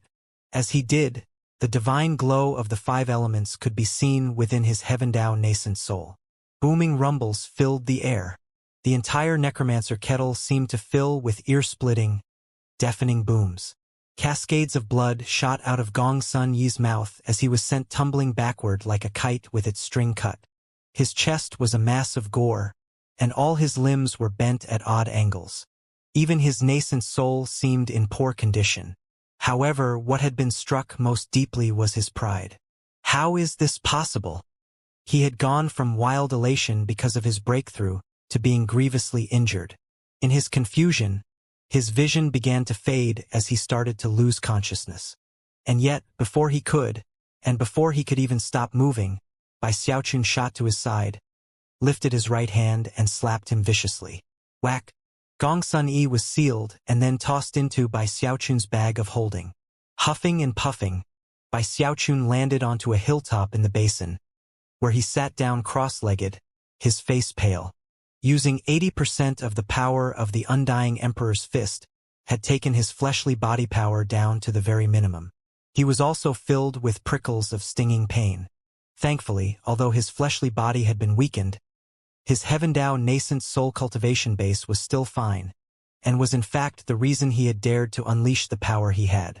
You bunch of bullies. Well, when Lord Bai gets angry, he frightens even himself. Do you really think the undying body I've worked so hard on, and my heaven-dao nascent soul are so weak? Grumbling to himself, he thought back to everything that had occurred so far in the necromancer kettle, and the sheer unbelievable nature of it all left him admiring himself. I really have gotten pretty brave lately, he murmured. First there was the adventure in the Bai clan. Then he had kidnapped the clan chief, which was what had really gotten him addicted. Afterward, he went so far as to kidnap the giant ghost king, and now here he had gone and kidnapped virtually all of the so-called chosen of the wildlands. Once word of this got out, he would definitely become even more famous throughout the wildlands. It's all the fault of that bastard, the giant ghost king, he thought, feeling very annoyed. Then he looked over at the ghost king orchid, protected by the white shield of the restrictive spell. By now, it was getting very close to the time when the flower would fully bloom. It was also possible to see a fruit growing in the middle of the flower, rapidly reaching the point of being ripe. Bai Xiaochun looked at the flower and grumbled to himself morosely for a bit, thinking about his plan to get revenge on the giant ghost king. Then he snorted coldly and pulled the second prince, Gong Sun Yi, and all the other recently captured chosen out of his bag of holding. They were nearly unconscious, but were still capable of groggily looking over at Bai Xiaochun. Immediately, their faces went pale, and their eyes shone with terror. As for the second prince, he seemed like he wanted to say something, but before he could, Bai Xiaochun glared and brandished the eternal parasol. Don't even think about talking to me. I have germophobia. Bai Hao, listen to me, Before he could say anything else, the second prince's face fell. Shivering, he let out a miserable scream as his life force was drained by the eternal parasol, turning him into skin and bones. Then Bai Xiaochun went on to the rest of the chosen, all of whom screamed and cursed him as the eternal parasol extracted their life force. How dare you, Bai Hao? My father won't let you get away with this. You'll never escape with your life after this. Bai Hao. However, the more lividly people cursed, the more life force Bai Xiaochun would take away. Soon the others realized this, and the clever ones among them would simply look at him quietly. Feeling bad, Bai Xiaochun would take a bit less life force from them. In the end, he got to Gong Sun Yi, who looked up at Bai Xiaochun with mixed emotions in his eyes. However, his desire to do battle could still be seen in his eyes. Bai Xiaochun actually felt some respect for Gong Sun Yi, and was going back and forth about whether to take his life force. Next time we meet, are you going to attack me again? He asked. Eyes brimming with battle spirit, and murderous aura surging, Gong Sun Yi said, Of course I will. We'll meet again one day, and then I'll personally crush you beneath my feet." "Well, fudge," Bai Xiaochun shot back. "Can't you say anything that sounds nice? What's with all the fighting and killing all the time?" Glaring, he shoved the eternal parasol into his chest. After harvesting the life force from everyone, he put his battle trophies back into his bag of holding, then sat down cross-legged and sent some divine sense out to form a defensive barrier. Then he began to cultivate his undying bones. 6 hours later, cracking sounds could be heard from inside of him. His eyes opened, and they shone with golden light. At the same time, warmth filled him. His fleshly body power was not fully recovered, and yet, his defensive capabilities had increased another notch. "Seventh stratum of the tempered bones," he murmured excitedly. Just when he was about to test out his newfound power, his expression flickered, and he looked over to the Ghost King orchid in the restrictive spell. From the black glow rising up from the flower, it was clear that it was about to bloom. There were numerous mountain ranges and rivers in the necromancer kettle, and all of them eventually led to the basin that was home to the Ghost King orchid. As of this moment, it was fully in bloom, its petals gracefully curved, and a fragrant aroma wafting off of it. It was a fragrance that actually caused the shadowy evening light to grow even darker. In the blink of an eye, the entire sky turned black. At the same time, a strong aura of death spilled out from the flower, spreading out to fill the entire world of the necromancer kettle. Within the mists, the vengeful souls and evil ghosts trembled, and then began to kowtow in the direction of the Ghost King orchid. Respectful, even reverent expressions could be seen on their faces, as though they were prostrating to some sort of king. As the flower fully bloomed, the previously greenish fruit in the middle of the flower began to turn black. It was even possible to see the face of a ghost on it. Bai Xiaochun recognized that face. It looked exactly like the face on the giant ghost statue in the middle of Giant Ghost City. Clearly, the reason why this fruit was so crucial to the Giant Ghost King was that it was somehow connected to the special technique he cultivated, although Bai Xiaochun had no way to know the specific details. Even as he watched, the petals of the Ghost King orchid began to fall off and transform into mist, one by one. As they did, the fruit on the Ghost King orchid turned more and more black. At the same time, a shocking gravitational force sprang up from the white restrictive spell. As it did, the fruit began to rise up toward the vortex created by the spell.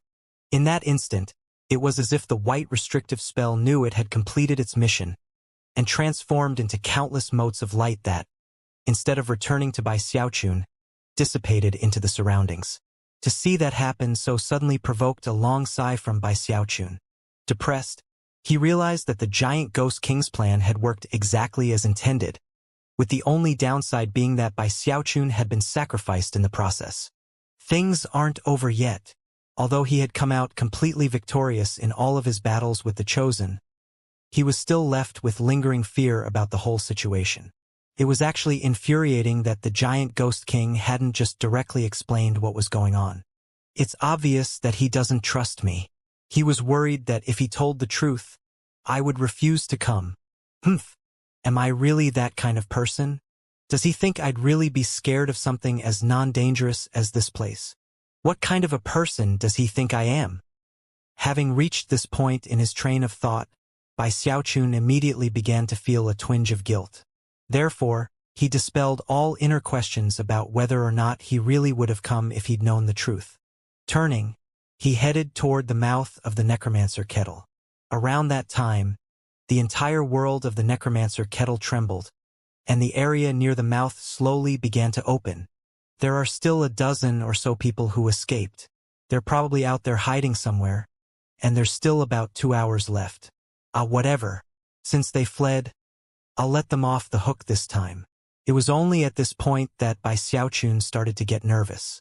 Looking down at his bag of holding, he realized that he really had done something monumental here. His bag of holding was now a scalding hot potato, and he had no desire whatsoever to hold onto it for any longer than necessary.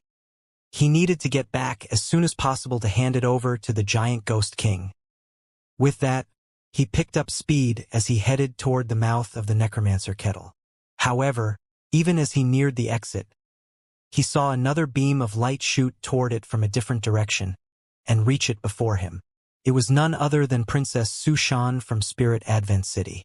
Within moments, she was hovering in front of the enormous vortex that was the exit of the necromancer kettle.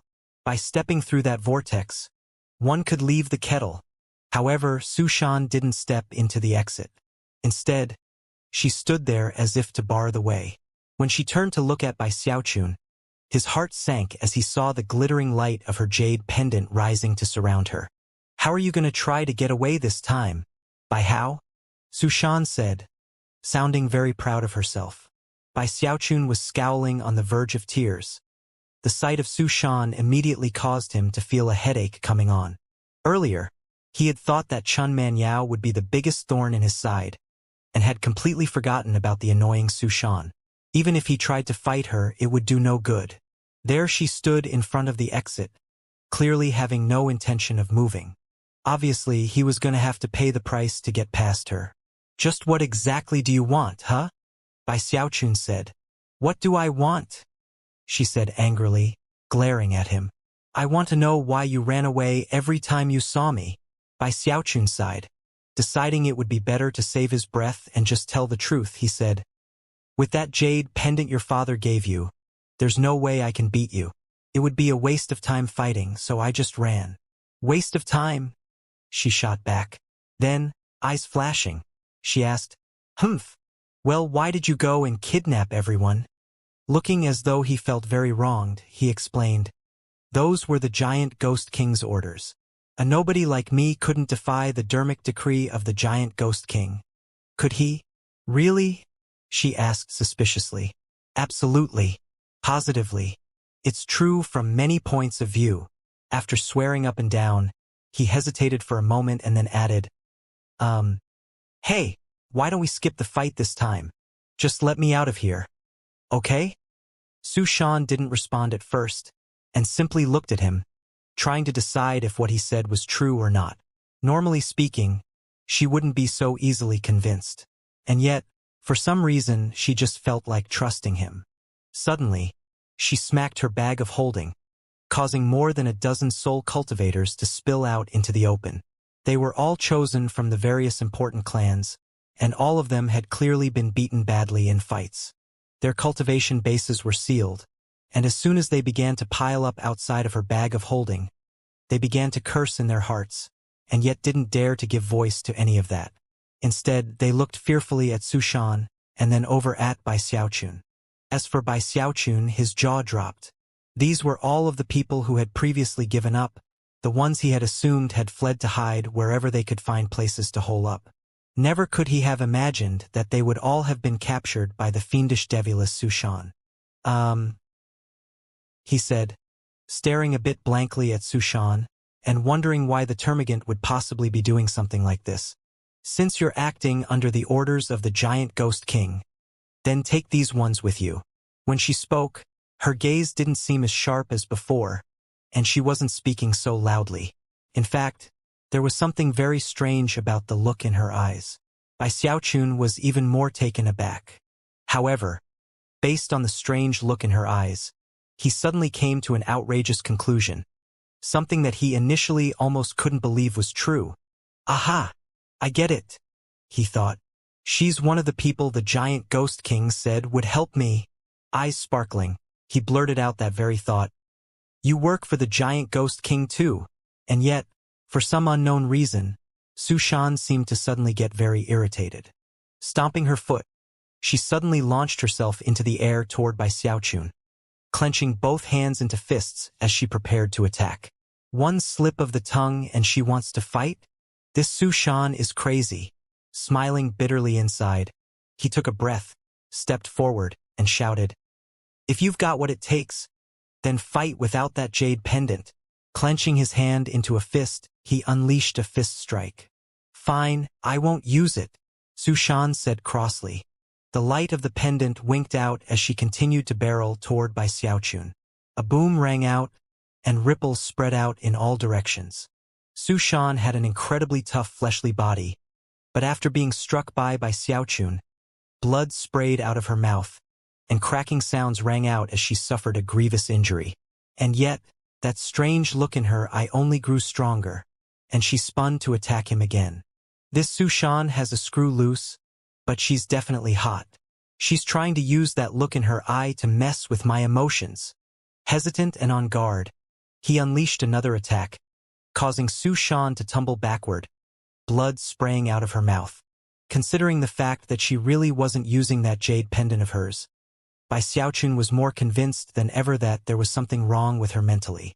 With that, he lunged forward, and instead of striking her with a fist, used a palm, hitting her in the back and sealing her instantly. The smoothness of it all actually seemed strange to Bai Xiaochun. Grabbing her, and heart-pounding, he contemplated how he had really hooked a big fish this time. With her life force, I can reach the 8th stratum of the tempered bones. Having reached this point in his train of thought, he took out his eternal parasol and prepared to stab it into her. However, it was at that point that Su Shan completely ignored the parasol and, her eyes shining with that strange light, loudly said, "I love you." By how? Huh? Startled, Bai Xiaochun dropped Su Shan onto the ground with a thump. Su Shan's words struck Bai Xiaochun's ears like a thunderbolt, nearly striking him senseless. Although he had had his suspicions about the strange look in her eyes, it had seemed so improbable that she harbored romantic feelings that he had simply dismissed the notion. After all, they had only met a few days before, and had been enemies the entire time. Bai Xiaochun really couldn't think of anything he had done to attract the interest of the termagant Su Shan. Shocked, he couldn't help but take a moment to examine Su Shan's face a bit more closely, and then his gaze slid down the rest of her body. The truth was that, despite her violent tendencies, she was actually very attractive. However, he quickly realized that he shouldn't be thinking that way. No, this Su Shan has a screw loose, and is very violent. She's definitely not my type. I have my boo and big sis Junwan and Xiaomei. Plus, there are the hundreds of thousands of girls who like me back in the river-defying sect. I really am just too outstanding. No matter where I go, all of the girls chase me. What a headache. Sighing inwardly, but simultaneously savoring the moment, he suddenly felt more confident and proud than ever.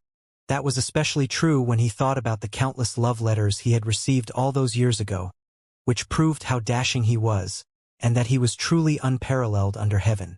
The dozen or so chosen nearby who had been sealed and immobilized were also staring in mute shock, their minds reeling with so much disbelief that they almost couldn't recover. Bai Xiaochun sighed and put his eternal parasol away. He was in no mood for stabbing people with it now. Sighing, he grabbed Su Shan and put her into his bag of holding. Considering how the termagant was an admirer, though, he put her in a special, more private part of the bag of holding. The only other person in that special location was Chun Manyao. As for the other wildlander chosen, he also stashed them in his bag of holding.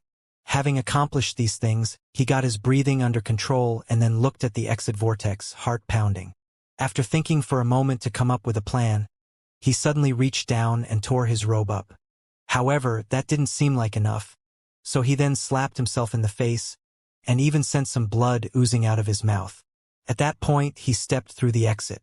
Outside of the necromancer kettle, more than 100 people were quietly waiting. Whether it was the cloudy-eyed old man who had escorted Zhou Hong, or the old woman who was Su Shan's Dao protector, all of them had calm expressions. Apparently, they had utmost confidence that there was nothing dangerous in the necromancer kettle that could harm the various heirs apparent, princesses and princes. Therefore, few people had even thought much about Bai Xiaochun, nor even considered the possibility that he might accomplish anything in the necromancer kettle.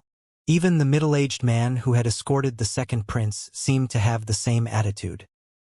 His expression was placid as he looked at the necromancer kettle and waited for everyone to emerge from inside. It was almost unnecessary to mention how the other chosen and Dao protectors were reacting. All of them seemed very relaxed, and many were even chatting and laughing with each other. Clearly, no one was worried about the situation. After all, considering that all three of the other heavenly kings were working together, there was no doubt in their mind that the giant ghost king would come out as the loser. In fact, there was literally no chance of him prevailing. As for Bai Hao, although most of them had heard some stories about him, they still discounted him immediately. In fact, many people had already assumed that he would perish. The only thing they were wondering was which of the other heavenly kings would end up with the Ghost King fruit. A few of the people present were even making friendly wagers. Unless something unexpected happens, the junior champion king will surely acquire the flower. Not necessarily. Princess Sushan is not the type to casually admit defeat. If she gets stubborn, she could cause a real headache for him. Prince Zhouhong is an ambitious and ruthless character. All of the other chosen of the generation have been completely won over by him. I'd say that Zhouhong definitely has a better chance than the others. After all, it's not all just about battle prowess. When Duke Deathcrier heard the various conversations going on, he sighed inwardly. At the moment, he didn't have much hope at all, and still couldn't figure out what the giant Ghost King was thinking. Considering how important the matter was, if Duke Deathcrier had been in charge, he definitely wouldn't have sent Bai Hao in alone. He would have sent in as many people as possible, and would have called on every clan connected to the giant Ghost King to try to secure the greatest chance of victory. Even he had to admit that Bai Hao on his own would be unable to come out on top. Duke Deathcrier knew Bai Hao better than anyone else here, and was aware of how brave and fierce he could be, but the matter of fleeing from 3 Devis was very different than what would be going on in the Necromancer Kettle. I just have to trust in His Highness the King, Duke Deathcrier thought, taking a deep breath. Then he thought of how everything had played out with the rebellion of the 3 Devis, and all of the things the giant Ghost King had done, and it left him with a bit of anticipation regarding how everything would turn out. Even as everyone discussed the matter, the Necromancer Kettle suddenly began to vibrate, and then rumbling sounds echoed out from inside of it. Mist began to pour out from the mouth of the kettle, drawing the attention of everyone in the area. The old man from 9 Serenities City, the old woman from Spirit Advent City, and the middle-aged man from Archemperor City all turned their flickering gazes to the exit. Who's going to come out first? That was what everyone was thinking. As for Duke Deathcrier, he shook his head, convinced that Bai Hao wouldn't even be coming out. However, he still looked over at the exit. As everyone watched intently, a bedraggled figure appeared, flying at top speed out of the Necromancer Kettle. It's him. How could he be the first person to come out? Bai Hao didn't die in there? Everyone was stunned. Even Duke Deathcrier, whose eyes shone with disbelief. Bai Xiaochun's hair was a mess, and his clothing was ripped and torn. His aura seemed weak, and an unsightly expression could be seen on his face. He was frowning and clearly irritated. To everyone present, it was very obvious that he was in a foul mood that bordered on madness. Outrageous! Ridiculous! He shouted angrily. As soon as he was out in the open, he headed at top speed toward Duke Deathcrier. "Let's go," he said, sounding wronged. He seemed discouraged and downhearted, as though all of his hopes and dreams had been turned into dust. In fact, he didn't even wait for a response from Duke Deathcrier. He simply flew away angrily. Of course, inside he was bursting with nervousness. At the same time, the feeling of pulling a fast one on members of the older generation was very exciting. However, if anyone caught on to the act and looked closely at him, they would surely devolve into madness. Still surprised, Duke Deathcrier sighed, contemplating what must have gone on inside of the Necromancer Kettle. Clearly, Bai Hao had been bullied to no end, and thus, it was with the shake of a head that he turned and left along with him. As they left, many in the crowd began to chuckle derisively. Now I know why Bai Hao was the first to come out. He definitely got bullied inside, and didn't dare to fight anyone. All he could do was wait until the mouth of the Necromancer Kettle opened to make his escape. Although you have to admit that Bai Hao certainly has some extraordinary qualities. The fact that he didn't get killed is amazing. However, the lesson he learned inside will probably force him to keep his head bowed forever.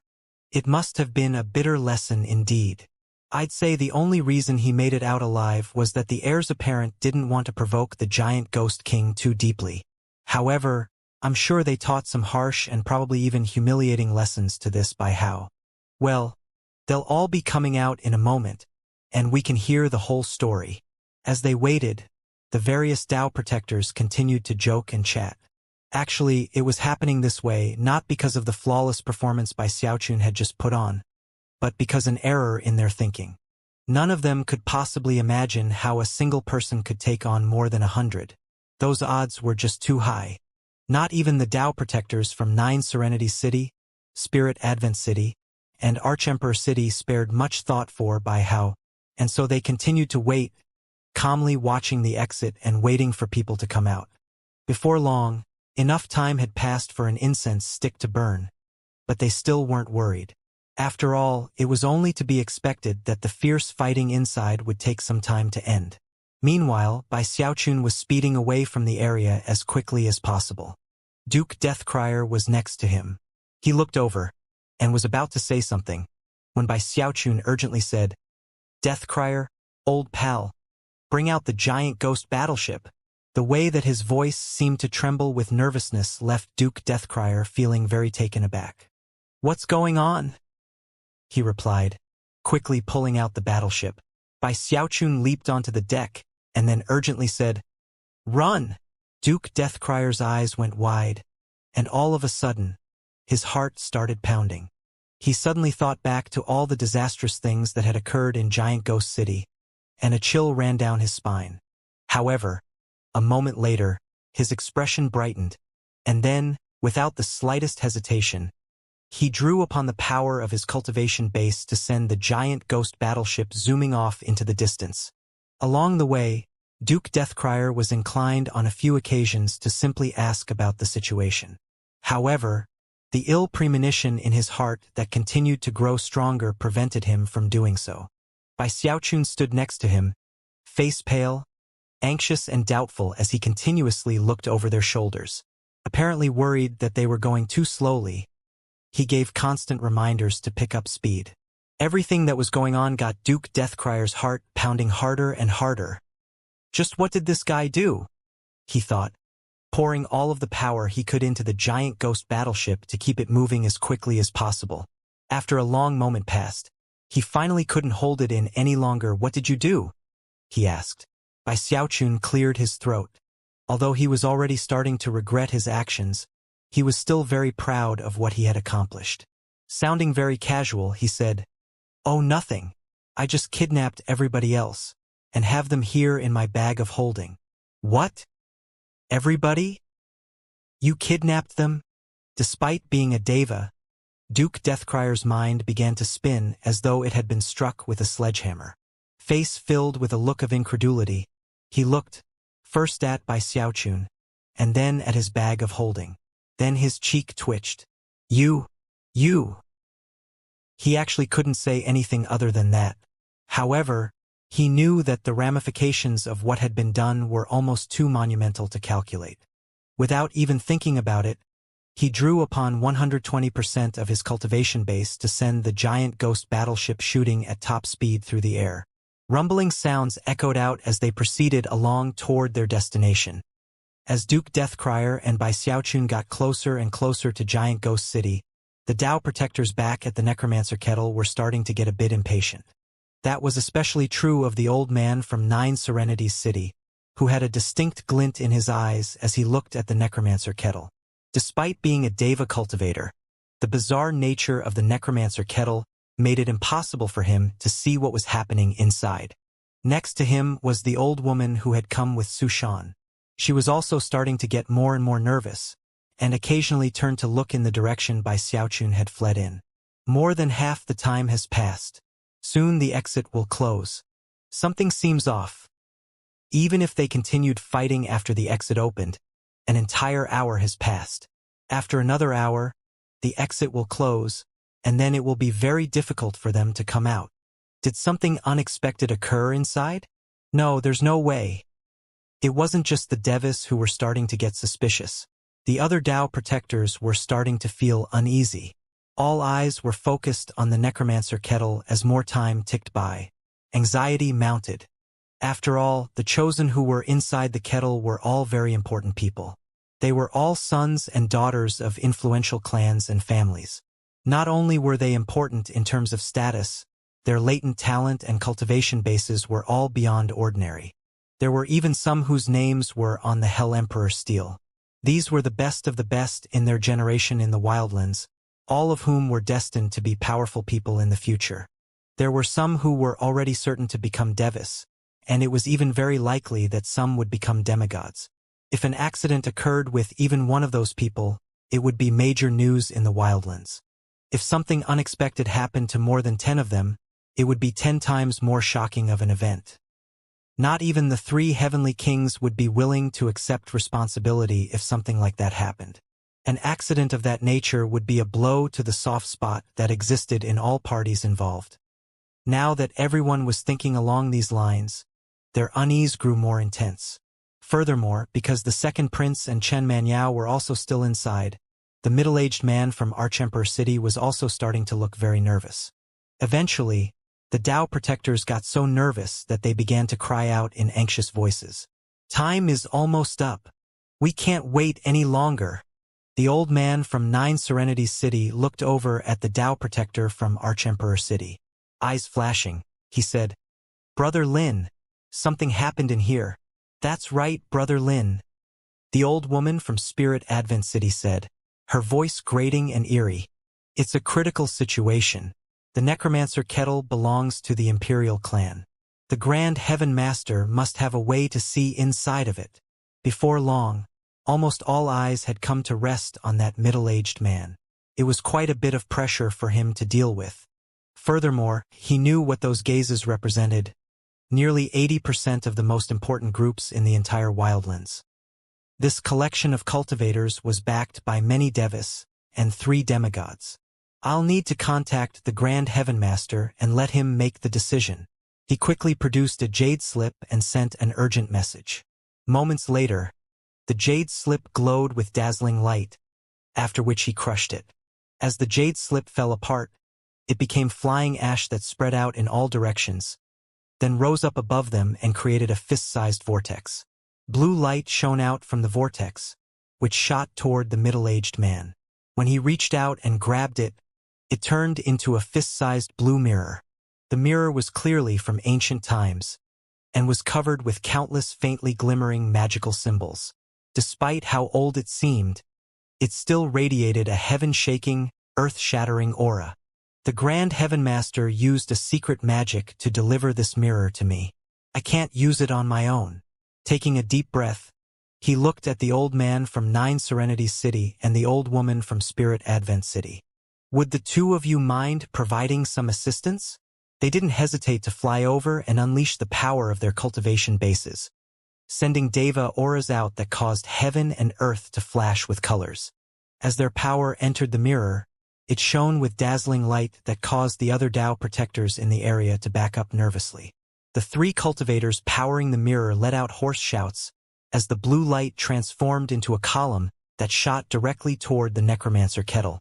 The air distorted around the blue column of light, which could pass through all restrictive spells and all manner of defenses. Ripples spread out on the surface of the necromancer kettle as it slowly became transparent. Before long, everyone could see everything inside as clear as day. And then, faces began to fall. "There's nobody there. Everyone's gone. How is this possible? There were more than 100 of them. Where did they go?" Shouts of alarm could be heard in all directions. The old man from 9 Serenities City and the old woman from Spirit Advent City were so shocked that their cultivation-based fluctuations reflected their astonishment. Worried that they were seeing things, they sent more power into the mirror, sending its light sweeping back and forth through the lands inside the necromancer kettle. Under the power of that light, even the densest of mists were dispersed. And yet, they still couldn't find a trace of a single one of the chosen. The middle-aged man from Archemperor City was shaking, and his mind spun with disbelief. "Wait," someone said. "I can detect the aura of the giant ghost king." As everyone began to reach the same conclusion, their eyes turned completely bloodshot, and their hearts began to burn with rage. Everybody went missing, and Bai Hao was the only one to come out. "This is definitely the handiwork of the giant ghost king. That Bai Hao is a mere nascent soul cultivator. How could he possibly dare to do something like this? It was definitely the giant ghost king's doing. Remember how Bai Hao looked when he came out? That must have been an act. Damn it! Shouts of rage began to ring out. As for the old man from Nine Serenities City and the old woman from Spirit Advent City, both of them resorted to teleportations to rush in the direction Bai Xiaochun had left in. Enraged, everyone else began to follow. These people were no fools, and they all came to the conclusion that the chosen of their various organizations had been kidnapped by Hao at the behest of the giant Ghost King.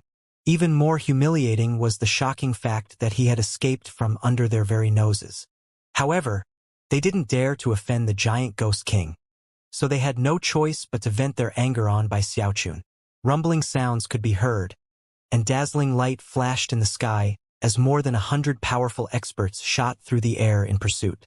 Unfortunately for them, they had delayed for far too long. Bai Xiaochun and Duke Deathcrier were on the giant ghost battleship, which Duke Deathcrier was fueling with all the power he could muster. It was a bright beam of light, shooting through the air, closing in on giant Ghost City. When Bai Xiaochun finally caught sight of the city off in the distance, he breathed a sigh of relief. He even started to get a bit excited. Giant Ghost King, you fudge-licking prick. I'm back!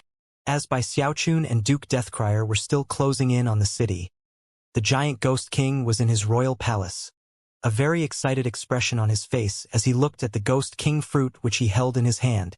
The way that he had acquired the fruit by means of the restrictive spell was a violation of certain rules, and yet the fruit was simply too important to him. How could he possibly allow it to be acquired by others and then used to threaten him?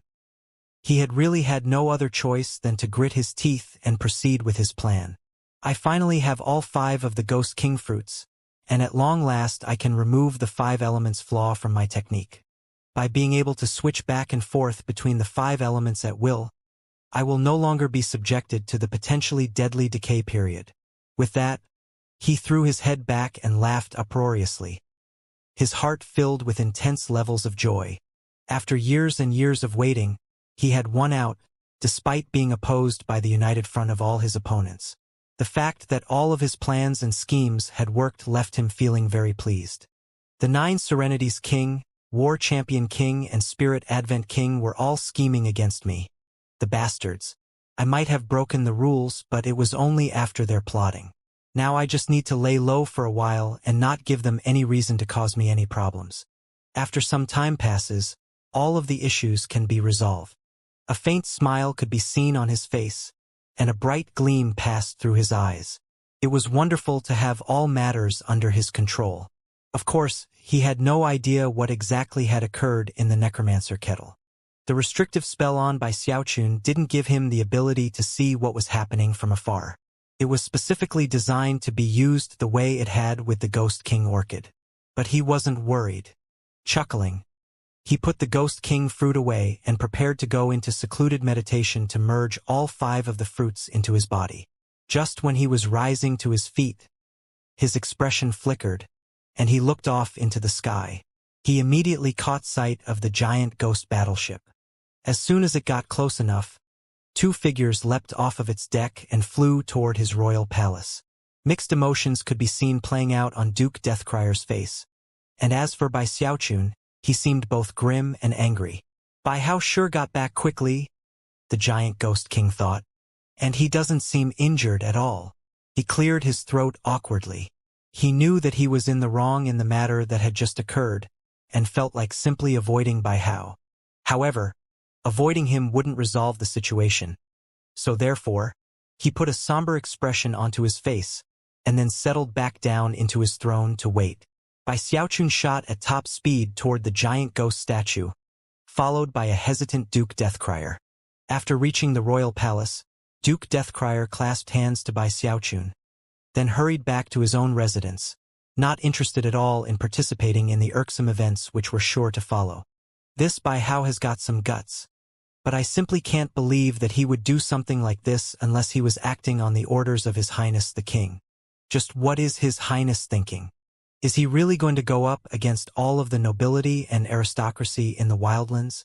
Duke Deathcrier sighed, truly unable to wrap his mind around what was going on. As Duke Deathcrier left, Bai Xiaochun hurried onward to the main entrance. At the moment he was still very angry. After all, were it not for the fact that he was so incredible, his trip to the necromancer kettle would have been one of almost certain death. And the reason for that was because the giant ghost king had screwed him over. Gritting his teeth, he took a deep breath and buried his anger inside him, then snorted coldly in his heart and walked into the palace's main hall. Trying to look very maligned, he loudly said, "By Hao offers greetings, your highness." As soon as he saw Bai Xiaochun, the giant ghost king rose from his throne and said, "Ah, you're back, Hauer. Ha ha ha. You really performed a meritorious service this time." He no longer looked somber like before, and even wore a kind smile. He did nothing to hide the praise in his eyes, and seemed like he truly was delighted to see Bai Xiaochun. It was also his first time ever addressing him as Hauer. A strange expression could be seen on Bai Xiaochun's face, and he was just about to say something when the giant ghost king waved his hand dismissively. Stepping down off of the throne dais, it was with caring emotion that he said, "Not hurt at all, I see. Hauer, you really did a huge favor for me this time. Son, I've already issued orders to throw a spirit banquet for the both of us. Now tell me what it is you want. As long as it's in my power, I'll grant you any favor." That only made Bai Xiaochun angrier though. Raising his voice, he said, "I don't want any gifts. Those people really bullied me, you hear? You have no idea, your highness. They all ganged up on me, and were clearly trying to kill me. I had no choice but to do something to protect myself. I may have offended some important people, but it was all in your service, your highness." Obviously, the giant ghost king knew that in a situation in which more than 100 people were chasing Bai Hao, it would be difficult for him to survive without injuring or even killing a few people. And yet, the giant ghost king was confident in being able to resolve any issues that had cropped up. "Ah, don't worry about it. Everything you did was for me. Fear not. I won't let anything bad happen to you." The maligned expression remained on Bai Xiaochun's face, but inwardly, he was starting to feel very pleased with himself. "Giant Ghost King, oh Giant Ghost King, you screwed me over first, so you can't blame me for screwing you right back." Bai Xiaochun was about to say something more when a buzzing sound could be heard from within the giant ghost king's bag of holding. "They're coming after you so quickly?" The giant ghost king's eyes glittered, and a faint smile could be seen on his face as he produced a transmission jade slip from his bag of holding. He had been aware all along that, whatever Bai Xiaochun did in the necromancer kettle, it wouldn't be possible to keep it a secret for very long. Therefore, he had long since prepared for the aftermath. With that, he poured some divine sense into the jade slip to power it up. Sounding very calm and composed, he said, "9 Serenity's key." However, before he could even finish speaking, the enraged voice of the 9 Serenity's king roared out like a volcano to fill the palace hall. "How shameless of you, giant ghost king!" Assuming that the 9 Serenity's king was talking about the matter of the ghost king fruit, the giant ghost king cleared his throat and said, "9 Serenity's king, let me expel." Before he could say anything else, the 9 Serenity's king responded in a voice that echoed like destructive thunder. It even caused the air around the giant ghost king to distort. "I couldn't care less about how you got that fruit, giant ghost king. We plotted against you, so we have no right to complain about you fighting back. But considering your status, how could you possibly do something to my son Zhou? You listen to me, giant ghost king. The enmity between 9 Serenities City and Giant Ghost City is not over." With that, the 9 Serenities king severed the communication. The giant ghost king's eyes widened. Thinking back to what Bai Xiaochun had just said, he looked over and said, "You fought with Zhou? Is he dead?" Looking like the picture of righteous indignation, Bai Xiaochun replied, "Yeah, I fought with him, that big bully. Humph. I left him with his poor little life, though." Breathing a sigh of relief, the giant ghost king said, "As long as he's not dead, then it's fine." At this point, the giant ghost king couldn't help but muse that Bai Hao's battle prowess really was incredible. Despite being chased by so many people, he still managed to injure Zhou. Just when he was about to continue speaking, his jade slip once again began to vibrate. This time, it shook even more violently than before, and then even more angry voices could be heard. many of them sounding like they wished to do battle, although not all. Giant Ghost King. My son has always been stubborn and mischievous. He had this tribulation coming. I'll be there in person shortly to express my gratitude. War Champion King. The Giant Ghost King's pupils constricted. Of all of the other 3 heavenly kings, the one he feared the most was the War Champion King. Therefore, he was a bit confused by this latest message, and even more confused about what was going on. Heart thumping, he suddenly had a very bad feeling, and looked over again at Bai Xiaochun. You fought with the Junior Champion King? He's not dead either. Oh him! Bai Xiaochun flicked his hand as if in disgust. Gritting his teeth, he said, No, he's not dead. That bastard was a really tough cookie, though. A strange expression could be seen on the Giant Ghost King's face. But before he could do anything else, his jade slip vibrated again. This time it was the Spirit Advent King, who seemed even angrier than the 9 Serenities King had been.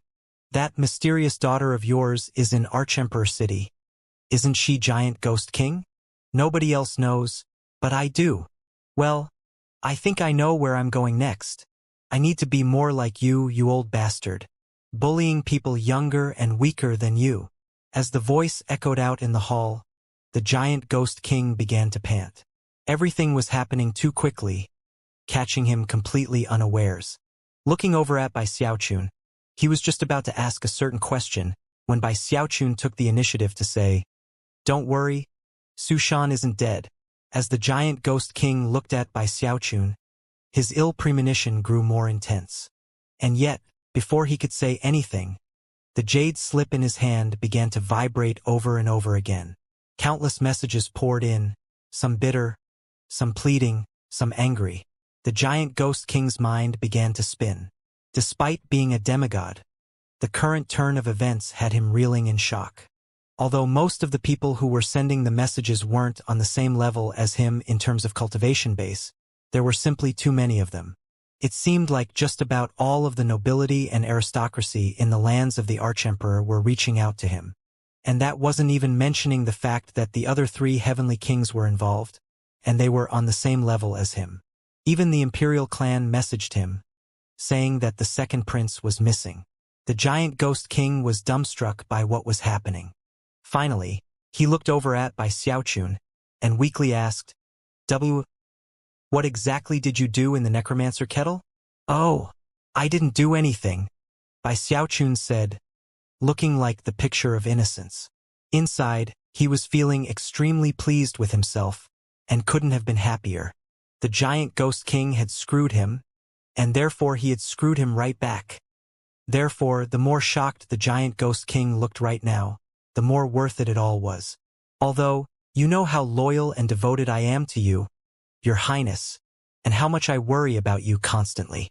That, coupled with how well you've treated me over the years, left me no choice other than to put my life in the greatest danger, to go through countless trials and tribulations, to be spattered head to toe with blood, to come perilously close to the gates of hell, to reject all fear of suffering, of exhaustion, and even death for you. Because of all the favor you have shown me, I subdued all of them. He slapped his chest to emphasize his words, making it look like he was the type of person who would live or die for the Giant Ghost King, and would face death without blinking for him. You subdued them all. The Giant Ghost King almost felt like fainting. In the short time in which they had just been conversing, a dozen more messages had come into his transmission jade slip. Looking very impassioned, Bai Xiaochun loudly continued, Yeah, I subdued every last one of them. The other 3 demigod heavenly kings were planning to blackmail you, right? They even sent people to try to steal what was yours. Therefore, I kidnapped all of their children and chosen, and brought them here, just for you, Your Highness. And now you can take them into custody. Come, let me introduce you to everyone, Your Highness. We'll start with the Junior Champion King from War Champion City. Getting more excited, he smacked his bag of holding to bring out the gasping Junior Champion King. The Junior Champion King was currently little more than skin and bones, and his life force had been seriously damaged. He seemed to be struggling on the verge of death. And here's Prince Zhouhong from 9 Serenities City. With that, he produced Zhou Hong. Oh, and this one here is, wait, what did they call him? Oh right, Little Wolf God. And this is Li Tianxing. And here's Miao Liner. She's pretty incredible, and is actually much more suitable for you than Mrs. Chun. I brought her here especially for you, your highness. With that, he cast a very knowing wink at the giant ghost king. Right, there's also Princess Su Shan from Spirit Advent City. This girl is a bit of a nutjob. What a pity. Oh, this guy. I think he's pretty special, actually. I heard people calling him Second Prince. I guess he must have a pretty high status. You definitely need to make good use of him, your highness. It took a lot out of me to kidnap him. Clearly in very high spirits. Bai Xiaochun went on to patiently introduce everyone to the giant ghost king, as he pulled them out of his bag of holding one by one. Before long, the giant ghost king was as flabbergasted as a wooden chicken as he watched more than 100 people fill his palace hall. Virtually all of them were skinny and emaciated. Some of them so weak that they simply lay on the floor, unmoving. It was all for you, your highness, that I captured these people and brought them here, looking like he was ready to go through hell or high water for the king. Bai Xiaochun clasped hands and bowed deeply. The giant ghost king felt like his mind was being struck by countless lightning bolts. However, considering the level of his cultivation base and willpower, after sitting there in a daze for a moment, he managed to recover. By this point, he realized what had occurred, and understood why he was getting so many messages via Jade Slip. He also felt like he was slipping into a nightmare. In all of his complicating plotting and scheming, the one thing he hadn't accounted for was how powerful Bai Xiaochun actually was. He was so strong that he had kidnapped all of these people. The sight of Bai Xiaochun solemnly producing all of the chosen caused bitter laughter to rise up in the heart of the giant ghost king, and his face even began to twitch. I underestimated this by how, he thought. First, he kidnapped his father. Then he kidnapped me. He's obviously addicted to kidnapping. I can't believe that in one fell swoop. He kidnapped over 100 people. This sly bugger was obviously pissed off, and believes that I screwed him over. Therefore, he used this method to screw me back. Furthermore, he didn't kill anyone. No matter how you look at it, it really is a meritorious service. His heart was pounding, and he could feel a massive headache coming on. Obviously, this was a very important matter, and it was clear that Bai Xiaochun was intentionally doing it to cause problems for him. Under any other circumstances, it might not have mattered. But the giant ghost king had also broken the rules regarding the necromancer kettle. He had wanted to keep things low-key, to forestall any problems. Never could he have imagined that something like this would unexpectedly occur. The three heavenly kings, and the vast majority of the nobility and aristocracy, would definitely use this opportunity to cause problems for him. Furthermore, he was in a very precarious position. If he simply let all of the captives go, it would send the message that the supposedly majestic giant ghost king was actually scared. But not releasing the captives wasn't an option either. He was a demigod, and one of the four heavenly kings, but he couldn't tackle all of the wildlands at the same time. Despite feeling extremely annoyed, there wasn't anything he could do at the moment. Ultimately, he was in the wrong in this matter. He had been the one to screw Bai Xiaochun over, and had even made plans that would have ensured success even if he died. If Bai Xiaochun had ended up dying, it probably wouldn't have mattered. But here he was alive, and despite how vicious the giant ghost king was in general, when he thought about their history together, and the fact that he was a demigod king, if he went and bit the hand that fed him, his reputation would suffer irreparable damage. Most importantly, Bai Xiaochun hadn't killed anyone. A shrewd and ruthless move that left the giant ghost king with almost no wiggle room. Had he killed all the other chosen, it would have been a simple matter to deal with. The giant ghost king could have put all the onus on Bai Xiaochun. But instead, Bai Xiaochun had delivered everyone to him alive. No matter what action the giant ghost king took, he would be in a very difficult situation. This Bai Hao is completely ruthless. The giant ghost king looked over the crowd of emaciated chosen in the hall, and noticed how their life force had been damaged. Clearly, that was a method Bai Xiaochun was using to make sure the giant ghost king didn't just casually let all the captives free. If I do let them go, it's going to cost me dearly. he thought with a long sigh. Then he looked over at Bai Xiaochun with a bitter smile. He had to admit that Bai Xiaochun had played his hand perfectly. When he thought about the price he would have to pay to calm everyone down, he was so depressed that his internal organs hurt. Of course, Bai Xiaochun was actually feeling very nervous. This matter of screwing over the giant ghost king wasn't a conspiracy. It was an open attack. Therefore, he had to be very careful not to push the giant ghost king past his bottom line. Seeing that the man was sighing bitterly, Bai Xiaochun realized that his revenge had been had. Blinking a few times, he said, "Your humble servant will take his leave now. When it comes time for the spirit banquet, Your Highness, I'll be back." The giant ghost king glared back at him and waved his hand. "What spirit banquet? There's no spirit banquet. Get the hell out of here." "How stingy," Bai Xiaochun thought, rubbing his nose a bit in embarrassment. He reluctantly turned and left the royal palace. Once he was out in the open, his face lit up with joy, and he became a beam of light that shot toward his residence. As soon as he was back home, he went into his secluded meditation chamber, where he sat down cross-legged, took a deep breath, and then looked at his bag of holding. There was still one person in there that he hadn't handed over to the king. It was none other than Chen Manyao. "I think there's a 50-50 chance that Chen Manyao has figured out who I am. So what am I supposed to do?" All of the wonderful feelings that had come from successfully screwing over the giant ghost king disappeared, replaced by a frown. He thought about bringing her out to just talk the matter over, but wasn't sure if that was the right thing to do. After all, there was still the possibility that she didn't know who he was. In that case, if he tried to openly discuss things with her, it would only be giving her more chances to do just that. And yet, not bringing her out left him in a bit of a deadlock. He really wasn't sure what to do. Whatever. I'll just put the matter out of mind and do some meditating. Burying the matter in his heart, he thought back to everything which had occurred in the necromancer kettle, and as he did, his eyes began to shine brightly. My Heavendao nascent soul really is shockingly effective. With all of the 5 elements backing it, I can basically crush any other cultivator in the same level as me. Without my Heavendao nascent soul, it would have been really difficult to kidnap all of those people. Pursing his lips to suppress his laughter, he examined the 5-colored glow coming off of his nascent soul, and his enthusiasm grew deeper. Ha ha ha! I'm so strong already. As of this moment, he felt more than ever that all the work he had put into forming his Heavendao nascent soul had been worth it. Then he thought back to the events of the necromancer kettle, and how he had used the eternal parasol to absorb the life force of so many cultivators.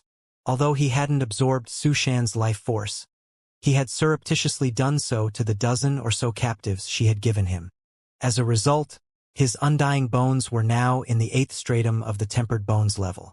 The 8th stratum, although his cultivation of the undying bones seemed to be going slow in some respects, he was actually going more quickly than he had with the other parts of the undying codex. Furthermore, it was propelling him to almost unbelievable heights. Once I break through to the 9th stratum, my undying Emperor's fist will double in power. Compared to all my cultivation progress, though, the most important thing I got in the necromancer kettle was my apprentice. I got Bai Hao's soul. Eyes shining brightly, he looked into the soul-hoarding pagoda in his bag of holding, within which was a solitary vengeful soul. Bai Hao. Eyes flickering with various memories, he murmured, "It's time to restore your mind, my apprentice." Restoring Bai Hao's mind was of the utmost importance to Bai Xiaochun. Bai Hao was his apprentice, and if he had never been able to locate his soul, it might have been a different story. But after recovering it, there was no hesitation on his part about what to do. If this had happened back when he had first arrived in the Wildlands, it would have been very difficult for him to accomplish what he was now setting out to do. But now he was a celestial necromancer, and had a vast amount of valuable treasures from the 3 great clans. Most importantly, he had 2 secret treasures from those great clans, the Lotus Seed Pod and the Drop of Blood. Those 2 secret treasures were specifically designed for use with souls. That was especially true of the Blood Drop, which was the secret treasure from the reserve savings of the Chun clan. It could restore all of the memories that existed in the previous life of a soul, and turn that soul into something like a ghost cultivator. As for the lotus seed pod, it could be used to form a brand new body. Although he wasn't sure if it would work as well on dead ghosts as it could on living beings, he was determined to try. Despite that, he didn't take action blithely. The lotus seed pod only had 2 seeds in it, and there was only 1 drop of blood. Therefore, he wanted to make sure he was thoroughly prepared before he began. In the end, he would only have 1 chance to succeed. In fact, he even paid a visit to the Chun clan and had a meeting with their new clan chief. After talking the man up and even offering a bit of compensation, he won him over with his sincerity and acquired more detailed information on how to use the blood drop. After getting all the information he needed and returning, he only felt more nervous than before. This drop of blood has some mystical powers. It can actually restore the memories of a soul's previous life. However, the process is very dangerous and is very draining on the soul. Perhaps it would be a more certain process if it were a Deva soul, but Bai Hao was only in Foundation establishment when he died. It's hard to say whether or not I'll be able to make it work. However, there was nothing he could do about the matter. Bai Hao's soul was now a vicious entity. Nothing more than a soul body that couldn't practice any form of cultivation. Even if he restored his memories, it seemed he would be stuck for all eternity as a Foundation establishment soul, unable to make any progress. The only thing I can do is use a whole bunch of soul medicine during the blood fusion process. It will be difficult to pull it off, but the results will definitely be better. Eyes flashing with determination, he immediately made arrangements to buy up all of the soul medicine in Giant Ghost City. After becoming the city's majordomo, he had been the recipient of numerous gifts, and had also ransacked the 3 great clans. As a result, he could certainly be considered well off. However, for Bai Hao's sake, he didn't hesitate to spend massive amounts of wealth on soul medicine. He had already built up a bit from ransacking the 3 great clans, and now that he spent so much money to acquire more, his stockpile began growing to terrifying proportions. As Bai Xiaochun began gobbling up all of the soul medicine in the city, terrifying things were shaking the hearts of all residents. More than 100 powerful experts had come to visit the city, including 3 devas. All of them had been spitting mad, and yet kept their anger under control. Instead of charging into the city itself, they settled down cross-legged outside, effectively encircling the whole place. And that had only been the beginning. Afterward, numerous people appeared in the city via its teleportation portal. All of them were the type who had numerous followers, and didn't bother to even rein in their surging energy as they headed to the royal palace to talk with the giant ghost king. Before even the first of such meetings concluded, the teleportation portal shone brightly again as more people arrived. A steady stream of dozens of people showed up every day. By this point, more than 10 devas had entered the city. Of course, even a single deva was the type of monumental figure who could shake heaven and earth with the mere stomp of a foot. In fact, in the entire world, there weren't even a total of 50 devas in existence. But now, more than 10 were in Giant Ghost City, which left Duke Deathcrier with a very sinking feeling. Thankfully, the Giant Ghost King hadn't ordered him to go deal with these people, but had instead invited them to the royal palace to discuss matters. When he sent a group away, another would come to replace it. And thus, in a short period of only a few days, everyone in Giant Ghost City slowly grew numb to what was happening. Then guesses and speculations began to run wild. In the end, it was virtually impossible to keep the matter a secret. What? Bai Hao acted on the orders of His Highness the King to kidnap all of the chosen and heirs apparent of almost all of the nobility and aristocracy in the wildlands. Heavens! Is this Bai Hao addicted to kidnapping? Or what? First it was his father, then His Highness the King, and now he kidnapped over 100 chosen in one fell swoop? His Highness the King is playing a big, complicated game. I really don't understand what exactly he's doing. As word spread, countless gasps could be heard in all corners of the city. By now, it was impossible to relate exactly how bold and powerful people took Bai Hao to be. Another 3 days went by, whereupon an intense roar shook heaven and earth in all directions. An enormous battle axe appeared in the air above Bai Xiaochun's residence, upon which stood a mighty figure who seemed capable of propping up all creation. 9 Serenity's king. The giant ghost king immediately emerged from his royal palace and flew up to confer with the 9 Serenity's king. After a moment, the 9 Serenity's king's face turned grim, and he followed the giant ghost king into the palace for a time before leaving. Soon after came the enormous mountain of flesh that was the Spirit Advent King. After that was the War Champion King. The things which the people of Giant Ghost City were seeing left all of them gaping in shock. 7 days passed. Gradually, things at the teleportation portal calmed down a bit.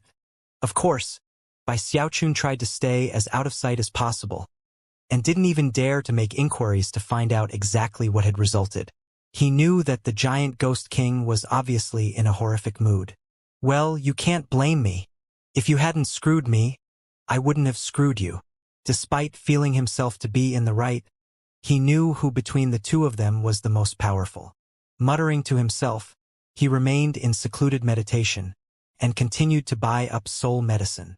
At one point, he also secretly took a trip to confer with Mrs. Chun. Just as Bai Xiaochun had guessed, the giant ghost king was in a foul mood. During the 7 days of meetings with various groups, he had sent away all of the various chosen that Bai Xiaochun had kidnapped.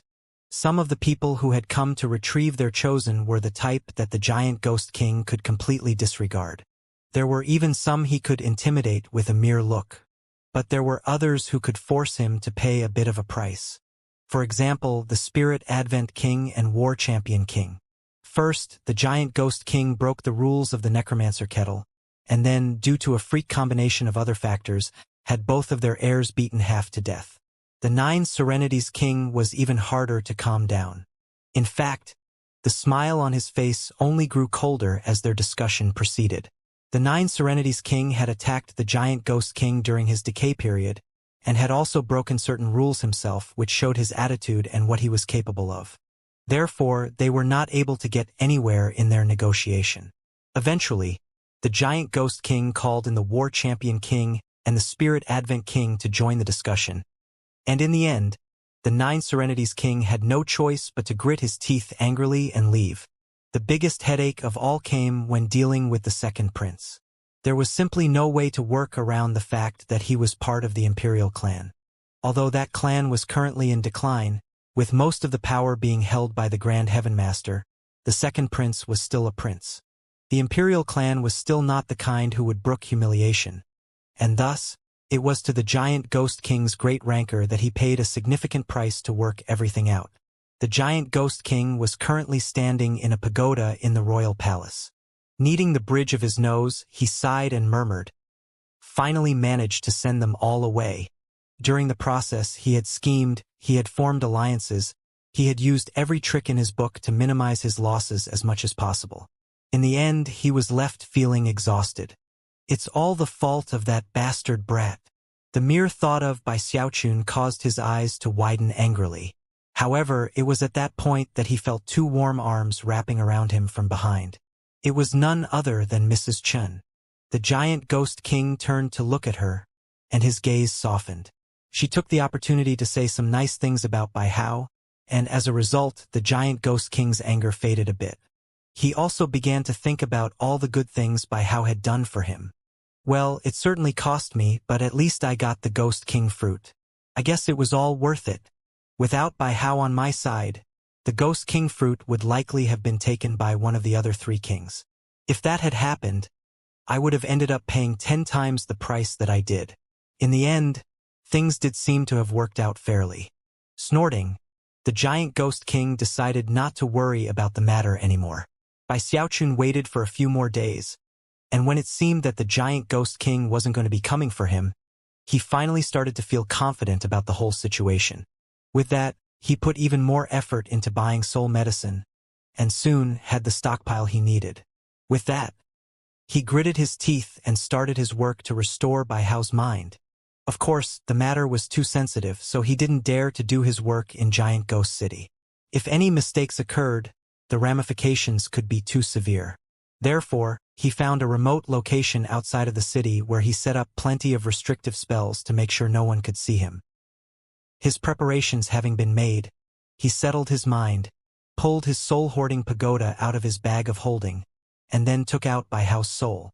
A glowing halo of light surrounded the soul as it floated in by Xiaochun's hand. It seemed confused at first, but quickly came to its senses, looked at by Xiaochun and then let loose a soundless howl of rage. Then it lunged at the halo as if to break past it and attack him. As for Bai Xiaochun, he looked at Bai Hao's soul, and many complicated emotions filled his heart.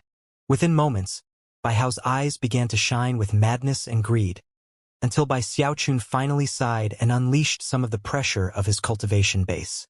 Instantly, the soul body in the halo shivered and backed down, instinctively fearful of him. "It is destiny that brought us together," Bai Xiaochun murmured.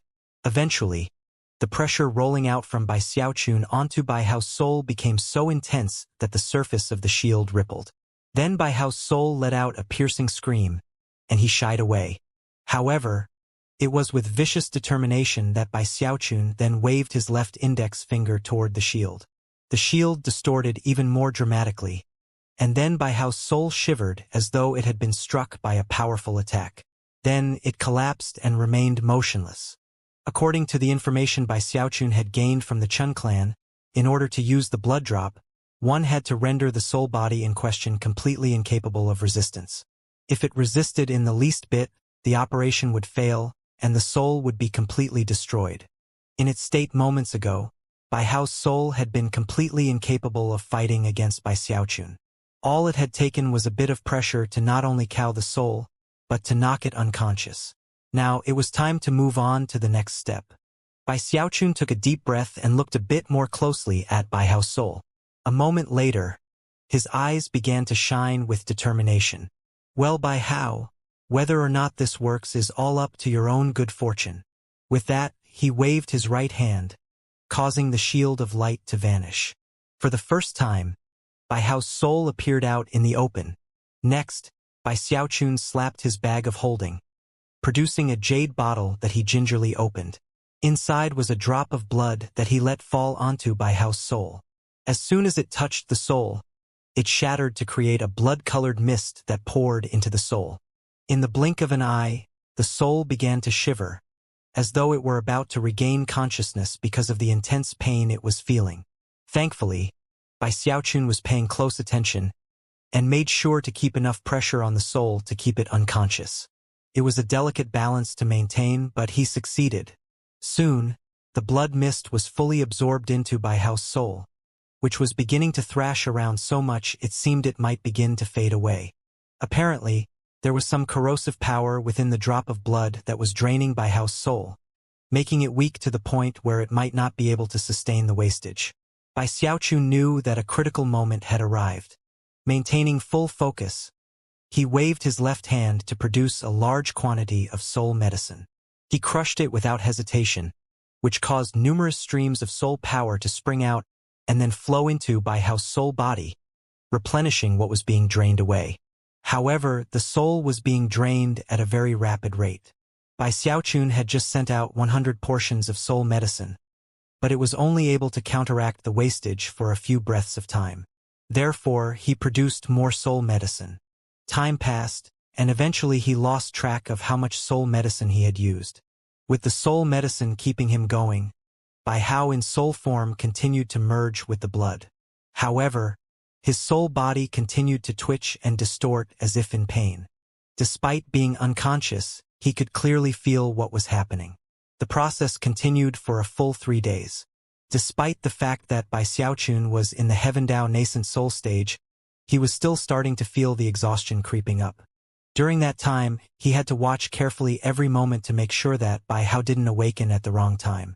Simultaneously, he had to make sure he didn't exert too much pressure on him. It was a very delicate balance to maintain. Another task was to continuously feed soul medicine to Bai Hao. Any other type of nascent soul cultivator would probably have already reached the limit of their abilities. But Bai Xiaochun had spent years concocting medicine and had razor-sharp focus. Despite being tired, he didn't let that interfere with his work. According to the information from the Chun clan, it takes 7 days to absorb the blood.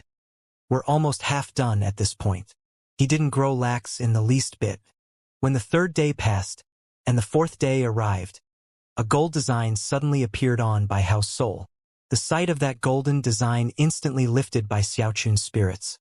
Based on what he had learned from the Chun clan, he knew that the main factor playing into whether or not the soul body recovered memories from its previous life was that very golden design. It was like evidence of the soul's fate, and once it appeared, it meant that the soul could once again appear in the world as it had in the past. However, in the moment that the golden design appeared, it seemed that the pain Bai Hao's soul was enduring suddenly grew more intense. He let out a miserable shriek, and his eyes snapped open. In that instant, Bai Xiaochun could tell that his soul body was just about to fall apart. Cracks even began to spread out on its surface. Bai Xiaochun's face fell at this sudden, unexpected development, and he instantly got extremely nervous. He knew that exerting more pressure wouldn't resolve the issue, and therefore, he poured more soul medicine into Bai Hao's soul body. However, that did nothing to forestall the imminent collapse of the soul body. More cracks spread out on its surface. Clearly, a very critical moment had arrived. "Hang in there, Bai Hao," Bai Xiaochun said through gritted teeth. With that, he produced a lotus seed, crushed it, and dropped the resulting powder onto Bai Hao's soul. Although he couldn't be certain that this method would work, his previous analysis and augury of the seed had left him 60% certain that it would help restore a soul. The moment the powder of the crushed lotus seed landed onto Bai Hao's soul, gentle light began to spread out in all directions. At the same time, the cracks on the surface of his soul body vanished. Within the space of a few breaths of time, he recovered completely. The excitement in Bai Xiaochun's eyes shone brightly as he adjusted the pressure he was emitting, and then brought out more soul medicine to feed to Bai Hao. 3 more days to go. Although Bai Xiaochun managed to keep calm and focused, he was still panting a bit, and his eyes were completely bloodshot. Now that the golden design had appeared, it took much more soul medicine than before to keep him stabilized.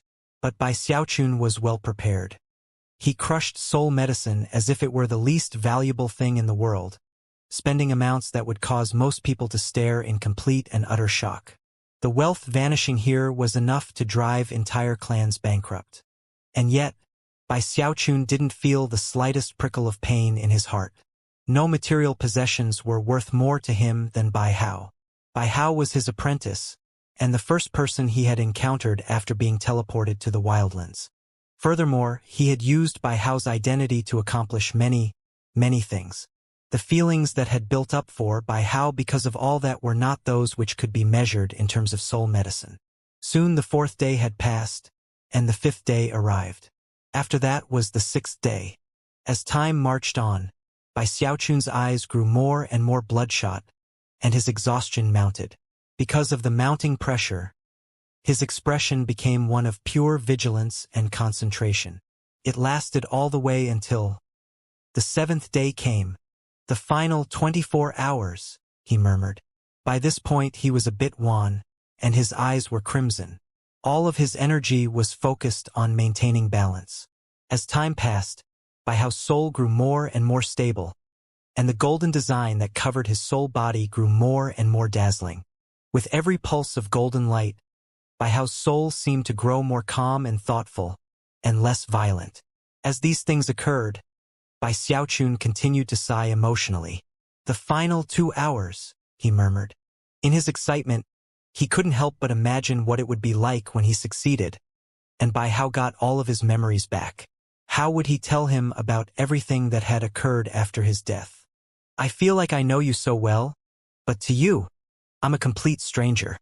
Bai Xiaochun shook his head and put such thoughts aside for the moment.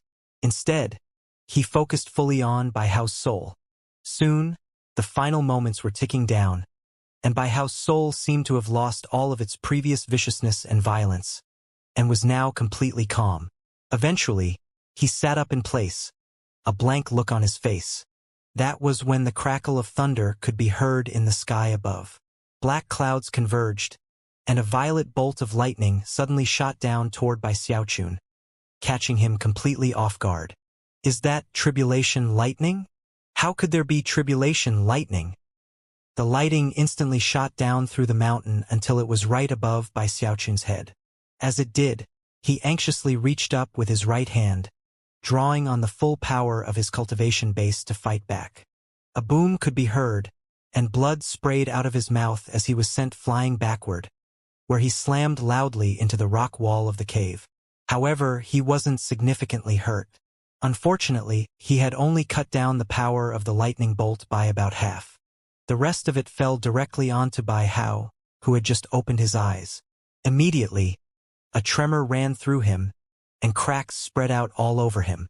He appeared to be right on the verge of falling apart. "Bai Hao!" Bai Xiaochun roared. Without any hesitation, he threw out his final lotus seed. Although pain and confusion filled the eyes of soul form Bai Hao, they were quickly replaced by lucidity. He looked over at Bai Xiaochun, and saw the lotus seed flying toward him, and without even thinking about it, opened his soul body's mouth and swallowed it down. The moment it entered his mouth, it transformed in a soft warmth which spread throughout his entire body.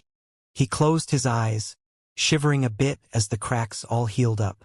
The black clouds in the sky above seemed to be on the verge of building back up again, and yet, for some unknown reason, faded away.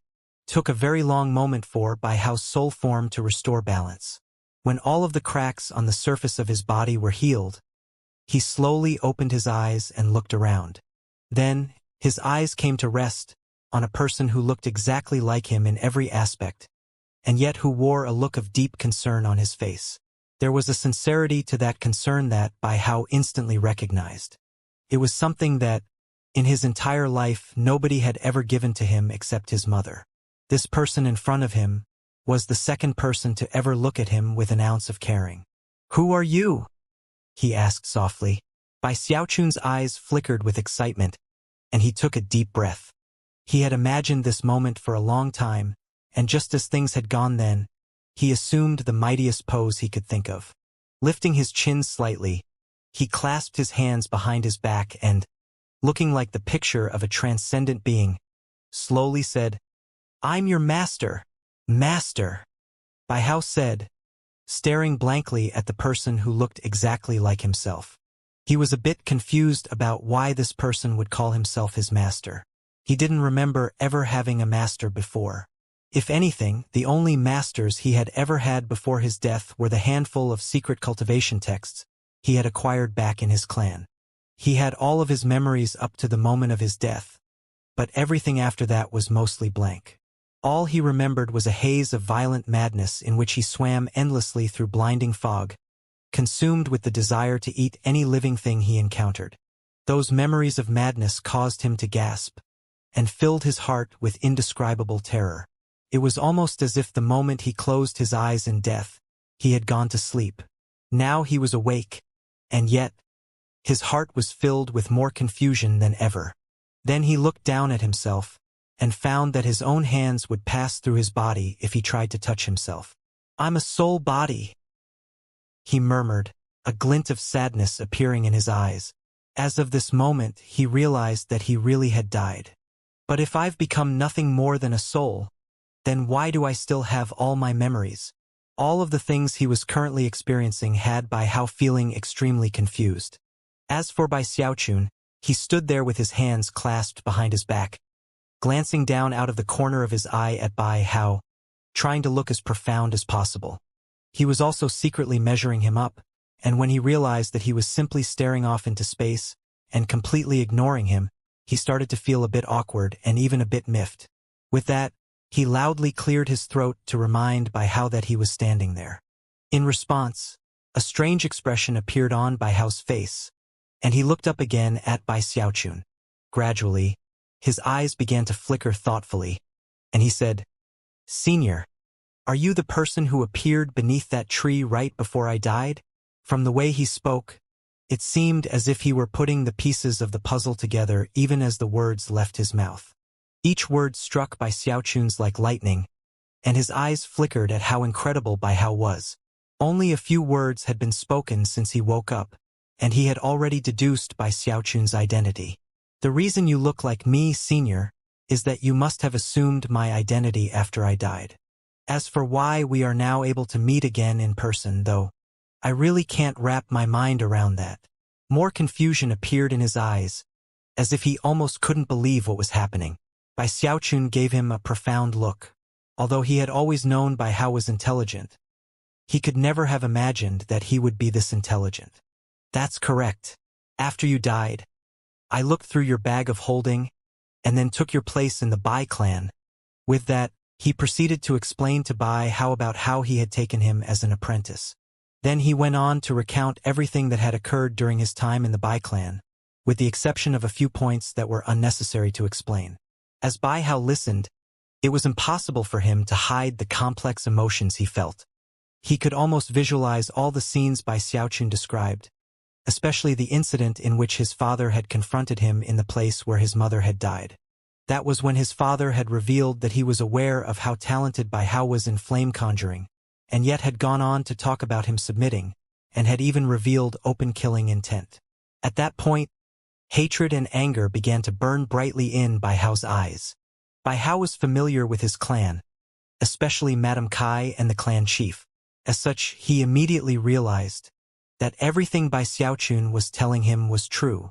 Eventually, Bai Xiaochun explained how, as Bai Hao, he had killed Bai Qi, turned traitor against the clan, and had later used his power as a follower of the giant Ghost King to exact harsh punishment upon the clan. He had killed the clan chief, executed Madame Kai, and installed the fifth young lady as the new clan chiefess. Bai Hao's chest heaved, and his mind reeled under the waves of shock that were caused by Bai Xiaochun's words. The things which Bai Xiaochun had done for him were things he himself could never have done even if he wanted to. Finally, Bai Xiaochun explained how he had randomly encountered Bai Hao's soul in the necromancer kettle. He also went on to describe, without any exaggerations, the dangers which had been involved. In fact, he actually glossed over that danger to some extent, giving mostly just an overview. However, Bai Hao was smarter than the average person, and realized that within the glossed-over areas of the story, there definitely were moments of profound danger and crisis. Shivering, he looked up at Bai Xiaochun, eyes shining with gratitude. Although he realized that this person had obviously done many things out of his own self-interest, he had also helped him get the vengeance he deserved, and would have sought for himself if he could. Senior, Before he could complete his sentence, he was interrupted by Xiaochun, who said, "And that's everything that happened. Don't put too much thought into it.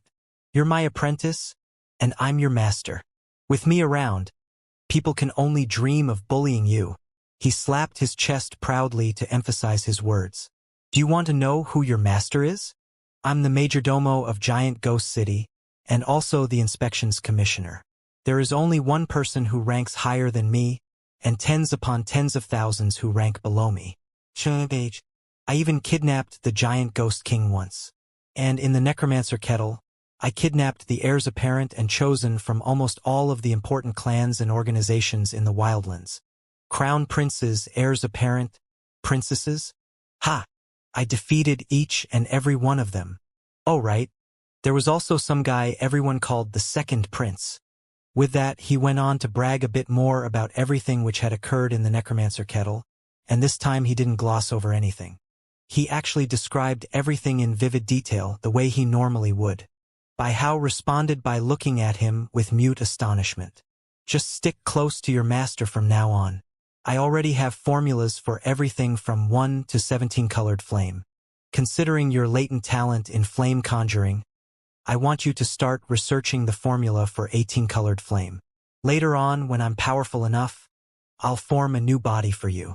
Come, hurry up and kowtow to master. Then I can give you the gifts I owe you for becoming my apprentice." With that, he clasped his hands behind his back again, then lifted his chin and tried to look as strict as possible. At the same time, he glanced at Bai Hao out of the corner of his eye, waiting for him to kowtow in formal fashion to become his apprentice. A complex expression could be seen on Bai Hao's face. As a soul body, he could sense from the soul power fluctuations in the area that a large quantity of soul medicine had recently been used in the surrounding mountains. And as a necromancer, he knew that restoring the memories of a soul was a heaven-defying process of incredible difficulty.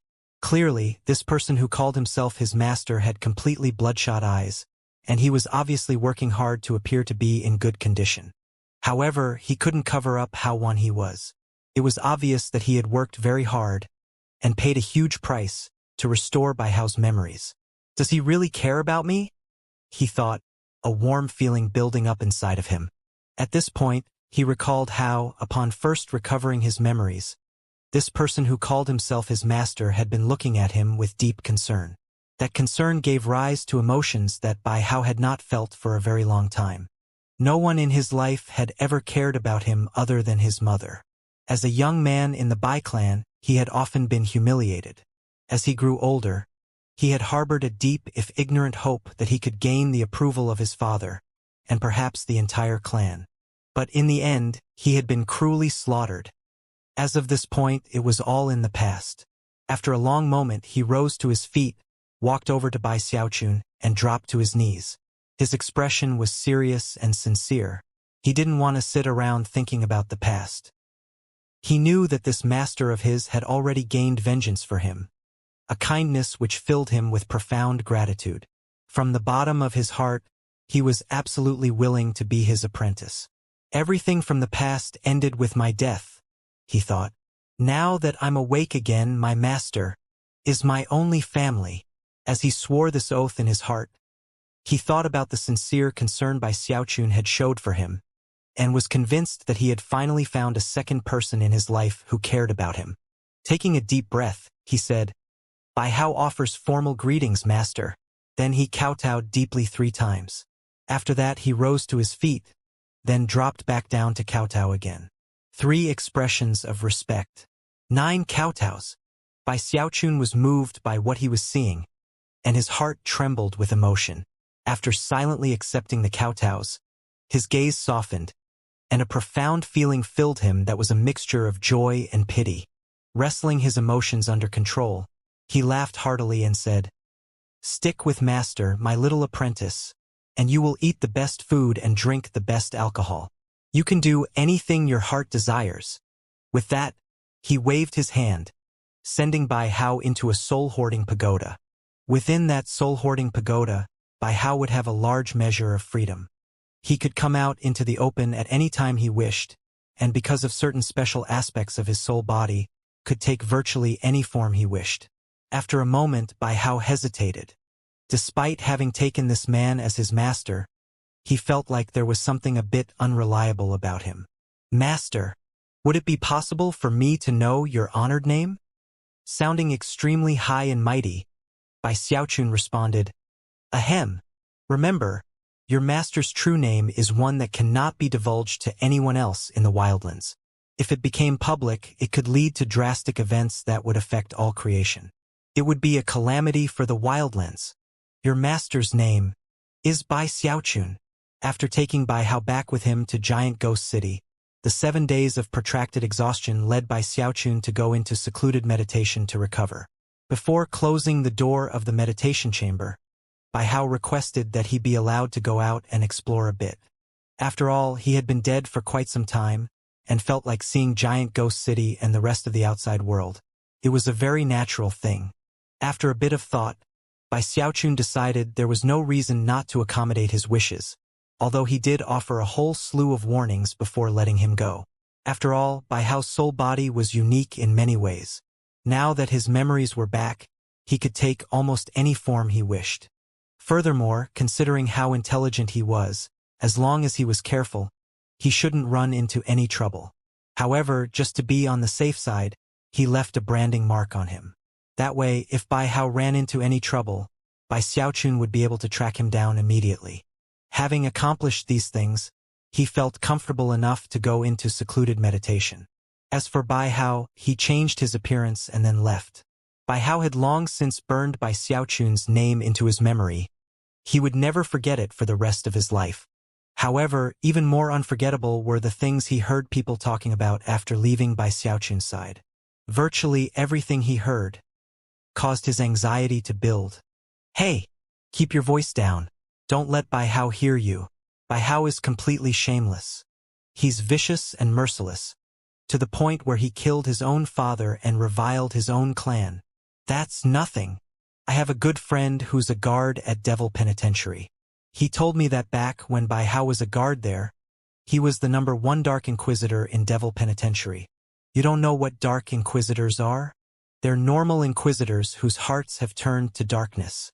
The prisoners that Bai Hao interrogated in Devil Penitentiary all ended up screaming with indescribable bitterness. Heh, Major Domo Bai. Yeah, he's like a bolt of lightning that can shake heaven and earth. It's been years since a freak like him has appeared in the world. He had a core formation cultivation base, and yet he actually kidnapped His Highness the King. Bai Hao is completely vicious. He even likes to take the wives of other men. In order to get his hands on Mrs. Chun, he killed the chief of the Chun clan. I heard that he keeps her in his residence even now, and ravishes her 100 times a day. Completely outrageous. All of that is nothing. The most important thing to know is that Bai Hao is a complete and utter daredevil. Only recently, he kidnapped the chosen and heirs apparent of almost all the nobility and aristocracy in the wildlands. I saw with my own eyes the horrid state all of those chosen were in. It didn't matter if they were guys or girls. They had all been tormented to the point of being skin and bones. It was completely terrifying. When Bai Hao heard such things, he was at first puzzled, but soon left completely flabbergasted. The realization that his master had done so many shocking things left him feeling more than a bit jumpy. He began to make some discreet inquiries of his own about the things which had occurred, and soon learned that it was absolutely true that his master had kidnapped the giant Ghost King while only in the core formation stage. Plus, there were other things which had occurred. After his rapid rise to prominence in the city, he shook down all 3 of the great clans. He was so well known in the city that his name could be used to stop children from crying. How fearless! I can hardly even imagine it. Bai Hao eventually reached the point of being speechless. However, during his time making inquiries, he also heard people talking about the Bai Xiaochun whose name was listed on the Hell Emperor stele, and soon learned that there was a bounty on his head. It was at that point that he realized that the fact that his master had revealed his true name to him showed a deep level of trust. Although Bai Hao was a wildlander, he had already died once, and didn't care as much about things from his previous life. It wasn't important to him who exactly Bai Xiaochun was. He was his master to whom he had kowtowed 9 times. Eventually, he returned to Bai Xiaochun's secluded meditation chamber. By this point, he was convinced of how incredible his master was. Smiling wryly, he returned to the soul-hoarding pagoda in Bai Xiaochun's bag of holding. At that point, Bai Xiaochun opened his eyes, looked down at the bag of holding, and then smiled faintly. The entire reason he had revealed his true name to Bai Hao was because he trusted him. Perhaps such an expression of trust was very sudden, but it came from Bai Xiaochun's heart. Based on everything Bai Hao had said and done so far, Bai Xiaochun truly approved of him. On the same evening that Bai Hao returned from exploring the city, while Bai Xiaochun was still working on getting back into top shape, the giant Ghost King sat on his throne in the royal palace, frowning at his transmission jade slip. He had just received a message from the imperial palace in Archemperor City. The message had not been worded very strongly. In fact, it had taken the form of a single question. Why hasn't Chun Manyao been returned yet? It was a simple and calmly worded message, and yet it caused the giant Ghost King's mind to reel. After all, the person who had sent the message was none other than he who controlled the Son of Heaven. He who could issue orders to everyone in creation. The Grand Heaven Master.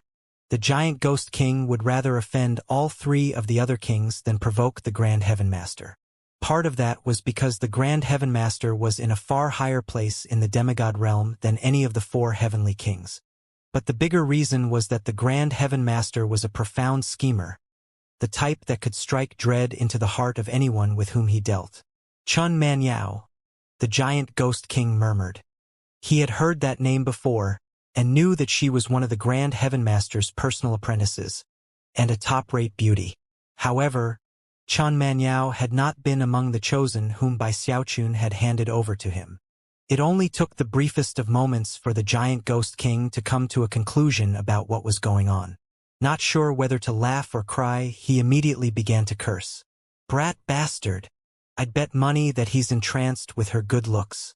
Considering his age, it's definitely time for him to have a Taoist partner. But definitely not Chun Man Yao. Although the giant ghost king felt a bit of a headache coming on because of his fear of the Grand Heaven Master, he actually wasn't angry at all about Bai Xiaochun keeping Chun Man Yao in custody. In contrast, he actually felt a bit of admiration. Because of all of the things which had happened between the giant ghost king and Bai Xiaochun, the level of formality which might have once existed between them had long since vanished. After all, he had said earlier on that if Bai Xiaochun helped him win the Ghost King fruit, he would come to view him as his son and heir. As far as the giant Ghost King was concerned, Bai Xiaochun was the most outstanding and daring individual in his generation in the entire wildlands. Furthermore, the more he learned about the way Bai Xiaochun thought, the more the wily old fox in him approved. Bai Xiaochun could be daring, crafty, and adaptable, but also knew when to back off. Such a combination in one person was hard to come by. Were it not for that admiration, he would surely have gone completely mad because of the way Bai Xiaochun kidnapped everyone in order to screw him over. At the moment, the giant ghost king was right in the middle of laughter and tears. Sighing, he realized that Bai Xiaochun was actually acting in much the same way he himself would. With such thoughts on his mind, he cursed inwardly a few more times, then rose to his feet and vanished from within the royal palace. When he reappeared, he was outside of Bai Xiaochun's secluded meditation chamber. After looking around, he snorted coldly, but refrained from doing what he had last time and simply entering unannounced. "Bai Hao," he said, filling his voice with plenty of cultivation bass pressure. Inside, Bai Xiaochun was performing some breathing exercises. Upon hearing the giant ghost king's voice, a tremor ran through him, and his eyes widened. Before he could do anything else, though, the giant ghost king sensed that he had opened his eyes and entered the meditation chamber. A bit shocked, Bai Xiaochun scrambled to his feet to clasp hands in formal greeting. "Greetings, Your Highness." Inwardly, he was cursing at how annoying it was that the giant ghost king loved to secretly ambush him. This was the second time. How could someone as important as the king be so ignorant regarding manners? However, it was also obvious that, considering how anxious the giant ghost king seemed, he would likely not have come for any good purpose. "Your Highness," he said quickly, "I was careless in my cultivation and damaged my nascent soul. Considering how badly I'm injured, I definitely can't go anywhere. Oh, and I already consumed 9 heaven-cleaving good fortune pills, so those won't do any good." In the hopes of not making the same mistake as last time, he claimed to have consumed 9 of the pills, instead of the 3 which he had actually consumed. And of course, he made his statement without blinking a single time. Glaring, and clearly not very pleased at Bai Xiaochun's attitude, the giant ghost king snorted and said, "Do you have Chun Man Yao?" The words struck Bai Xiaochun like lightning, and instantly caused his heart to start racing. He most certainly did have Chun Man Yao in his custody. Up to this point, he still wasn't sure how to deal with her. Worried that she might recognize him, and that would cause problems, he had decided that he couldn't let her go. He quickly shook his head and put a very confused look onto his face. "Who is Chun Man Yao, Your Highness? Sounds kind of like a girl's name. Oh, don't tell me you've taken a liking to her, Your Highness?" "Fear not," he said, thumping his chest with his palm. "Your humble servant will definitely be able to get her for you." Any person who didn't know Bai Xiaochun very well would have been easily taken in. After all, his acting skills were top-notch, and whether it was his wording or the expression on his face, they were all very convincing. It really seemed as if he didn't know anyone by the name of Chun Man Yao. But the giant ghost king did know Bai Xiaochun, and therefore, his glare intensified, and he growled, "Stop playing dumb. You listen to me, Bai Hao. You can't touch Chun Man Yao. She has a very important background." A profoundly serious expression could be seen on the giant ghost king's face, and the pressure rolling off of him felt like thunderclouds. Such tactics would intimidate virtually anyone else. But Bai Xiaochun was familiar with the giant ghost king, so he put on a pained expression. "Your Highness, I really don't know anyone named Chun Man Yao." "Enough," the giant ghost king said impatiently. "It's only the 2 of us in here, so stop with the act. I know that you took a liking to Chun Manyao because of her beauty, but she's one of the beloved apprentices of the Grand Heaven Master. He's already asked about her, so hand her over immediately. She's just a hot girl, right? What's the big deal about that? I'll make up for it with plenty more girls. As far as he was concerned, it really was a minor matter. It was only a single girl they were talking about, and thus, he really couldn't understand why Bai Xiaochun was acting this way. Seeing that the giant ghost king wasn't going to back down caused Bai Xiaochun's nervousness to mount. He really didn't want to let Chen Manyao go. It had to do with his poor little life. However, despite thinking desperately, he couldn't come up with any backup plan. As for the giant ghost king, he could see that Bai Xiaochun was hesitating, causing his anger to rise. In fact, he was so infuriated that intense coldness immediately spread out in all directions. Bring Chun Manyao out immediately, Bai Hao. Don't make me use force. His voice was as cold as winter snow, and his eyes burned with cold fury. The meditation chamber even began to ice over. Bai Xiaochun had already been getting nervous. Handing Chun Manyao over was the same as putting his poor little life into the control of other hands. It wasn't that he distrusted Chun Manyao, but when it came to critical matters of life or death, putting trust in other people wasn't an option. His trust in Bai Hao was unswerving, but it wasn't the same with Chun Manyao. The giant ghost king was getting extremely angry, so much so that the coldness filling Bai Xiaochun's secluded meditation chamber was tinged with killing intent. Bai Xiaochun immediately thought back to what the giant ghost king had been like right after he had gotten his cultivation base back.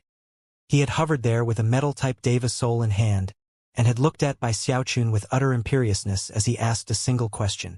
Give me one good reason not to kill you. Those words had scared Bai Xiaochun witless, and the way the giant ghost king looked now reminded him of that very day, and those very words. Then he thought about how he had nearly been killed protecting the giant ghost king, and how the restrictive spell had weakened his cultivation base back in the necromancer kettle. Without his Heavendao nascent soul, he would likely have been chased down and killed by the more than 100 chosen who had been his opponents. All of those things weighed down on his heart, and then combined with both the killing intent and freezing pressure from the giant ghost king, and his nervousness about what to do with Chun Manyao. He felt like he was stuck between a vicious wolf and a hungry tiger, and it caused his eyes to turn completely bloodshot. In any other situation, he would definitely be terrified in this moment, but right now, he didn't feel like being terrified. Trembling, he glared at the giant ghost king and said, "You want to kill me? You want to attack me?" He wasn't even terrified in the deepest recesses of his heart. He couldn't help but think about all his dealings with the giant ghost king up till now, and not only did it destabilize his aura, but it made his eyes turn completely crimson. Blue veins bulged out on his face and neck, and he suddenly erupted. "Say that again, giant ghost king," he shouted in rage. "What the fudge? I can't believe you actually want to kill me. You want to attack me? I saved your life, giant ghost king. I nearly died, you fool. I got injured over and over again. And you? You were just testing me out. Testing. Even after your cultivation base was back, you were still testing me. I very nearly got killed before you finally managed to do something. You know what? Fine, I can accept all that. But then, after all is said and done, you're still testing me? I bet you'll still try to test me after I'm dead? Won't you?" Bai Xiaochun had completely lost his cool, and was yelling so loud that it had the entire meditation chamber shaking. As for the giant ghost king, he was completely taken aback by the sudden outburst. He had only been trying to intimidate this Bai Hao a bit, with the goal of scaring him. He had never imagined that the result would be like this.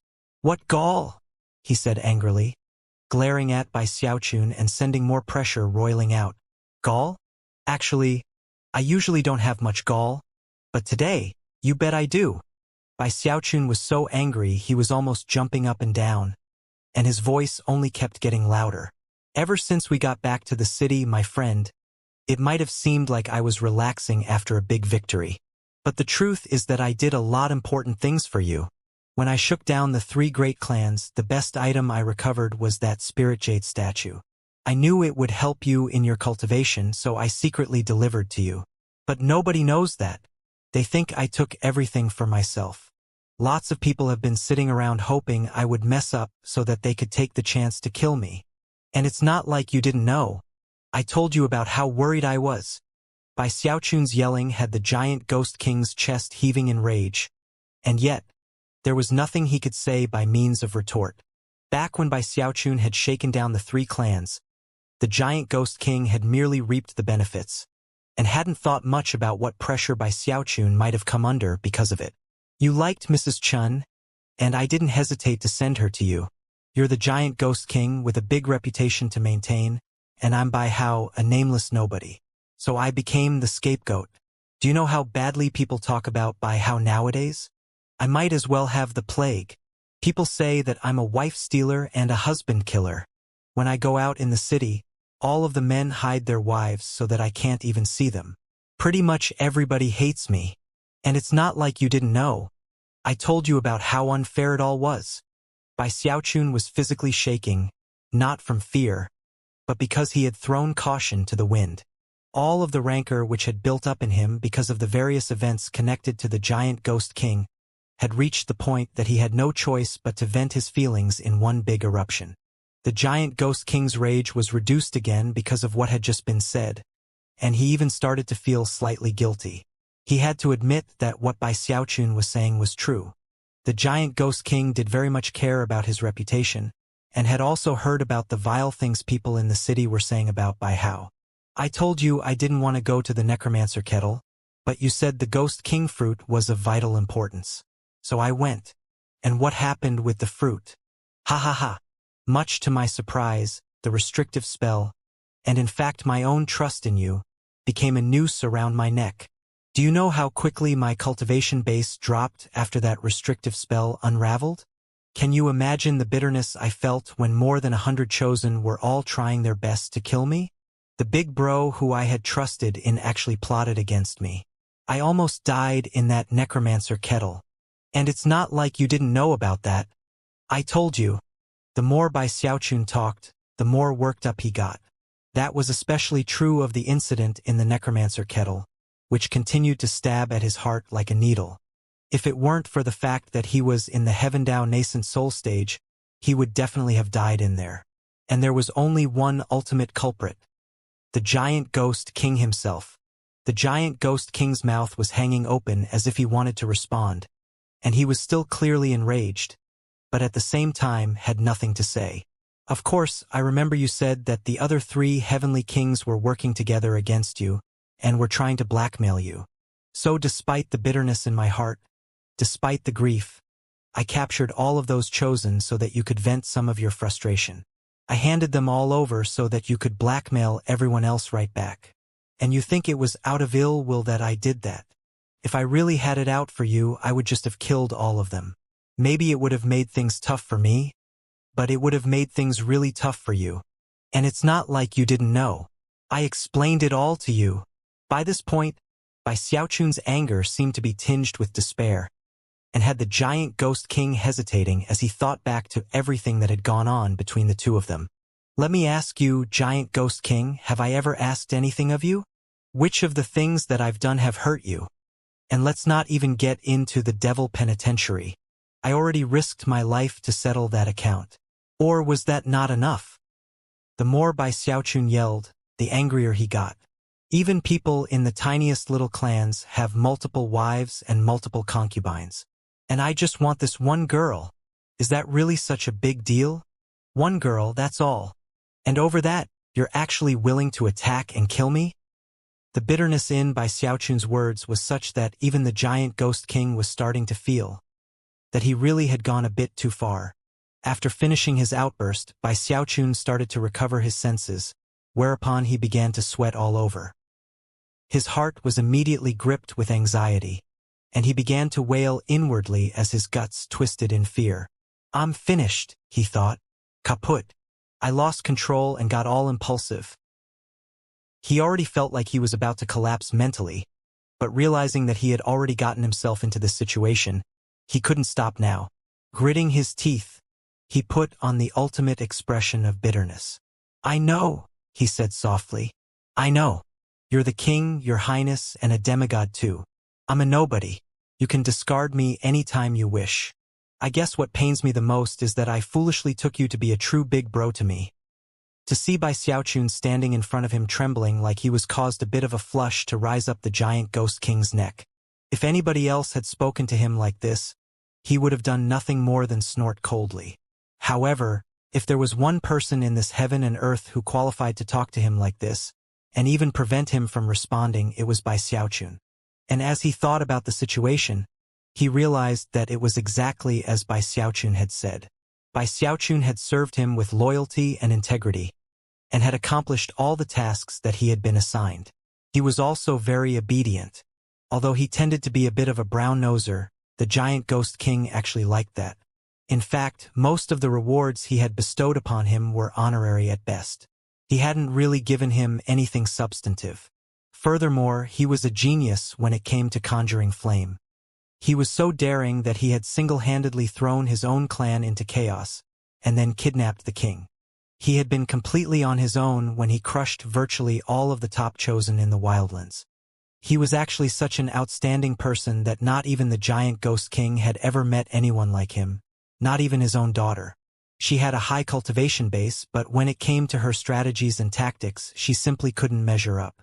The giant ghost king knew that someone like this would eventually soar to the highest heights, as long as he didn't perish or get killed along the way.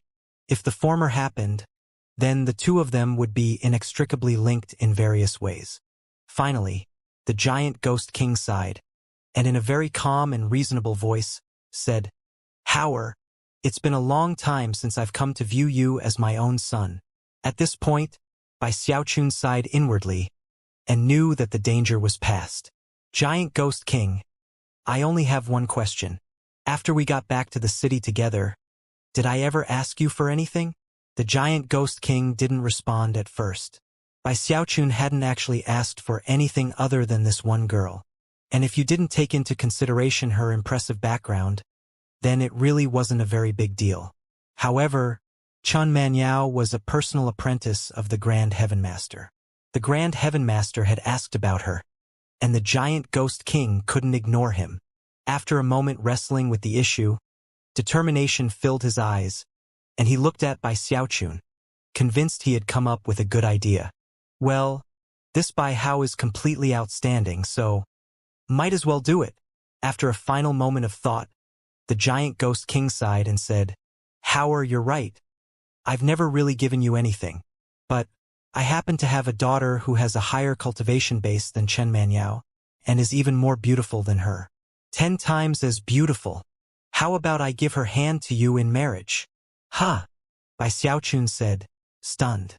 He really never could have imagined that after his angry outburst, the giant ghost king would say something like this. You have a daughter? And you want to give me her hand in marriage?" Bai Xiaochun almost felt like he was going to faint. Although he had heard that the giant ghost king had a daughter, she was a fairly mysterious person who didn't live in Giant Ghost City. From a very young age, she had lived in Archemperor City. "This way, the two of us will be family from now on." The giant ghost king's eyes sparkled as he measured Bai Xiaochun up and down again. The more he thought about this idea of his, the more he liked it. This Bai Hao had a politically correct family background and education, and truly was outstanding. Even more important, his way of thinking lined up with the giant ghost king's. As far as the giant ghost king was concerned, he was the ideal son-in-law, with the only exception being his relatively weak cultivation base. However, that last part was actually a positive, considering that it meant his daughter would be able to keep him in line easily. "This Bai Hao has a lot of potential," he thought. "With a single drop of my soul blood, he unleashed a demigod-level attack. From that, you can see that he's made a lot of cultivation progress that no one is aware of." That got the giant ghost king thinking about even more benefits to the arrangement. Your Highness, this is an important matter that shouldn't be arranged carelessly." Bai Xiaochun was feeling very nervous. As he looked at the giant ghost king, he imagined what he would look like if he were a bit younger, and a woman, and the mere thought caused his scalp to tingle on the verge of exploding. "Too ugly." "What? the giant ghost king said. Think she's not good enough for you? Humph. Don't even bother trying to compare my Zhou Zimo to Chun Manyao. Her talents surpass Chun Manyao's so much that you can't even mention the two in the same sentence. Once you see her in person, you'll know what I mean. Besides, unless I personally arranged the marriage, she would never agree to be your wife. Glaring angrily, the giant ghost king waved his hand and said, Hurry up and give me Chun Manyao. The matter's settled as of here and now. Bai Xiaochun moaned bitterly in his heart. He was out of ideas. If he didn't produce Chun Manyao right now, the giant ghost king would likely start to get suspicious. Therefore, he had no other option than to gamble and hope that either Chun Manyao hadn't recognized him, or if she had, that she would keep it a secret for old time's sake. With that, he pulled the unconscious Chun Manyao out of his bag of holding and handed her over. The giant ghost king examined her for a moment.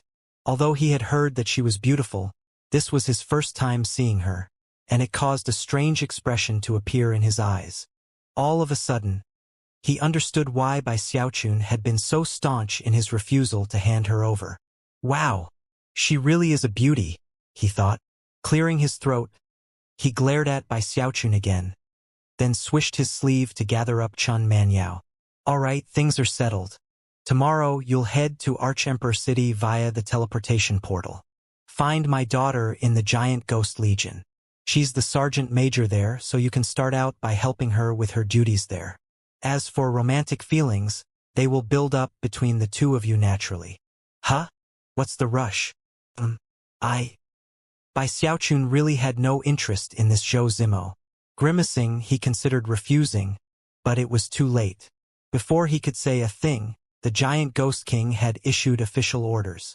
Emoer sent me a request recently, asking me to send someone to be her assistant. It seems to me that you're the best man for the job. Things are settled. You leave the city tomorrow.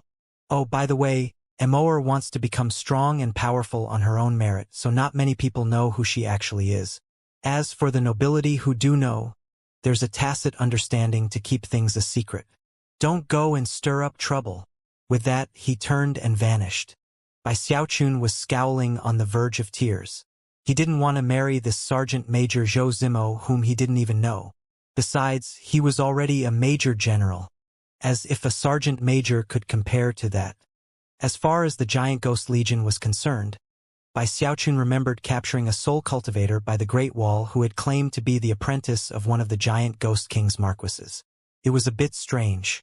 Why would someone from Giant Ghost City have been all the way on the other side of the wildlands? However, considering the insurrection that had taken place, perhaps that man had been dispatched by one of the rebel heavenly marquises to handle some personal matter.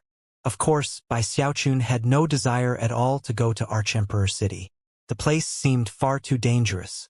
That was especially true considering that he wasn't sure if Chun Manyao knew who he was.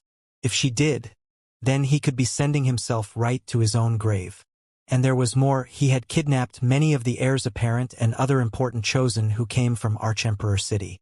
If he went to the city now, he would be like a lamb walking into the tiger's den. And yet, refusing to go wasn't an option. The Giant Ghost King had made his stance clear. Bai Xiaochun had thrown a tantrum already, and if he tried to do the same thing again, then it really would harm his relationship with the king. If that happened, then he would be in a bad position even in Giant Ghost City. How did things end up like this? He thought, tugging at his hair. At this point, Bai Hao floated out of his bag of holding, a look of complete and utter amazement on his face. Just now, he hadn't dared to reveal even the tiniest scrap of his aura to the Giant Ghost King, but had been able to hear the conversation perfectly clearly, and as a result, he was left sighing in shock at how brave and daring his master was. Of course, he wasn't aware of the fact that Bai Xiaochun's mask would make it virtually impossible for anyone to detect his presence, so his extreme caution hadn't been necessary. Master, I've heard some things about the Giant Ghost King's daughter. She's a very mysterious figure who left Giant Ghost City long ago to further her cultivation. With that, he went on to explain everything he knew. Unfortunately, that wasn't much. In the end, Bai Xiaochun sighed and continued to ponder the matter. In the end, there was nothing he could do. Eventually, he trudged out of his meditation chamber and went out to make some inquiries of his own. Most of his questions had to do with Archemperor City, the others being about the giant ghost king's daughter. After returning, he sat there grimacing and gnashing his teeth. Archemperor City is a terrifying place. I absolutely can't go there. Worst case scenario, I can leave Giant Ghost City and find a place to hide for a bit. Night passed. By evening of the following day, Bai Xiaochu knew that he couldn't dawdle any longer. He didn't dare to use the teleportation portal, so he came up with an excuse to request the use of a giant ghost battleship to go to Archemperor City. His current plan was to disappear along the way and hide out for a while before returning. If enough time passed, then perhaps the giant ghost king would finally understand how he truly felt. In terms of the giant ghost battleship, he had long since had his eye on them, and knew that they were wonderful treasures. This was actually the perfect opportunity to take one out for a spin. At least, that was his explanation. Unfortunately, the giant ghost king was one step ahead of him. It was with an enigmatic smile that he approved Bai Xiaochun's request for the giant ghost battleship, and then gave orders for Duke Deathcrier to help him pilot the ship, and also protect him along his journey. Duke Deathcrier was a bit confused about why Bai Xiaochun wasn't just using the teleportation portal, but considering that the orders came from the giant ghost king, he didn't question them. Soon, Duke Deathcrier was piloting the giant ghost battleship away from Giant Ghost City, with Bai Xiaochun standing there on the deck with a blank look on his face. Bai Xiaochun wanted to cry, but no tears would come. As for Duke Deathcrier, he had a somewhat grim expression, and completely ignored Bai Xiaochun. As of this point, it was obvious that his plan had been seen through by the giant ghost king, and he had no option other than to continue on to Archemperor City. Duke Deathcrier is a deva, so with him piloting the giant ghost battleship, the journey will take about 3 months. Bai Xiaochun looked down at the jade slip he held in his hand, which contained a detailed map. Giant Ghost City was actually relatively close to Archemperor City, as opposed to Nine Serenity City, which was much further away. If Duke Deathcrier had piloted the giant ghost battleship from there, it would take a full year to make the journey. Of course, if Bai Xiaochun piloted the ship, the journey would be even longer. Plus, it was a journey that would have been fraught with danger without a deva present. He had no choice but to accept his fate. Rubbing the bridge of his nose, he contemplated all of the information he had gathered about Archemperor City. The Archemperor dynasty was organized with the Archemperor at the top, followed by the Grand Heaven Master, and then the 4 heavenly kings. Underneath the kings were the 10 heavenly dukes and 108 heavenly marquises. Each of the heavenly kings had 10 heavenly marquises in their home cities, but no heavenly dukes. Duke Deathcrier and his contemporaries were only earthly dukes. Although they ranked above the heavenly marquises, they were far below the heavenly dukes. The 10 heavenly dukes were the most powerful devas in the wildlands, all of them being in the great circle of the Deva realm. They actually counted as one of the reserve powers of Archemperor City. As for the heavenly marquises, there were 68 of them who lived permanently within Archemperor City itself. Archemperor City was by far the largest city in the wildlands, and was also meticulously organized. Floating in the sky above the main city itself was the Imperial Palace. The Imperial Palace had 4 main gates, which defended the 4 cardinal directions. After the Grand Heaven Master seized control of the Son of Heaven, it was an easy thing for the 4 heavenly kings to stay away from the city. However, the Grand Heaven Master had ordered that their armies remained garrisoned in the region of Archemperor City, ready to follow any orders they were given. The army encamped west of the city was the Giant Ghost Legion, the commanding officer of which was the Giant Ghost King's daughter, Zhou Zimo. Bai Xiaochun hadn't been able to get much information about Zhou Zimo back in Giant Ghost City. All he knew was that she didn't get along very well with the Giant Ghost King, and had long since left the city to practice cultivation on her own. As for how her relationship with her father was now that she had risen to the rank of Sergeant Major, it was impossible to tell. This Zhou Zimo obviously is a bit of a rebel. How could silly little girls like that understand how to lead an army?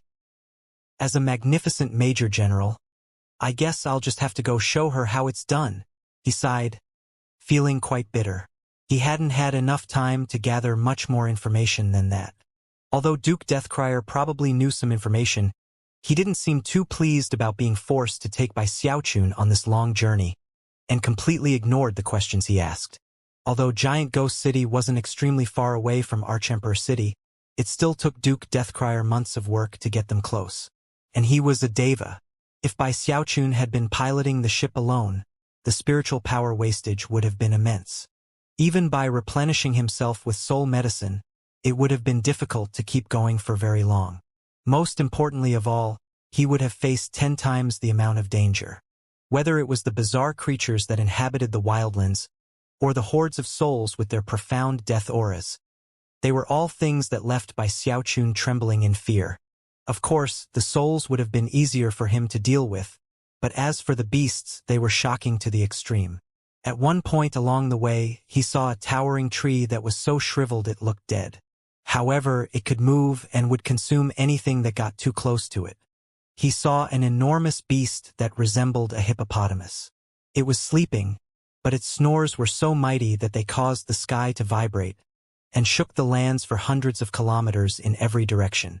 There was a flock of vicious vultures that followed the giant ghost battleship for several days before begrudgingly letting it go. The sight of all the bizarre creatures left Bai Xiaochun's mind reeling.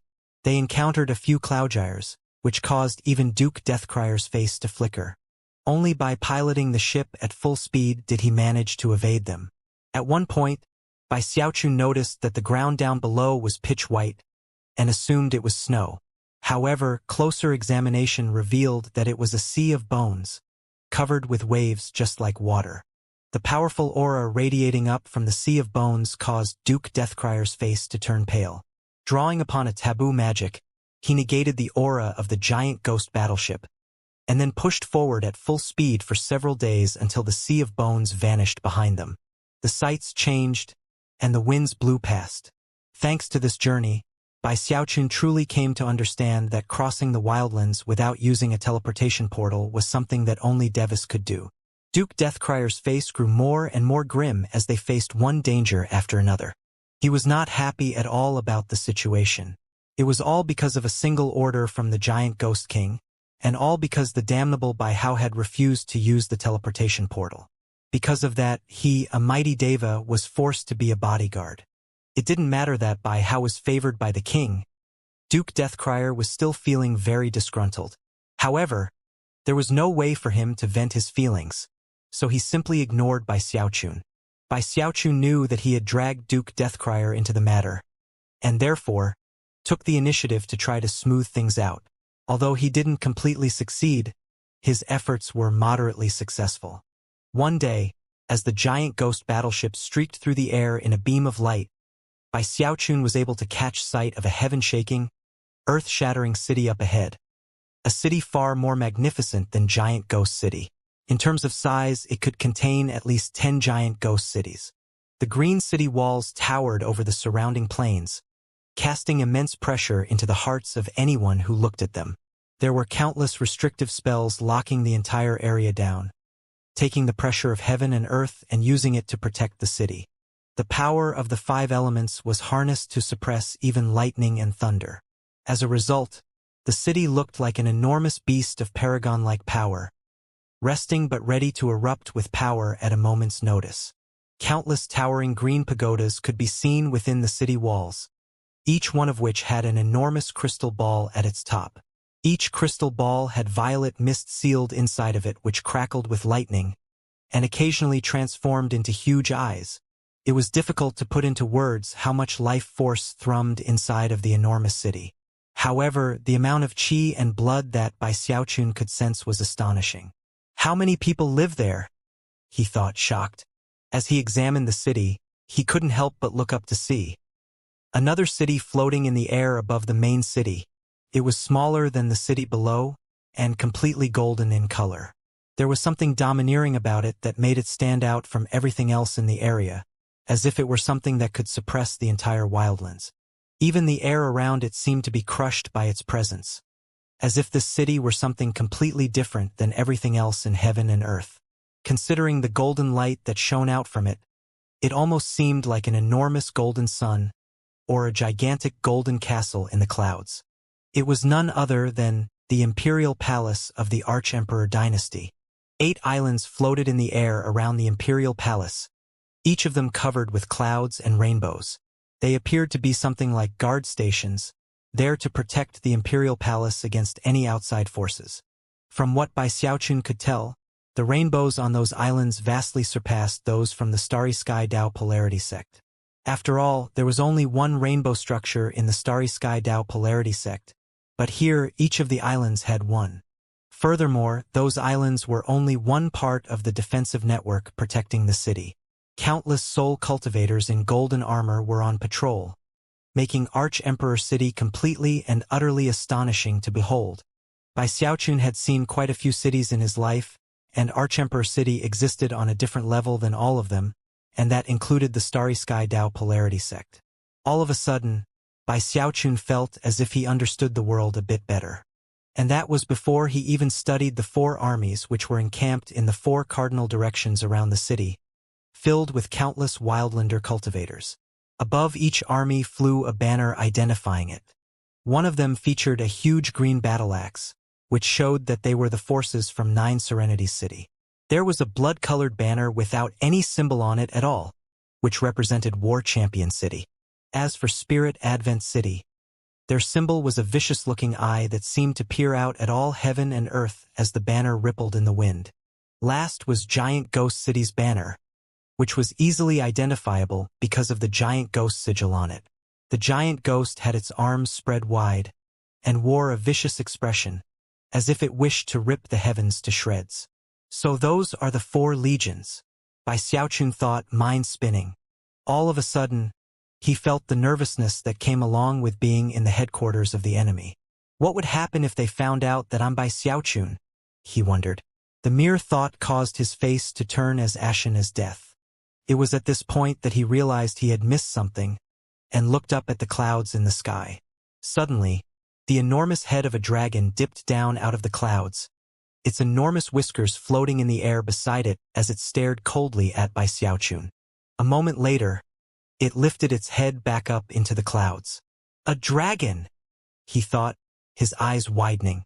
Then he could see the long, serpentine form of the dragon swirling through the clouds, as well as its terrifying claws. Off to the side, Duke Deathcrier gave a cold harumph, but didn't say anything. Instead, he kept his gaze fixed reverently on Arch-Emperor City. This was the heart of the Wildlands. As a Deva, Duke Deathcrier understood matters much better than Bai Xiaochun. He knew that what was visible out in the open was only a part of what made up Arch-Emperor City. There was more of it underground. There was a 3rd city underground that was 10 times larger than the part which rose up above the plains. 3 cities above, he murmured to himself. 3 in the middle and 3 below. They formed what was spoken of in legend, the 9 heavens. He had never seen the true Arch-Emperor City, which was something that had only existed in the distant past. Back in its golden age, Arch-Emperor City was like 9 collective heavens that dominated the world. However, after Heavenspan rose to prominence, Arch-Emperor City declined. Then a grand war was fought in which heaven and earth were split apart. Heavenspan replaced the Arch-Emperor dynasty and occupied the island in the middle of the Heavenspan Sea. As for Arch-Emperor City, it was during that war that the lower 3 cities were shattered and the middle 3 cities were crushed. The only thing that remained were the top 3 cities, which fled to this location, gasping for life, where they remain down to this day, attempting to recover. Currently, only the top 2 cities were visible above ground, with the 3rd city remaining beneath the earth, buried and incapable of rising. Finally, Duke Deathcrier looked away from Arch-Emperor City and took Bai Xiaochun to the west side of the city, where the giant Ghost Legion was camped. Before long, they were at the entrance of the camp. Having no desire to remain around any longer, Duke Deathcrier waved his sleeve, sending Bai Xiaochun flying off of the giant ghost battleship and down to the main entrance. Voice hard as stone, he said, "The task assigned me by His Highness the King is now accomplished. You're on your own now, Bai Hao." Without another word, he turned the giant ghost battleship and sent it speeding into Arch-Emperor City itself. Clearly, he had his own matters to attend to. Furthermore, he would return to Giant Ghost City via teleportation portal, not by making the long journey on the ship. Duke Deathcryer's arrival caused quite a stir in the Giant Ghost Legion. Beams of light immediately flew over to the main entrance of the camp, and the 2 squads of Soul Cultivator guards stationed there immediately looked from the departing Giant Ghost battleship over toward by Xiaochun. "Who goes there?" one of them said, his voice threatening and seemingly dripping with blood. Clearly, these guards were the type who had seen countless bloody battles and had frightening murderous auras. Bai Xiaochun blinked a few times as he watched Duke Deathcrier leave, then turned to face the main entrance of the army camp. Scowling on the verge of tears, he decided that since he had gotten this far, he might as well keep going forward one step at a time. "There's no way I'm going to lose any face," he thought. "I'm a big shot here too. After all, the Giant Ghost King is giving me his daughter's hand in marriage." Having reached this point in his train of thought, he looked at the Soul Cultivator who had just called out to him from the main entrance. Sticking his chin up, he put on the most unfathomable expression he could muster. Tossing out his identity medallion, he clasped his hands behind his back and proudly said, "I am the Grand Majordomo and Inspections Commissioner from Giant Ghost City. By how?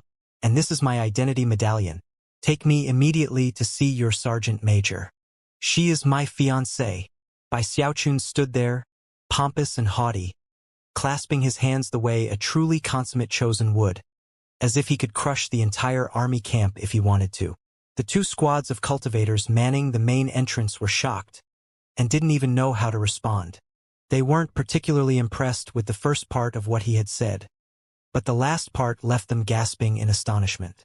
They actually didn't know about Zhou Zimo's relationship to the Giant Ghost King, but he was their king after all. To hear the person he had sent say something like this was a huge shock. The Sergeant Major is his fiancée? Is this for real? This by how? I remember hearing about him. He's one of the top aides to His Highness the King. Could it be that the king is rewarding him by arranging this marriage? The powerful experts who had been shocked by Duke Deathcryer's sudden appearance earlier had also heard Bai Xiaochun's shocking words, and as a result, their expressions flickered. They looked incredulously at Bai Xiaochun, and then examined his identity medallion to confirm who he was. Although strange expressions could be seen on their faces, they didn't dare to delay, and quickly relayed the information up the chain of command to request orders about what to do next. Bai Xiaochun was very pleased at the reaction to his words, and mused that his days as a major general had truly given him an imperious way with words that surpassed ordinary people. Feeling quite proud, he cleared his throat. "Very well, I'm coming in now." As he began to strut forward, the soul cultivators of the Giant Ghost Legion exchanged awkward glances, but didn't dare to get in his way. However, before he could take more than a few steps, a beam of light shot toward the entrance from somewhere in the middle of the camp, resolving into the shape of a young woman. As soon as she arrived, all of the surrounding soldiers breathed sighs of relief. She didn't appear to be very old, and had a core formation cultivation base. She was very pretty, with snow-white skin, and eyes that sparkled brightly. There was something formidable about her, but at the same time she was extremely attractive. That was especially the case considering that she wore a suit of tight-fitting leather armor that perfectly accentuated her sensuous curves. Bai Xiaochun immediately perked up a bit as he wondered if this was Zhou Zimo. However, considering the level of her cultivation base, it didn't seem likely. After looking her up and down, he was just preparing to say something when she coolly said, "Come with me. The Sergeant Major wants to see you." There was little respect to be heard in her tone of voice, and after finishing speaking, she turned and headed back into the camp. As she walked away, Bai Xiaochun simply couldn't help but once again marvel at her attractive figure. So, she's not Zhou Zimo after all. Humph. Quite the nerve she has. He was definitely not very pleased at his reception so far. No matter what the situation was, he was still the famed majordomo of Giant Ghost City. However, Bai Xiaochun also reminded himself that he wasn't the type to nitpick, so he simply snorted and followed the young woman. As he walked along, he thought about what the Giant Ghost King's mysterious daughter would be like. Considering what the king had said to him, she was even more incredible than Chun Manyao.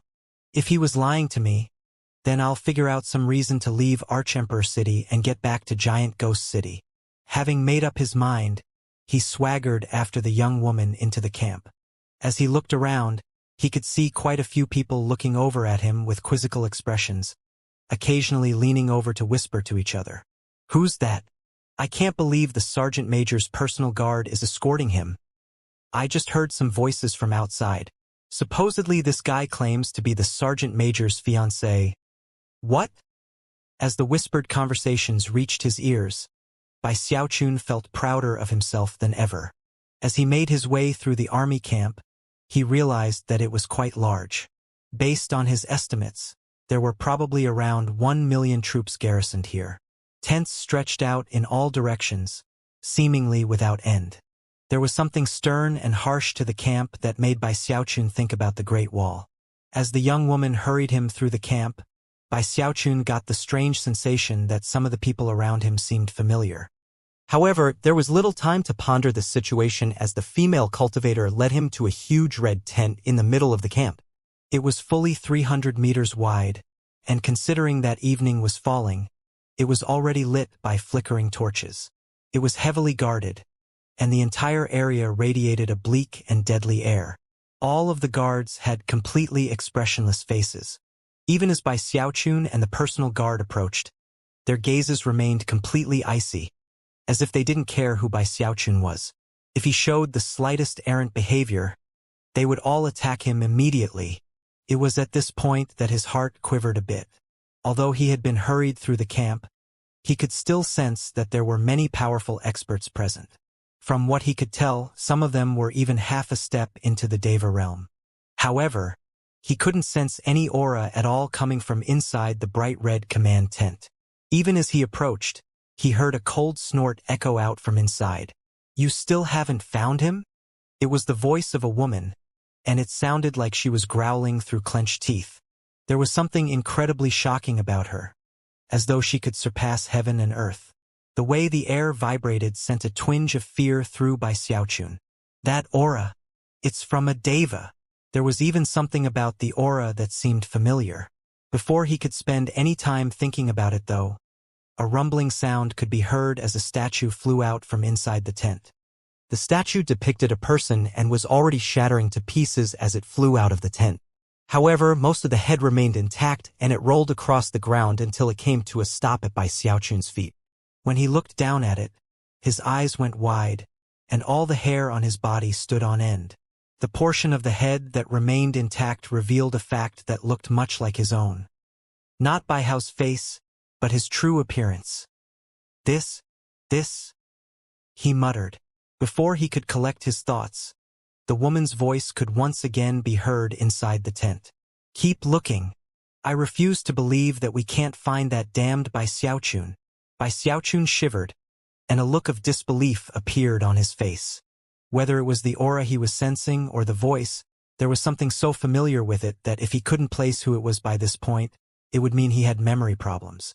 Although he was now sure of who this person was, he still couldn't bring himself to believe it was true. Even as he stood there shivering, the tent flap opened, and another female guard appeared. An unsightly expression could be seen on her face as she completely ignored Bai Xiaochun and began to clean up the shattered pieces of the statue. However, because of the tent flap suddenly being opened, Bai Xiaochun could now see inside to a woman sitting there. When he saw her face, he felt like a million lightning bolts were striking his mind. Mistress Red Dust. His face turned as pale as a sheet, and his legs began to shake. Sitting there in the tent was the very same person he had cursed in his heart over and over again. The same person with whom he had fought in the necropolis. Mistress Red Dust. Never could he possibly have imagined that the giant ghost king's daughter would be Mistress Red Dust. Clearly, Zhou Zimo was her name, and Red Dust was a Taoist name. Shaken, he suddenly realized why so many people in the army had seemed familiar. These were the very same necromancers and soul cultivators who had participated in the war at the Great Wall. He had even fought some of them personally, and many of them had cursed him to death because of his soul convergence pills. A few had even experienced incredible humiliation because of the enormous beasts that had consumed his enhanced aphrodisiac pills. These were people who hated Bai Xiaochun with an undying passion that defied description. In fact, in all of the wildlands, nobody hated him more than this group of people. Back when he had been at the Great Wall, information about the wildlands had been very hard to come by for some reason. Even after becoming a major general, he hadn't learned very much about the wildlanders other than that they were all enemies. He'd never been given any information about the specific forces they faced, or where they came from. Heavens!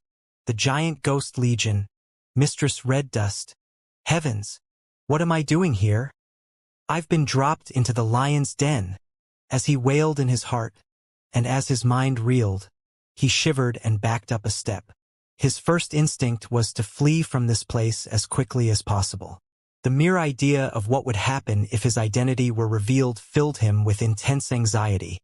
However, before he could do anything, Mistress Red Dust's cold voice echoed out, "Who's sneaking around out there?" The surrounding guards' gazes instantly locked onto Bai Xiaochun, and the killing air that rose up was readily apparent. Even the female guard who was cleaning up the shattered statue looked at him with cold eyes. Bai Xiaochun really wanted to cry as he stood there, wilting inwardly as everyone looked at him. What do I do? What do I do? I hate you, Giant Ghost King. There he stood, unsure of how to respond, heart pounding with fear. Then, Mistress Red Dust's cold voice again rang out from within the tent. Take him away and execute him. As soon as the words rang out, the killing air in the area seemed to take corporeal form. 10 beams of light immediately began to shoot in by Xiaochun's direction, making it seem like the army camp itself was like the mouth of some chaotic, primeval beast that wished to devour him. We haven't even talked, and she already wants to kill me? An intense sensation of deadly crisis immediately swept through by Xiaochun, and at the same time, the deva pressure weighing down on his flesh and blood had him wailing inwardly. He had to do something. Zimo, he said loudly. Your father, the giant ghost king, sent me. I'm your fiancé. By how? Countless jaws dropped in response to his words. After all, few people knew of the relationship between Mistress Red Dust and the giant ghost king, and therefore this news was completely stunning to everyone. What? The Sergeant Major is the daughter of His Highness the King. Is it true? Even as the news began to rock the entire giant ghost legion, an enraged shout erupted from the bright red tent. Shut up! The tent flap flew open, and Mistress Red Dust appeared, her expression matchlessly grim, her eyes flashing like lightning as she looked at Bai Xiaochun. It was almost as if she could see right into the center of his being as she sent more deva pressure weighing down onto him. Hatred burned in her heart over the fact that Bai Hao had revealed her connection to the giant ghost king in order to get out of the earlier situation. Whether it was the ordinary soldiers or Mistress Red Dust's personal guards, all of them were staring at Bai Xiaochun with wide eyes and odd expressions. Although none of them had yet fully digested the news about how their sergeant major was connected to the giant ghost king. When they saw the look of fury on her face, her personal guards exchanged awkward glances and then backed away. In fact, their expressions even brightened as they prepared to watch the scene unfold. Bai Xiaochun fought to keep his expression the same. It was hard though, especially considering that, in the moment in which Mistress Red Dust had thrown open the tent flap, he had seen that inside were 7 or 8 more statues of himself. Clearly, Mistress Red Dust had them at hand to use to vent her anger whenever she felt like it. From those statues, it was easy to see how deep her hatred ran. This Granny Red Dust really won't give up on her idea of killing me. Bai Xiaochun was getting so nervous that beads of sweat covered his forehead, and he was moaning in his heart. He had never intended to intentionally piss off Mistress Red Dust, but in the moment, he had had no other choice. If he had reacted even a little bit slower, he would have been dragged away and executed. Although it was possible she had only been trying to intimidate him, he hadn't been confident enough to bet on that option. The only way to save himself was to cause a big scene, which was why he had called upon the name of the giant ghost king to put Mistress Red Dust and her army in place. I hate you, giant ghost king, he thought, livid with regret at how things were playing out. He simply couldn't understand why he was so unlucky to have been screwed over by the giant ghost king yet again. Standing right there in front of him was Mistress Red Dust, clad in a crimson suit of armor, looking very valiant and formidable, and pulsing with a murderous aura. To say that Mistress Red Dust was astonishingly beautiful was no exaggeration. Her skin was as fair as snow, and her phoenix-like eyes sparkled as if with starlight. She had an oval face with a fair neck that one would expect to see on a statue. The armor she wore accentuated her ample chest and her curvaceous hips, giving her an attractive hourglass figure that perfectly matched her long, slender legs. In terms of beauty, she and Chun Manyao were very similar. However, Chun Manyao was like a noble orchid growing in a secluded valley, whereas Mistress Red Dust was like a bright rose bristling with razor-sharp thorns. If things hadn't played out the way they had in the necropolis, or if he really was Bai Hao, then to have a fiancée this beautiful and a deva at that would have left him feeling very happy. But instead, his heart was pounding with fear, and he felt like the sky was turning dark overhead. To him, Mistress Red Dust was not a spectacular beauty. She was a deadly wild beast or a fiendish monster. Even as everyone stole glances at Mistress Red Dust, reeling in shock about her relationship with the giant ghost king, she stood there, her expression turning grimmer by the moment, her anger surpassed only by the humiliation she felt. "Did you just say you're Bai Hao?" she said coldly. Although she did not speak loudly, her voice was filled with the might of a deva, causing the air to distort and a gale-force wind to spring up out of nowhere. Bai Xiaochun swallowed hard and then replied in a shaky voice, "Just let me explain, Zimo, However, before he could complete his sentence, the vicious loathing in Mistress Red Dust's eyes grew more intense than ever, and she spoke in a voice as cold as midwinter snow. "You're the notorious wife-stealing, clan-reviling Bai Hao?" Mistress Red Dust had heard many stories about Bai Hao, and was especially repulsed by how people called him a wife-stealer. Bai Xiaochun simply couldn't stand to be wronged in this way. The true wife-stealer was not him. It was Mistress Red Dust's father. But that was because His Highness the King told me to. "Shut up. My father is above board and righteous about everything. You're a debauched, sinister bootlicker who persecutes good and loyal men." At this point, the truth about who she was had been revealed, so Mistress Red Dust didn't see any need to try to keep it secret. Her hatred and loathing growing more intense by the moment, she spoke in an even icier voice than before. "Don't even consider talking about matters relating to my father the king. Furthermore, you don't qualify to be my official Taoist partner. You just stay out of sight in the camp here, and if I see even a single bad report about you, I'll have you executed immediately." Mistress Red Dust had been told that her father had arranged for her to be given in marriage to Bai Hao, and was clearly not happy with the idea. Not giving him another glance, she spun and stalked back into her command tent. The surrounding guards continued to look over at him with odd expressions on their faces. "That's it," Bai Xiaochun thought, standing there blinking a few times.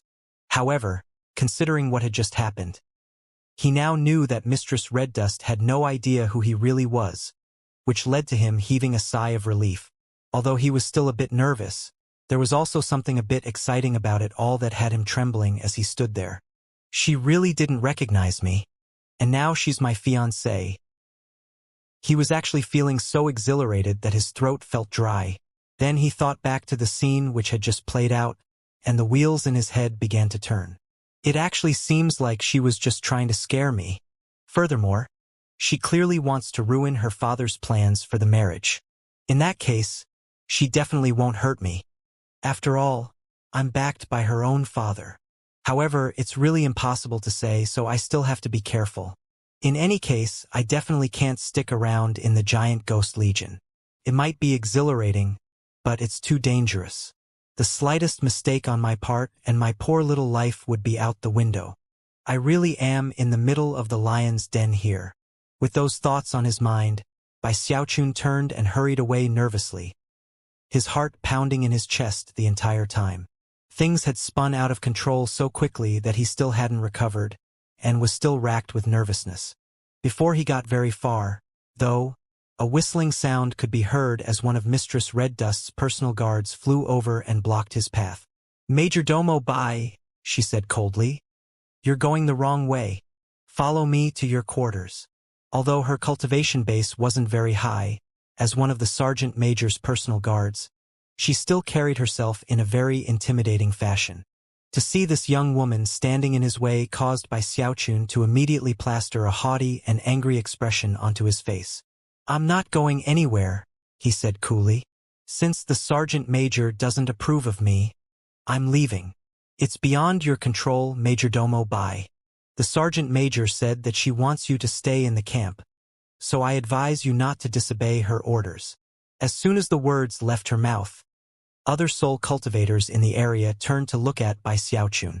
Clearly, if he disobeyed orders, they would attack him immediately. "What gall!"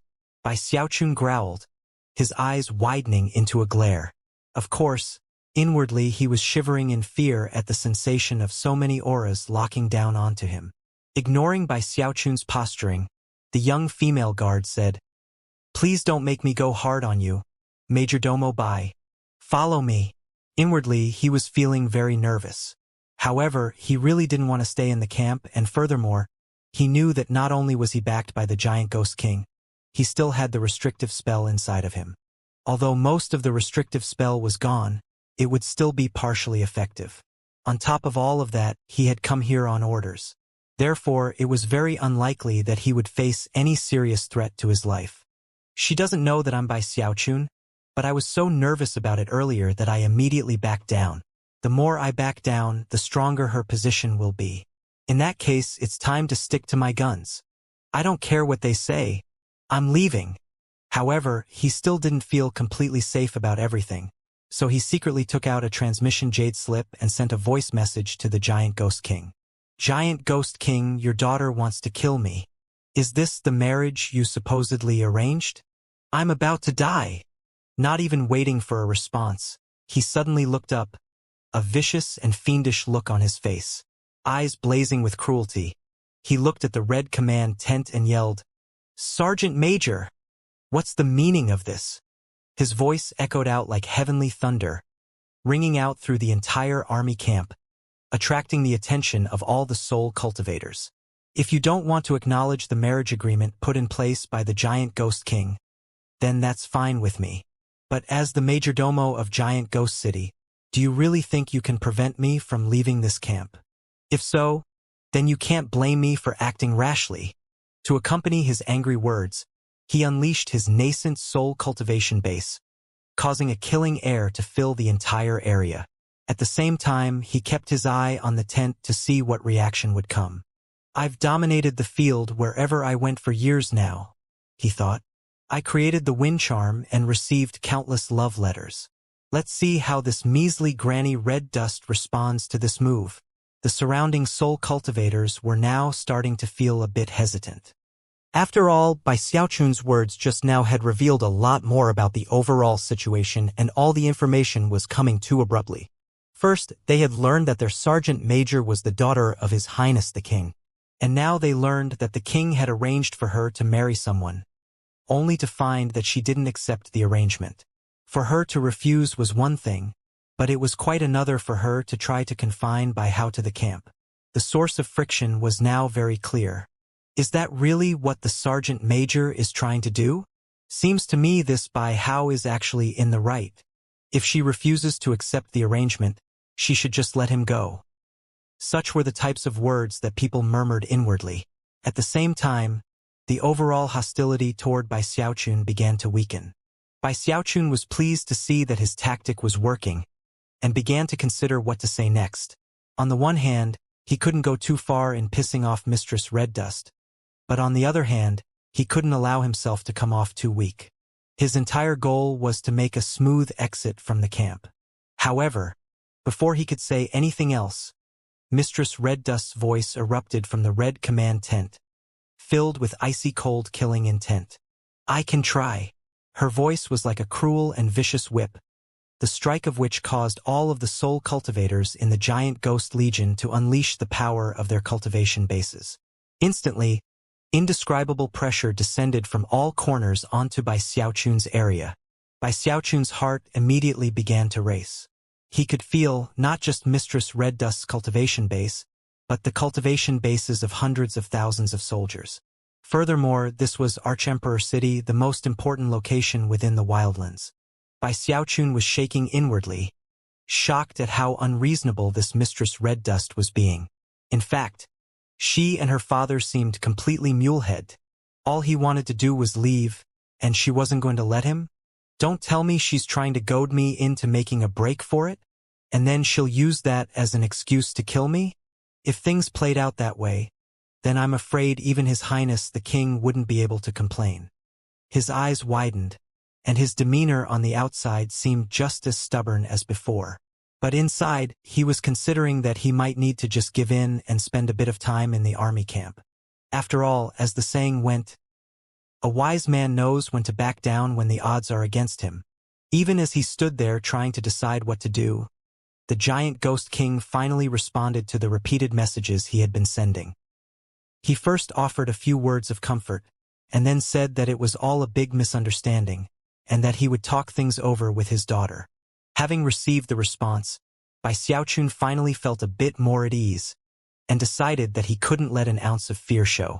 It was fairly recently that 3 heavenly kings and numerous nobles and aristocrats from the imperial city all tried to set a trap for me in the necromancer kettle, the purpose being to prevent me from getting the ghost king fruit.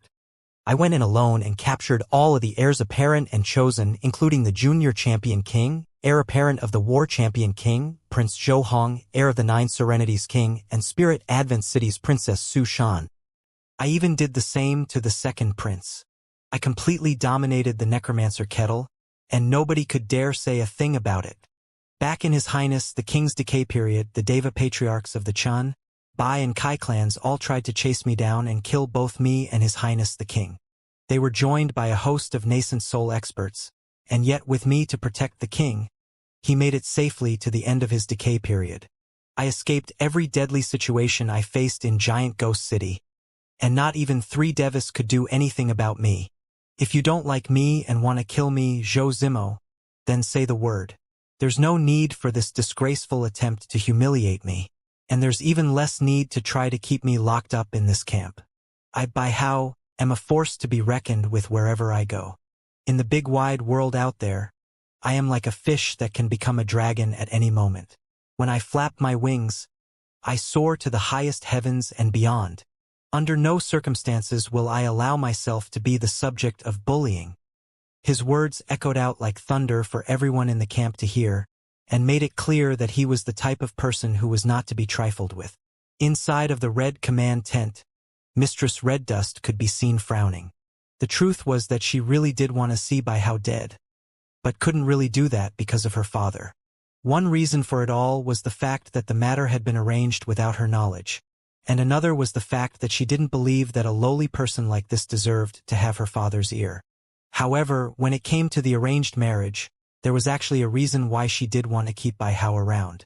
Whether it was in terms of her beauty or her powerful cultivation base, she was one of the blazing suns of the wildlands, and was the subject of pursuit by countless handsome elites. Of course, she completely ignored the advances of nearly every single one of them. There were only 2 that she would have a hard time refusing, one being the Grand Prince, and the other being the Grand Heavenmaster's highest-ranking apprentice, Ouyang Song. They were also Devis and had very high positions. Despite the fact that she didn't really like them, she wasn't in a position to reject them outright. Therefore, if she kept Bai Hao around, she would have a good excuse to avoid them. Plus, if fights broke out between the men, Bai Hao would probably get killed, and she wouldn't have to do anything. Her original plan had been to simply intimidate him and then force him to stay in the camp. Never could she have imagined that the seemingly weak and timid Bai Hao would be able to ignore all of the pressure weighing down on him and even fight back with biting words. In fact, not only were his words biting, they contained so much truth that there was nothing she could say in response. Besides, her father, the giant ghost king, had just sent her a message. First, he had offered some consoling words and then had said some nice things about Bai Hao. He had also discreetly explained the matter about the restrictive spell. At this point, Mistress Red Dust sighed. After communicating back and forth with her father quickly, the two of them came to an agreement. Bai Hao had to stay in the army camp, but only for 3 months. After that, he would be free to go. During that time, she would guarantee that nothing untoward happened to him. Mistress Red Dust's secret hope for that plan was that, during the 3 months, all of the elites who were pursuing her in the imperial city would come to hear that her father had officially arranged for a Taoist partner for her. Although they would realize that she wasn't happy about the situation, when Bai Hao went back to Giant Ghost City 3 months later, he would take the hatred of her suitors with him. In the end, she would have the perfect shield to keep them at bay. Dealing with matters related to his daughter's romantic relationships was a big headache for the Giant Ghost King. After comforting her, he sent some appeasing words to Bai Xiaochun, and then washed his hands of the matter. When all was said and done, Bai Xiaochun realized that he really didn't have any choice in the matter. After all, of the two people he was dealing with, one was a deva and the other was a demigod. Trying to use me as a shield, huh? Like father, like daughter. Scoundrels both. With the matter resolved, Mistress Red Dust reigned in her killing intent, and dissipated the pressure weighing down on the army camp. As for Bai Xiaochun, he sighed and followed the female guard to his quarters. He was placed in a relatively remote location which he didn't mind at all. Once inside, he sat down cross-legged and sighed despondently about the situation. I, Bai Xiaochun, am a majestic major general. I even fought Mistress Red Dust once. But thanks to a freak combination of factors, I ended up in the wildlands as Mistress Red Dust's Taoist partner, and her shield. How did things end up like this? And then there's that Giant Ghost King, the villain. He and Mistress Red Dust are both scoundrels. I guess there are just too many bad people in this world, and that pure, honest people like myself are just destined to be at a disadvantage. Rubbing the bridge of his nose, Bai Xiaochun mused that although he wasn't their match in terms of cultivation base, when it came to morals, he definitely occupied vastly higher ground. Well, at least in terms of my safety, the fact that the restrictive spell is still in place will keep Mistress Red Dust in check to some extent. She definitely won't let me get killed. 3 months. Fudge. I'll just hang in there. It's only 3 months, right? Gritting his teeth, he contemplated the fact that he just wasn't strong enough. He really needed to get more powerful so that he could just ignore Mistress Red Dust if he felt like it. That way he could come and go as he pleased. I need to conjure some flame. With that, his eyes began to shine brightly, and he decided that for the next 3 months, he would keep his head down and avoid provoking anyone. He wouldn't leave the army camp. Instead, he would conjure a 16-colored flame and use it to improve his cultivation base. He needed battle prowess that could put Devis in their place. Humph. You just wait until I can handle Devis. The first one I'll cut down to size will be Granny Red Dust. With that, he produced a soul-hoarding pagoda from his bag of holding. It wasn't very large, and in fact contained only a single soul. It was none other than Bai Hao in soul form. He sat there frowning as he performed auguries regarding the formula for 18-colored flame. Sensing that Bai Xiaochun was looking at him, he looked out of the soul-hoarding pagoda. How is the formula coming along, my little apprentice? Bai Xiaochun said, a warm smile on his face. Bai Hao looked quite exhausted. Rising to his feet, he said, I'm still not quite there, master. In order to complete the formula for 18-colored flame, I have to create something out of nothing. It's extremely difficult. I think it's going to take much longer than anything before it. However, I came up with an idea. Perhaps multiple tongues of 17-colored flame could be combined and transformed into an 18-colored flame. In fact, I was even thinking that the transformation could occur when they were in the Sea of Fire state. Then, after the 18th color appeared, the sea could be made back into a true flame.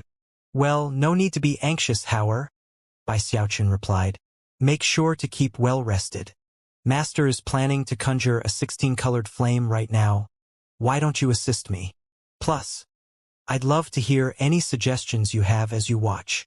Bai Xiaochun knew that Bai Hao's genius in flame conjuring far surpassed his own, although he wasn't very familiar with 16-colored flame. If Bai Xiaochun wanted to be able to conjure 16-colored flame with the greatest speed possible, the best way to do that would be to take advantage of Bai Hao's genius. Furthermore, Bai Xiaochun also wondered if the fact that Bai Hao was now a ghost cultivator would be of some help. Waving his hand, he set some restrictive spells up and produced a large amount of vengeful souls. Then he used the formula for 16-colored flame which he had acquired by shaking down the clans in Giant Ghost City. He had studied the formula quite thoroughly, but still had some questions about it that could only be resolved by actually working with the formula. Seeing that Bai Xiaochun was about to begin, Bai Hao hesitated and then said, "Master, once you get past 15-colored flame, the success rates get much lower. Furthermore, there will be more instabilities. If you're not very careful, unexpected consequences can occur. Perhaps you should do a bit more research first, Master. Besides, we aren't exactly in the ideal location to do flame conjuring." Bai Xiaochun cleared his throat and confidently said, "Ah, don't worry about it. This place is perfect. Trust me, Master has a lot of experience in this kind of thing." Although Bai Hao still had his reservations, Bai Xiaochun seemed very confident. Perhaps his master had researched the formula more than he realized. Therefore, Bai Hao suppressed his anxiety and watched closely as Bai Xiaochun began working. Bai Xiaochun settled his aura and calmed his thoughts. Forgetting about matters pertaining to Mistress Red Dust, he waved his hands out in front of him to summon a 15-colored flame from his bag of holding. He had originally succeeded at 15-colored flame by acquiring some from the 3 great clans, and then reverse-engineering the formula. Were it not for the fact that he was worried about accidentally revealing his identity, he would already have performed 15-fold spirit enhancements on everything he owned. Well, there's nothing I can do for now. I'll just have to settle for 14-fold enhancements. Otherwise, people might get suspicious, and that would put me in danger. After mentally reviewing the formula, his eyes flashed, and he performed an incantation gesture with his right hand, then waved his finger. Even more vengeful souls poured out of another soul-hoarding pagoda, until there were so many that they produced a tempest. Thankfully, Bai Xiaochun had set up powerful restrictive spells, and also had the protective concealment provided by his mask. Because of that, not a single fluctuation rolled out into the open to alert anyone to what was happening. From the outside, Bai Xiaochun's tent seemed completely still and quiet. In fact, as the guards went about their evening patrol, none of them even looked over at him. An hour flew by, and Bai Xiaochun was completely focused on the task at hand, making constant adjustments to the 15-colored flame, and also carefully controlling the sea of souls around him. If he made the slightest error in fusing the souls into the flame, it would lead to a failure. Therefore, sweat dripped down his face and neck as he worked, carefully feeding the souls in, and occasionally adding special souls into the mix as they were needed. Although it was an exhausting process, he gritted his teeth and kept on going. "I need to get stronger. That's my only option here in the wildlands. If my identity gets exposed, at least then I'll have something to fall back on." The incident earlier with Mistress Red Dust had been exhilarating, but had also left him feeling like he had come close to losing his poor little life. Because of that, he knew that he had to do everything possible to make the progress he needed.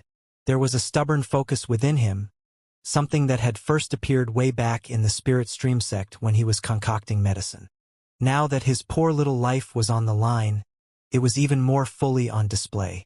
Soon his eyes were bloodshot, and a vicious expression could be seen on his face.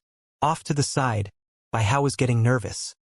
This was his first time seeing his master acting like this. Master is really going for broke in this conjuring session, he thought nervously. Just when he was about to give some advice, Bai Xiaochun's expression flickered, and something went wrong with the 15-colored flame. It flared brightly, then went dim, and finally, a popping sound could be heard as it transformed into countless motes of light that scattered in all directions. "Damn it!" Bai Xiaochun roared. Pulling out another 15-colored flame, he immediately started over. This time he spent longer. Eventually, the sun shone brightly outside, and Bai Xiaochun's eyes were completely bloodshot, and he was even panting. He had spent the entire night getting the 16-colored flame to the point of being 30% complete. However, in the final moments when he thought he could finish the flame in one final burst, he made a mistake, and the 15-colored flame did the same thing as before. It flared with light, then vanished. How could this be happening? Tugging at his hair, he pulled out the formula again and started to study it. As for Bai Hao, he stood off to the side muttering for a bit, until his eyes finally glittered. Master, perhaps the problem is that we're in an army camp, and the overall murderous aura is too strong. Although the murderous aura doesn't have a specific shape, it can still affect the vengeful souls. As soon as Bai Xiaochun heard the explanation, his eyes lit up. It did make sense. Well done, apprentice, he said, slapping his thigh. You're absolutely right. Spirits lifting. He produced another 15-colored flame and was about to start working when Bai Hao continued. Master, why don't you rest up a bit first? You don't seem to be in the best shape to conjure flame. Ah, don't worry, Master is in perfect shape at the moment. Clearly not worried, Bai Xiaochun began to work with the 15-colored flame. This time, he took even longer than last time. An entire day went by. By evening of the following day, he was clearly exhausted. His eyes were bright red, and he looked extremely nervous as he stared intently at the vanishing flame in front of him. How could this be happening? Another failure. I resolved the issues caused by the murderous aura, but something else went wrong. I refuse to believe that I can't resolve all the issues. By this point, he had already lost track of the time or where he was. Gritting his teeth, he produced another 15-colored flame and then started conjuring. Bai Hao was getting very nervous. Something seemed very off about Bai Xiaochun, and he seemed completely unstable. Occasionally he would try to persuade him to stop, and at first he would respond but eventually just stopped listening. That only made Bai Hao even more nervous. This just isn't the way to conjure 16-colored flame. If he keeps going on this way, something unexpected is going to happen.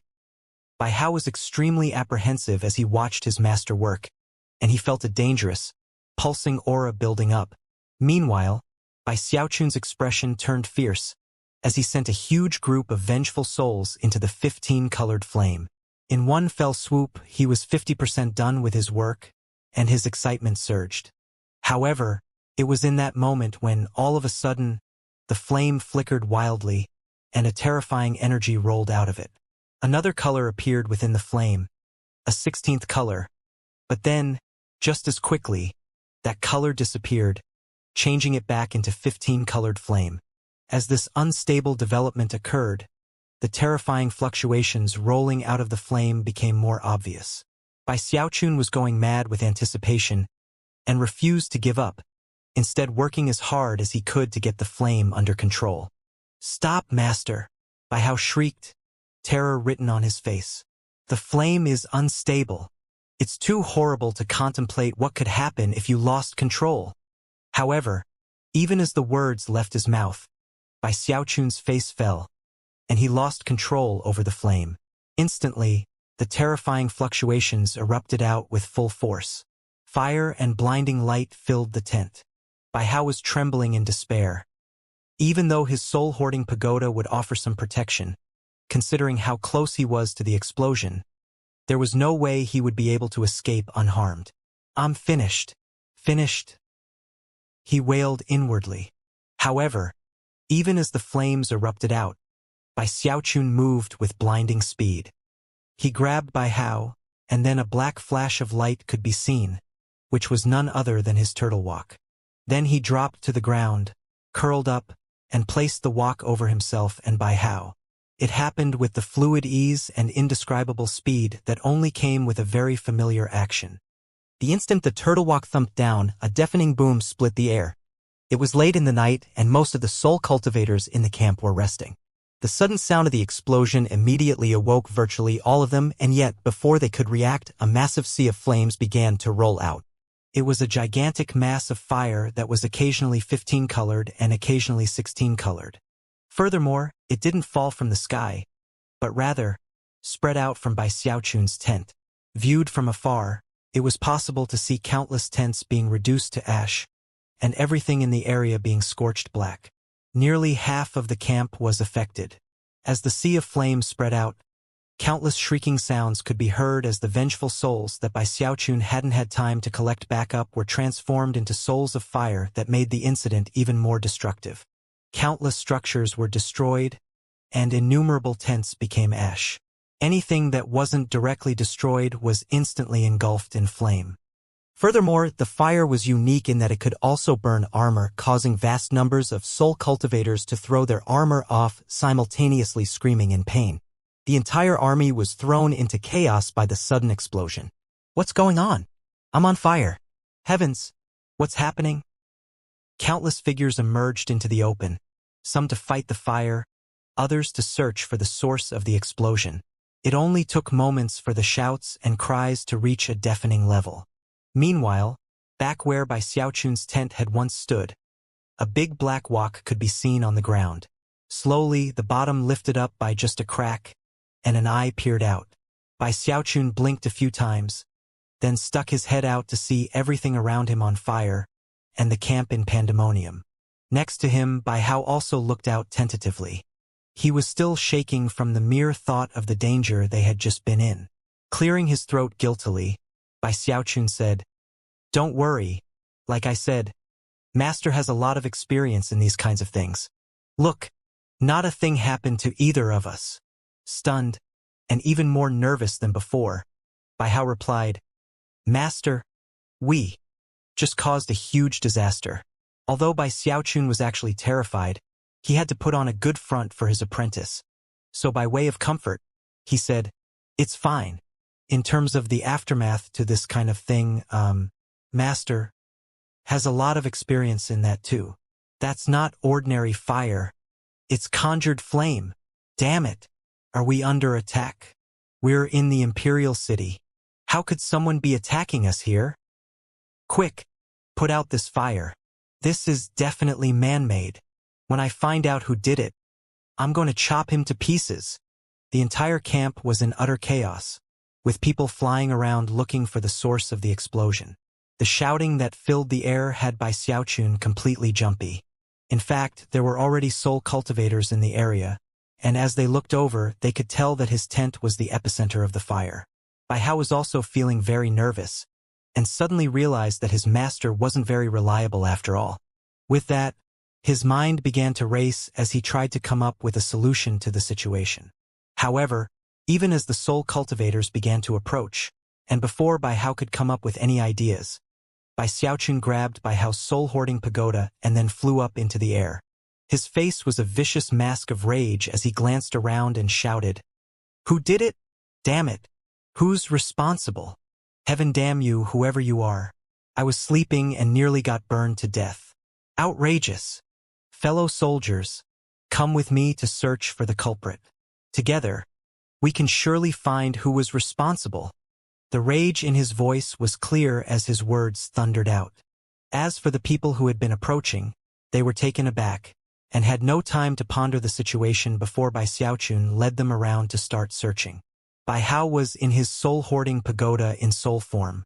Because of the special properties of his soul body, he could remain formless and invisible to anyone else. Therefore, no one could see him, but if they could have, they would have seen him sitting there dumbfounded, staring blankly as his master ranted and raved. In fact, if Bai Hao hadn't known the truth, he would have been taken in by the act. That was what helped Bai Hao to fully understand what his master meant when he said he had experience. This is definitely not the first time Master has caused a disaster, nor is it his first time getting out of the situation. He really does have a lot of experience. However, even as Bai Xiaochun pretended to be incensed, and led the surrounding cultivators in a search, one particular soul cultivator with tattered, burned clothing flew up into the air. He clearly wasn't in very good condition. Pointing a shaking finger at Bai Xiaochun, he howled, "It was you? Bai Hao! I was on patrol here and saw with my own eyes that the explosion started in your tent. I can't believe you're pretending to search for the culprit." "You're the culprit!" Bai Xiaochun's heart began to pound. Just when he was about to offer an explanation, a group of 8 more soul cultivators flew over. "We saw it too. The explosion started in your tent. How shameless of you, Bai Hao. The people in Giant Ghost City might be a bit scared of you, but nobody here is going to indulge you like that." As these people spoke, their murderous auras flared to life. As for the other surrounding soul cultivators, they had no reason to distrust their comrades in arms, nor any reason to trust Bai Xiaochun, who was an outsider. Soon, many angry glances were locking onto Bai Xiaochun, glances filled with killing intent. Licking his lips, Bai Xiaochun said, "Listen, everybody, let me explain." However, before he could say anything else, the fluctuations of magical techniques erupted out, and a rain of multicolored magical light shot toward him. Heart-pounding, he leapt to the side. Countless magical techniques slammed into the spot he had just occupied, shattering the ground in all directions. Bai Xiaochun's scalp was tingling in fear as he attempted to flee, but there were too many soul cultivators in the area. There were already a few hundred within his line of sight, with more behind him. "I've never met anybody as shameless as this guy. Kill him. Who cares if he's a major domo? This is mutiny, which is a capital offense." Rage burning, they gave chase. As for Bai Xiaochun, his heart was racing, and he did his best to evade his opponents. However, despite being in the Heavendao nascent soul stage, the fact that more and more enemies were showing up by the moment was terrifying. "Calm down, everybody. Don't do anything you'll regret. I can explain everything. There's nothing that can't be worked out with a bit of discussion." The only answer to his words was a hail of magical techniques coming from more than 1,000 soul cultivators. The sea of magical technique was so frightening that Bai Xiaochun couldn't help but let out a yelp of shock. Drawing on the power of his fleshly body, he prepared to teleport away. However, before he could, the aura of a spell formation could be sensed rising up in the army camp. Unexpectedly, someone had activated the camp's defensive spell formation. "You bunch of bullies. All I did was accidentally cause a fire. Nobody died. Why you people? You're actually going to use a spell formation to try to attack me?" As far as Bai Xiaochun was concerned, these people were all crazy. More and more were beginning to surround him, although none were willing to get too close. "Zhou Zimo, we had an agreement. Nothing can happen to me for the next 3 months." Despite being surrounded by a crowd of nearly 10,000 shouting cultivators, he was in the mighty Heavendao nascent soul stage and had shocking fleshly body power. As a result, his voice rose above all of theirs to echo out in all directions. Of course, Mistress Red Dust was well aware of what was happening. Up to now, she had been sitting there with clenched teeth, furious with Bai Hao. First, he had seemed weak and timid, only to turn around and act with brazen arrogance. Finally, things had settled down and they made their 3-month agreement. But now, only 2 days into it, he had already caused a huge disaster. Although the sea of flames had been put down, the damage to the camp was severe. And considering that Mistress Red Dust was in charge of this army, that meant that she would be responsible for all costs involved in repairing and replacing what had been damaged or destroyed. By this point, Mistress Red Dust already regretted her decision to keep Bai Xiaochun behind. However, she couldn't back out of the agreement easily. Then she heard Bai Xiaochun yelling outside, and her cheeks puffed out in anger. Gritting her teeth, she took a step forward and vanished, reappearing next to Bai Xiaochun. Ripples spread out in all directions as she appeared, causing the surrounding soul cultivators of the giant ghost legion to suppress their killing intent and clasp hands in greeting. Bai Xiaochun was still nervous, but he hadn't started the fire on purpose. It had been an accident.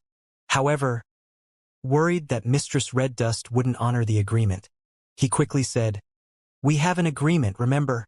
I told you that if you don't like me, you should just send me away. Didn't I? But you had to keep me here." He sighed, seemingly on the verge of tears. His words almost caused Mistress Red Dust to lose her temper. Taking a deep breath, and her expression profoundly grim, she looked around and said, "You're all dismissed." Despite their raging fury toward Bai Xiaochun, the crowd calmed down and then bowed their heads and left. Soon, everything was quiet, and even the fluctuations of the spell formation vanished. Bai Xiaochun was shaken by the scene. Considering he had been a major general at the Great Wall, he knew that there were only 2 ways to get an entire army to back down.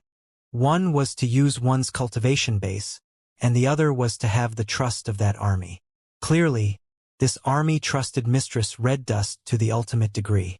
As everyone filtered away, Mistress Red Dust turned to look coldly at Bai Xiaochun. It was a look that struck anxiety deep into his heart, so he quickly said, I really didn't do it on purpose. It was an accident, nothing more than an ACC. Whether it was an accident or not doesn't matter. I'm warning you, if a second incident like this occurs, I'll have you executed, agreement or not. Every word she spoke was like a bolt of deadly lightning striking Bai Xiaochun's mind. With that, she paid him no more heed and turned to leave without another word. Of course, the truth was that she was actually worried that if she looked at him any longer, she might not be able to hold back from killing him. The fact that Mistress Red Dust had personally appeared ensured that the chaos quickly settled into silence. However, the icy glances being cast toward Bai Xiaochun from all directions had him feeling very embarrassed.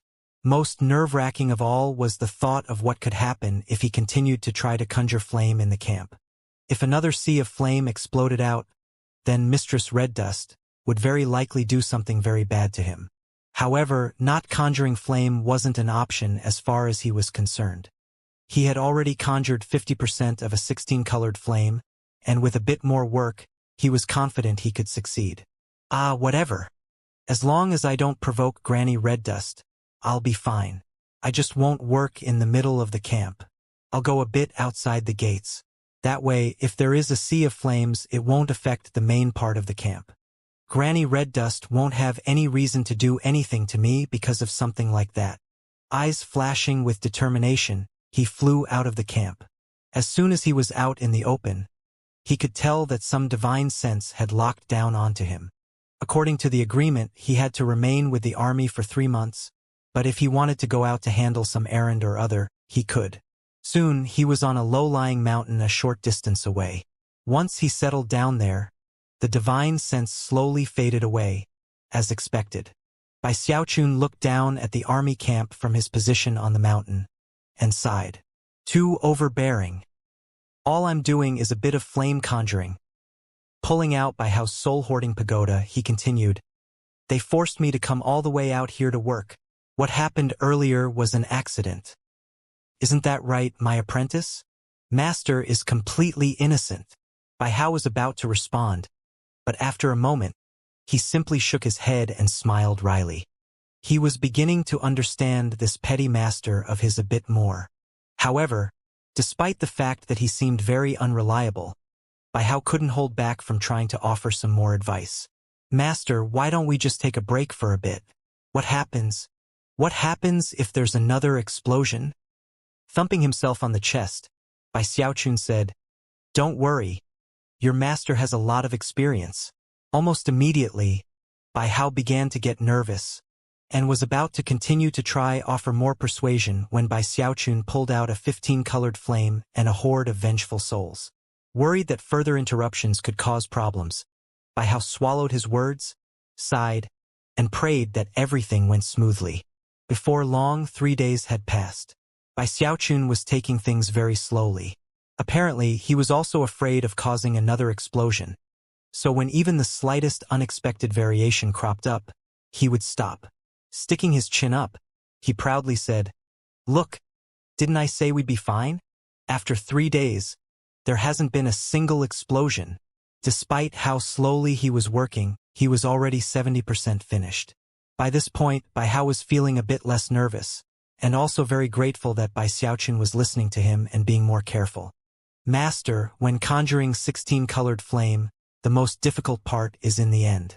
You need to be a bit more careful from here on out. Absolutely. Positively do not do anything impulsive. Yeah, don't worry. Bai Xiaochun waved his hand and continued working. A few more days went by, and Bai Xiaochun's eyes were completely bloodshot. Once again, he seemed bedeviled. No matter what he did, he was still stuck at 70% completion, and could tell that if he pushed things ahead prematurely, he would fail. Just what exactly am I doing wrong? He muttered, tugging at his hair and staring fixedly at the tongue of flame in his palm. Then, the flicker of augury appeared in his eyes. Bai Hao looked on, also unsure of what to do. However, the sight of Bai Xiaochun in this state had him nervously thinking back to the explosion. Before Bai Hao could contemplate what that meant, Bai Xiaochun's eyes shone brightly, and he said, "That must be it. These vengeful souls have too many impurities." With that, he started working again. However, Bai Hao couldn't help but think that the explanation sounded too simple. He was going to give voice to his reservations, but hesitated when he saw how excited Bai Xiaochun was to try out his new idea. Whatever. I'll just let Master give it a shot. Who knows, maybe he's right. Bai Xiaochun was indeed very excited. Considering that the problem had to do with impurities, he immediately thought back to how he had solved such problems when concocting medicine. Eyebrows dancing up and down in anticipation, he waved his hands and started working again. As he worked, the 15-colored flame gobbled up the vengeful souls, and then black tendrils of smoke began to rise up. When it happened with the first soul, it was hardly noticeable. But as more souls poured in, more black smoke appeared, and Bai Hao started to get more nervous. Although Bai Hao wasn't sure exactly what it meant, he was sure that the black smoke which resulted from burning away impurities could not be a good thing. "Master, wait. There's too much of this black smoke. Something's wrong. Give me a minute to figure out what it is. A little bit of smoke like this is nothing. Don't worry, my little apprentice. Master has a lot of experience in things like this." Laughing heartily, he continued his work. As he did, more and more black smoke appeared, and Bai Hao continued to get more nervous. In the end, he was actually trembling in fear. Bai Xiaochun was so focused that he had forgotten himself. The flame gobbled up the souls, and an entire day went by. By evening the next day, it was 80% complete. So it does work. Excited, he was just about to continue working when, all of a sudden, signs of instability appeared in the 15-colored flame. Terrifying fluctuations began to build up in the flame. However, before they could roll out, Bai Xiaochun decisively closed his hand into a fist, extinguishing the 15-colored flame in an instant. As he did, massive quantities of black smoke escaped through the cracks between his fingers, making a black mushroom cloud that rose up into the air. HMMMPHH. Did you see that, my apprentice? Decisive, wouldn't you say? I told you there wouldn't be any explosions. The only thing that happened was we saw a bit of smoke. That's all. Bai Xiaochun looked over proudly at Bai Hao as the last bit of black smoke swirled away from his hand. Bai Hao really felt like he was going to fall apart this time.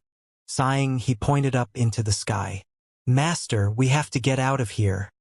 Look up there." Bai Xiaochun's jaw dropped. He had been so focused on the flame conjuring that he hadn't been paying attention at all to what was happening overhead. After looking up, his eyes went wide, and his face fell.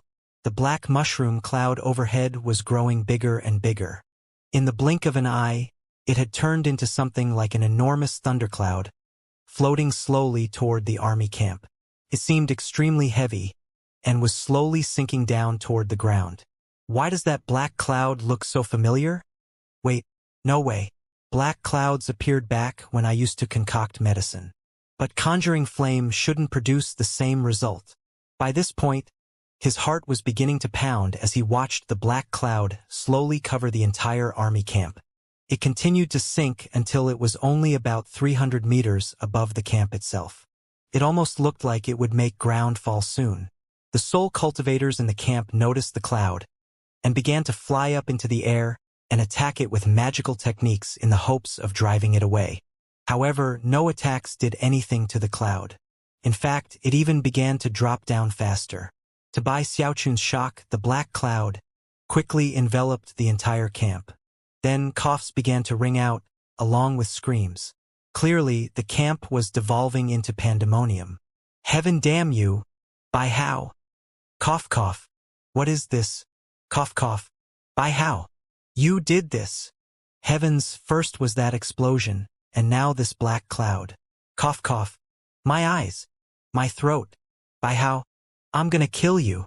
More and more voices filled the air, creating a deafening cacophony of sound that pushed Bai Xiaochun right to the brink of tears. After all, he truly felt innocent in the matter. "I did everything to prevent any explosions. I didn't think that there would be any black smoke. You people can't blame me for this." Bai Xiaochun was extremely nervous. so much so that his heart was pounding. As for Bai Hao, he stood off to the side in soul form, also scowling on the verge of tears. "Master," he said in a pleading tone, "can we talk this over a bit? How about you change your name?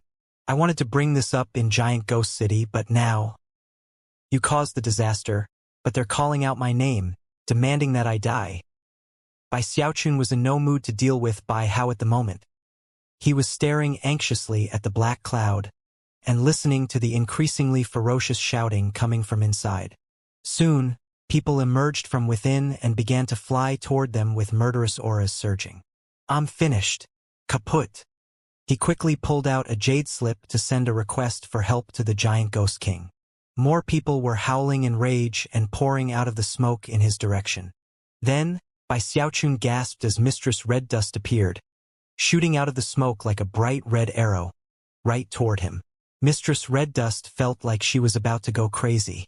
At this point, she was absolutely convinced that her father had sent Bai Hao to her because he was a living disaster.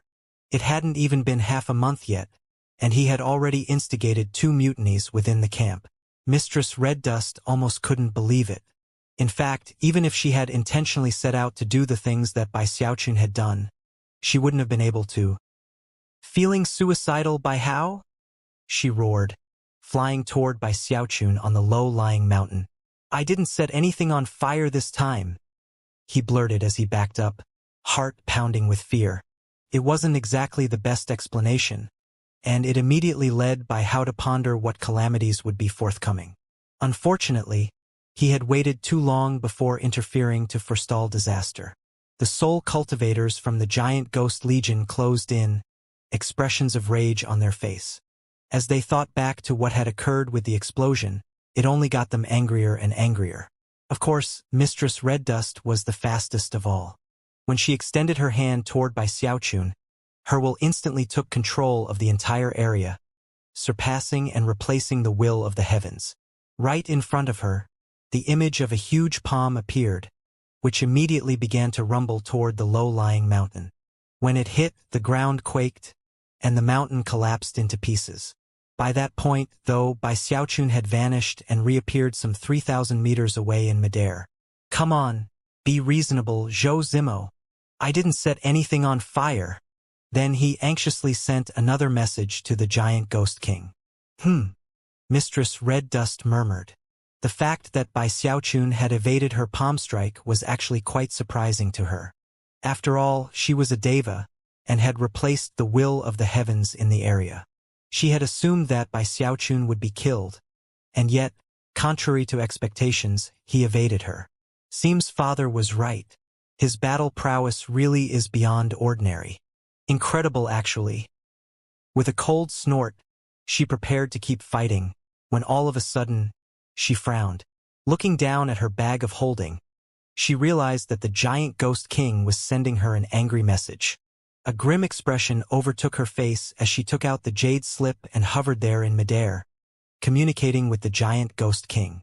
That sight caused Bai Xiaochun to immediately breathe a sigh of relief. "I really can't stick around this place.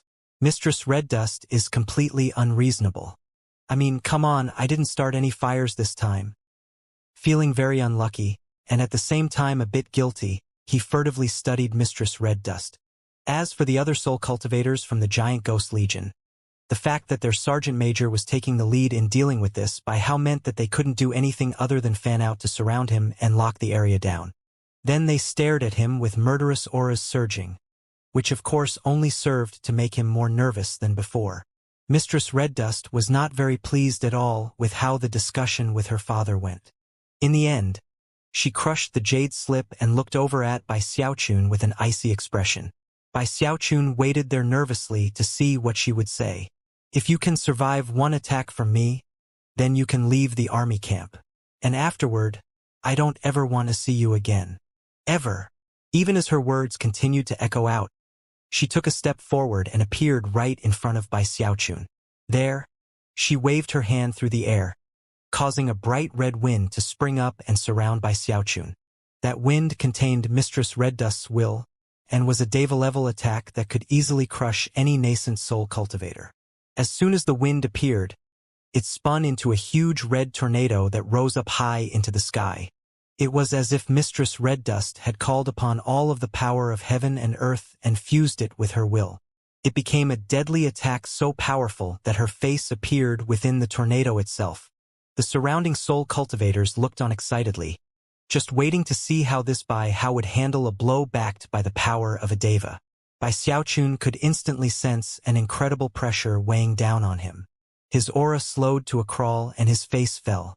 Heart pounding, he tried to back up, but realized that Mistress Red Dust's will controlled the entire area, locking it down and making his own teleportation abilities impossible to use. He could do nothing to escape the red wind, and as such, an intense sensation of deadly crisis built up within him. There was no time to ponder how to deal with the situation. Instead, he roared, "You really think I'm scared of you, Zhou Zimo?" Instead of attempting to evade, he took a deep breath and then drew upon the full power of his cultivation base. At the same time, his fleshly body power all erupted out through his right hand in a fist strike. It was no ordinary fist strike. As soon as it began, his aura shrank down, and a black vortex appeared around his fist. As the vortex spun, Mistress Red Dust's will was shattered and sucked into the fist, making everything around Bai Xiaochun a raging, illusory vortex. Mistress Red Dust's face fell, as she realized that instead of overestimating her opponent as she had assumed she had actually underestimated him. The power of this fist caused her heart to tremble.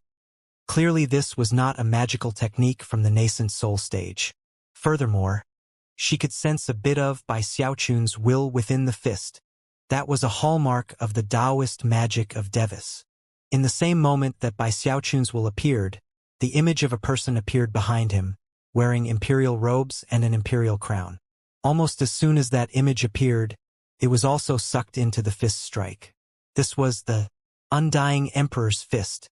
The fist struck out into the red wind, landing directly onto the image of Mistress Red Dust's face. Boom! Everything in the area was shaken violently by the resulting boom. Even the populace of Archemperor City was shocked. Furthermore, because it was entirely possible that there might be people in Archemperor City who recognized the Undying Live Forever technique, Bai Xiaochun used the powers of his mask to alter the image of the Black Vortex and the Shadowy Emperor.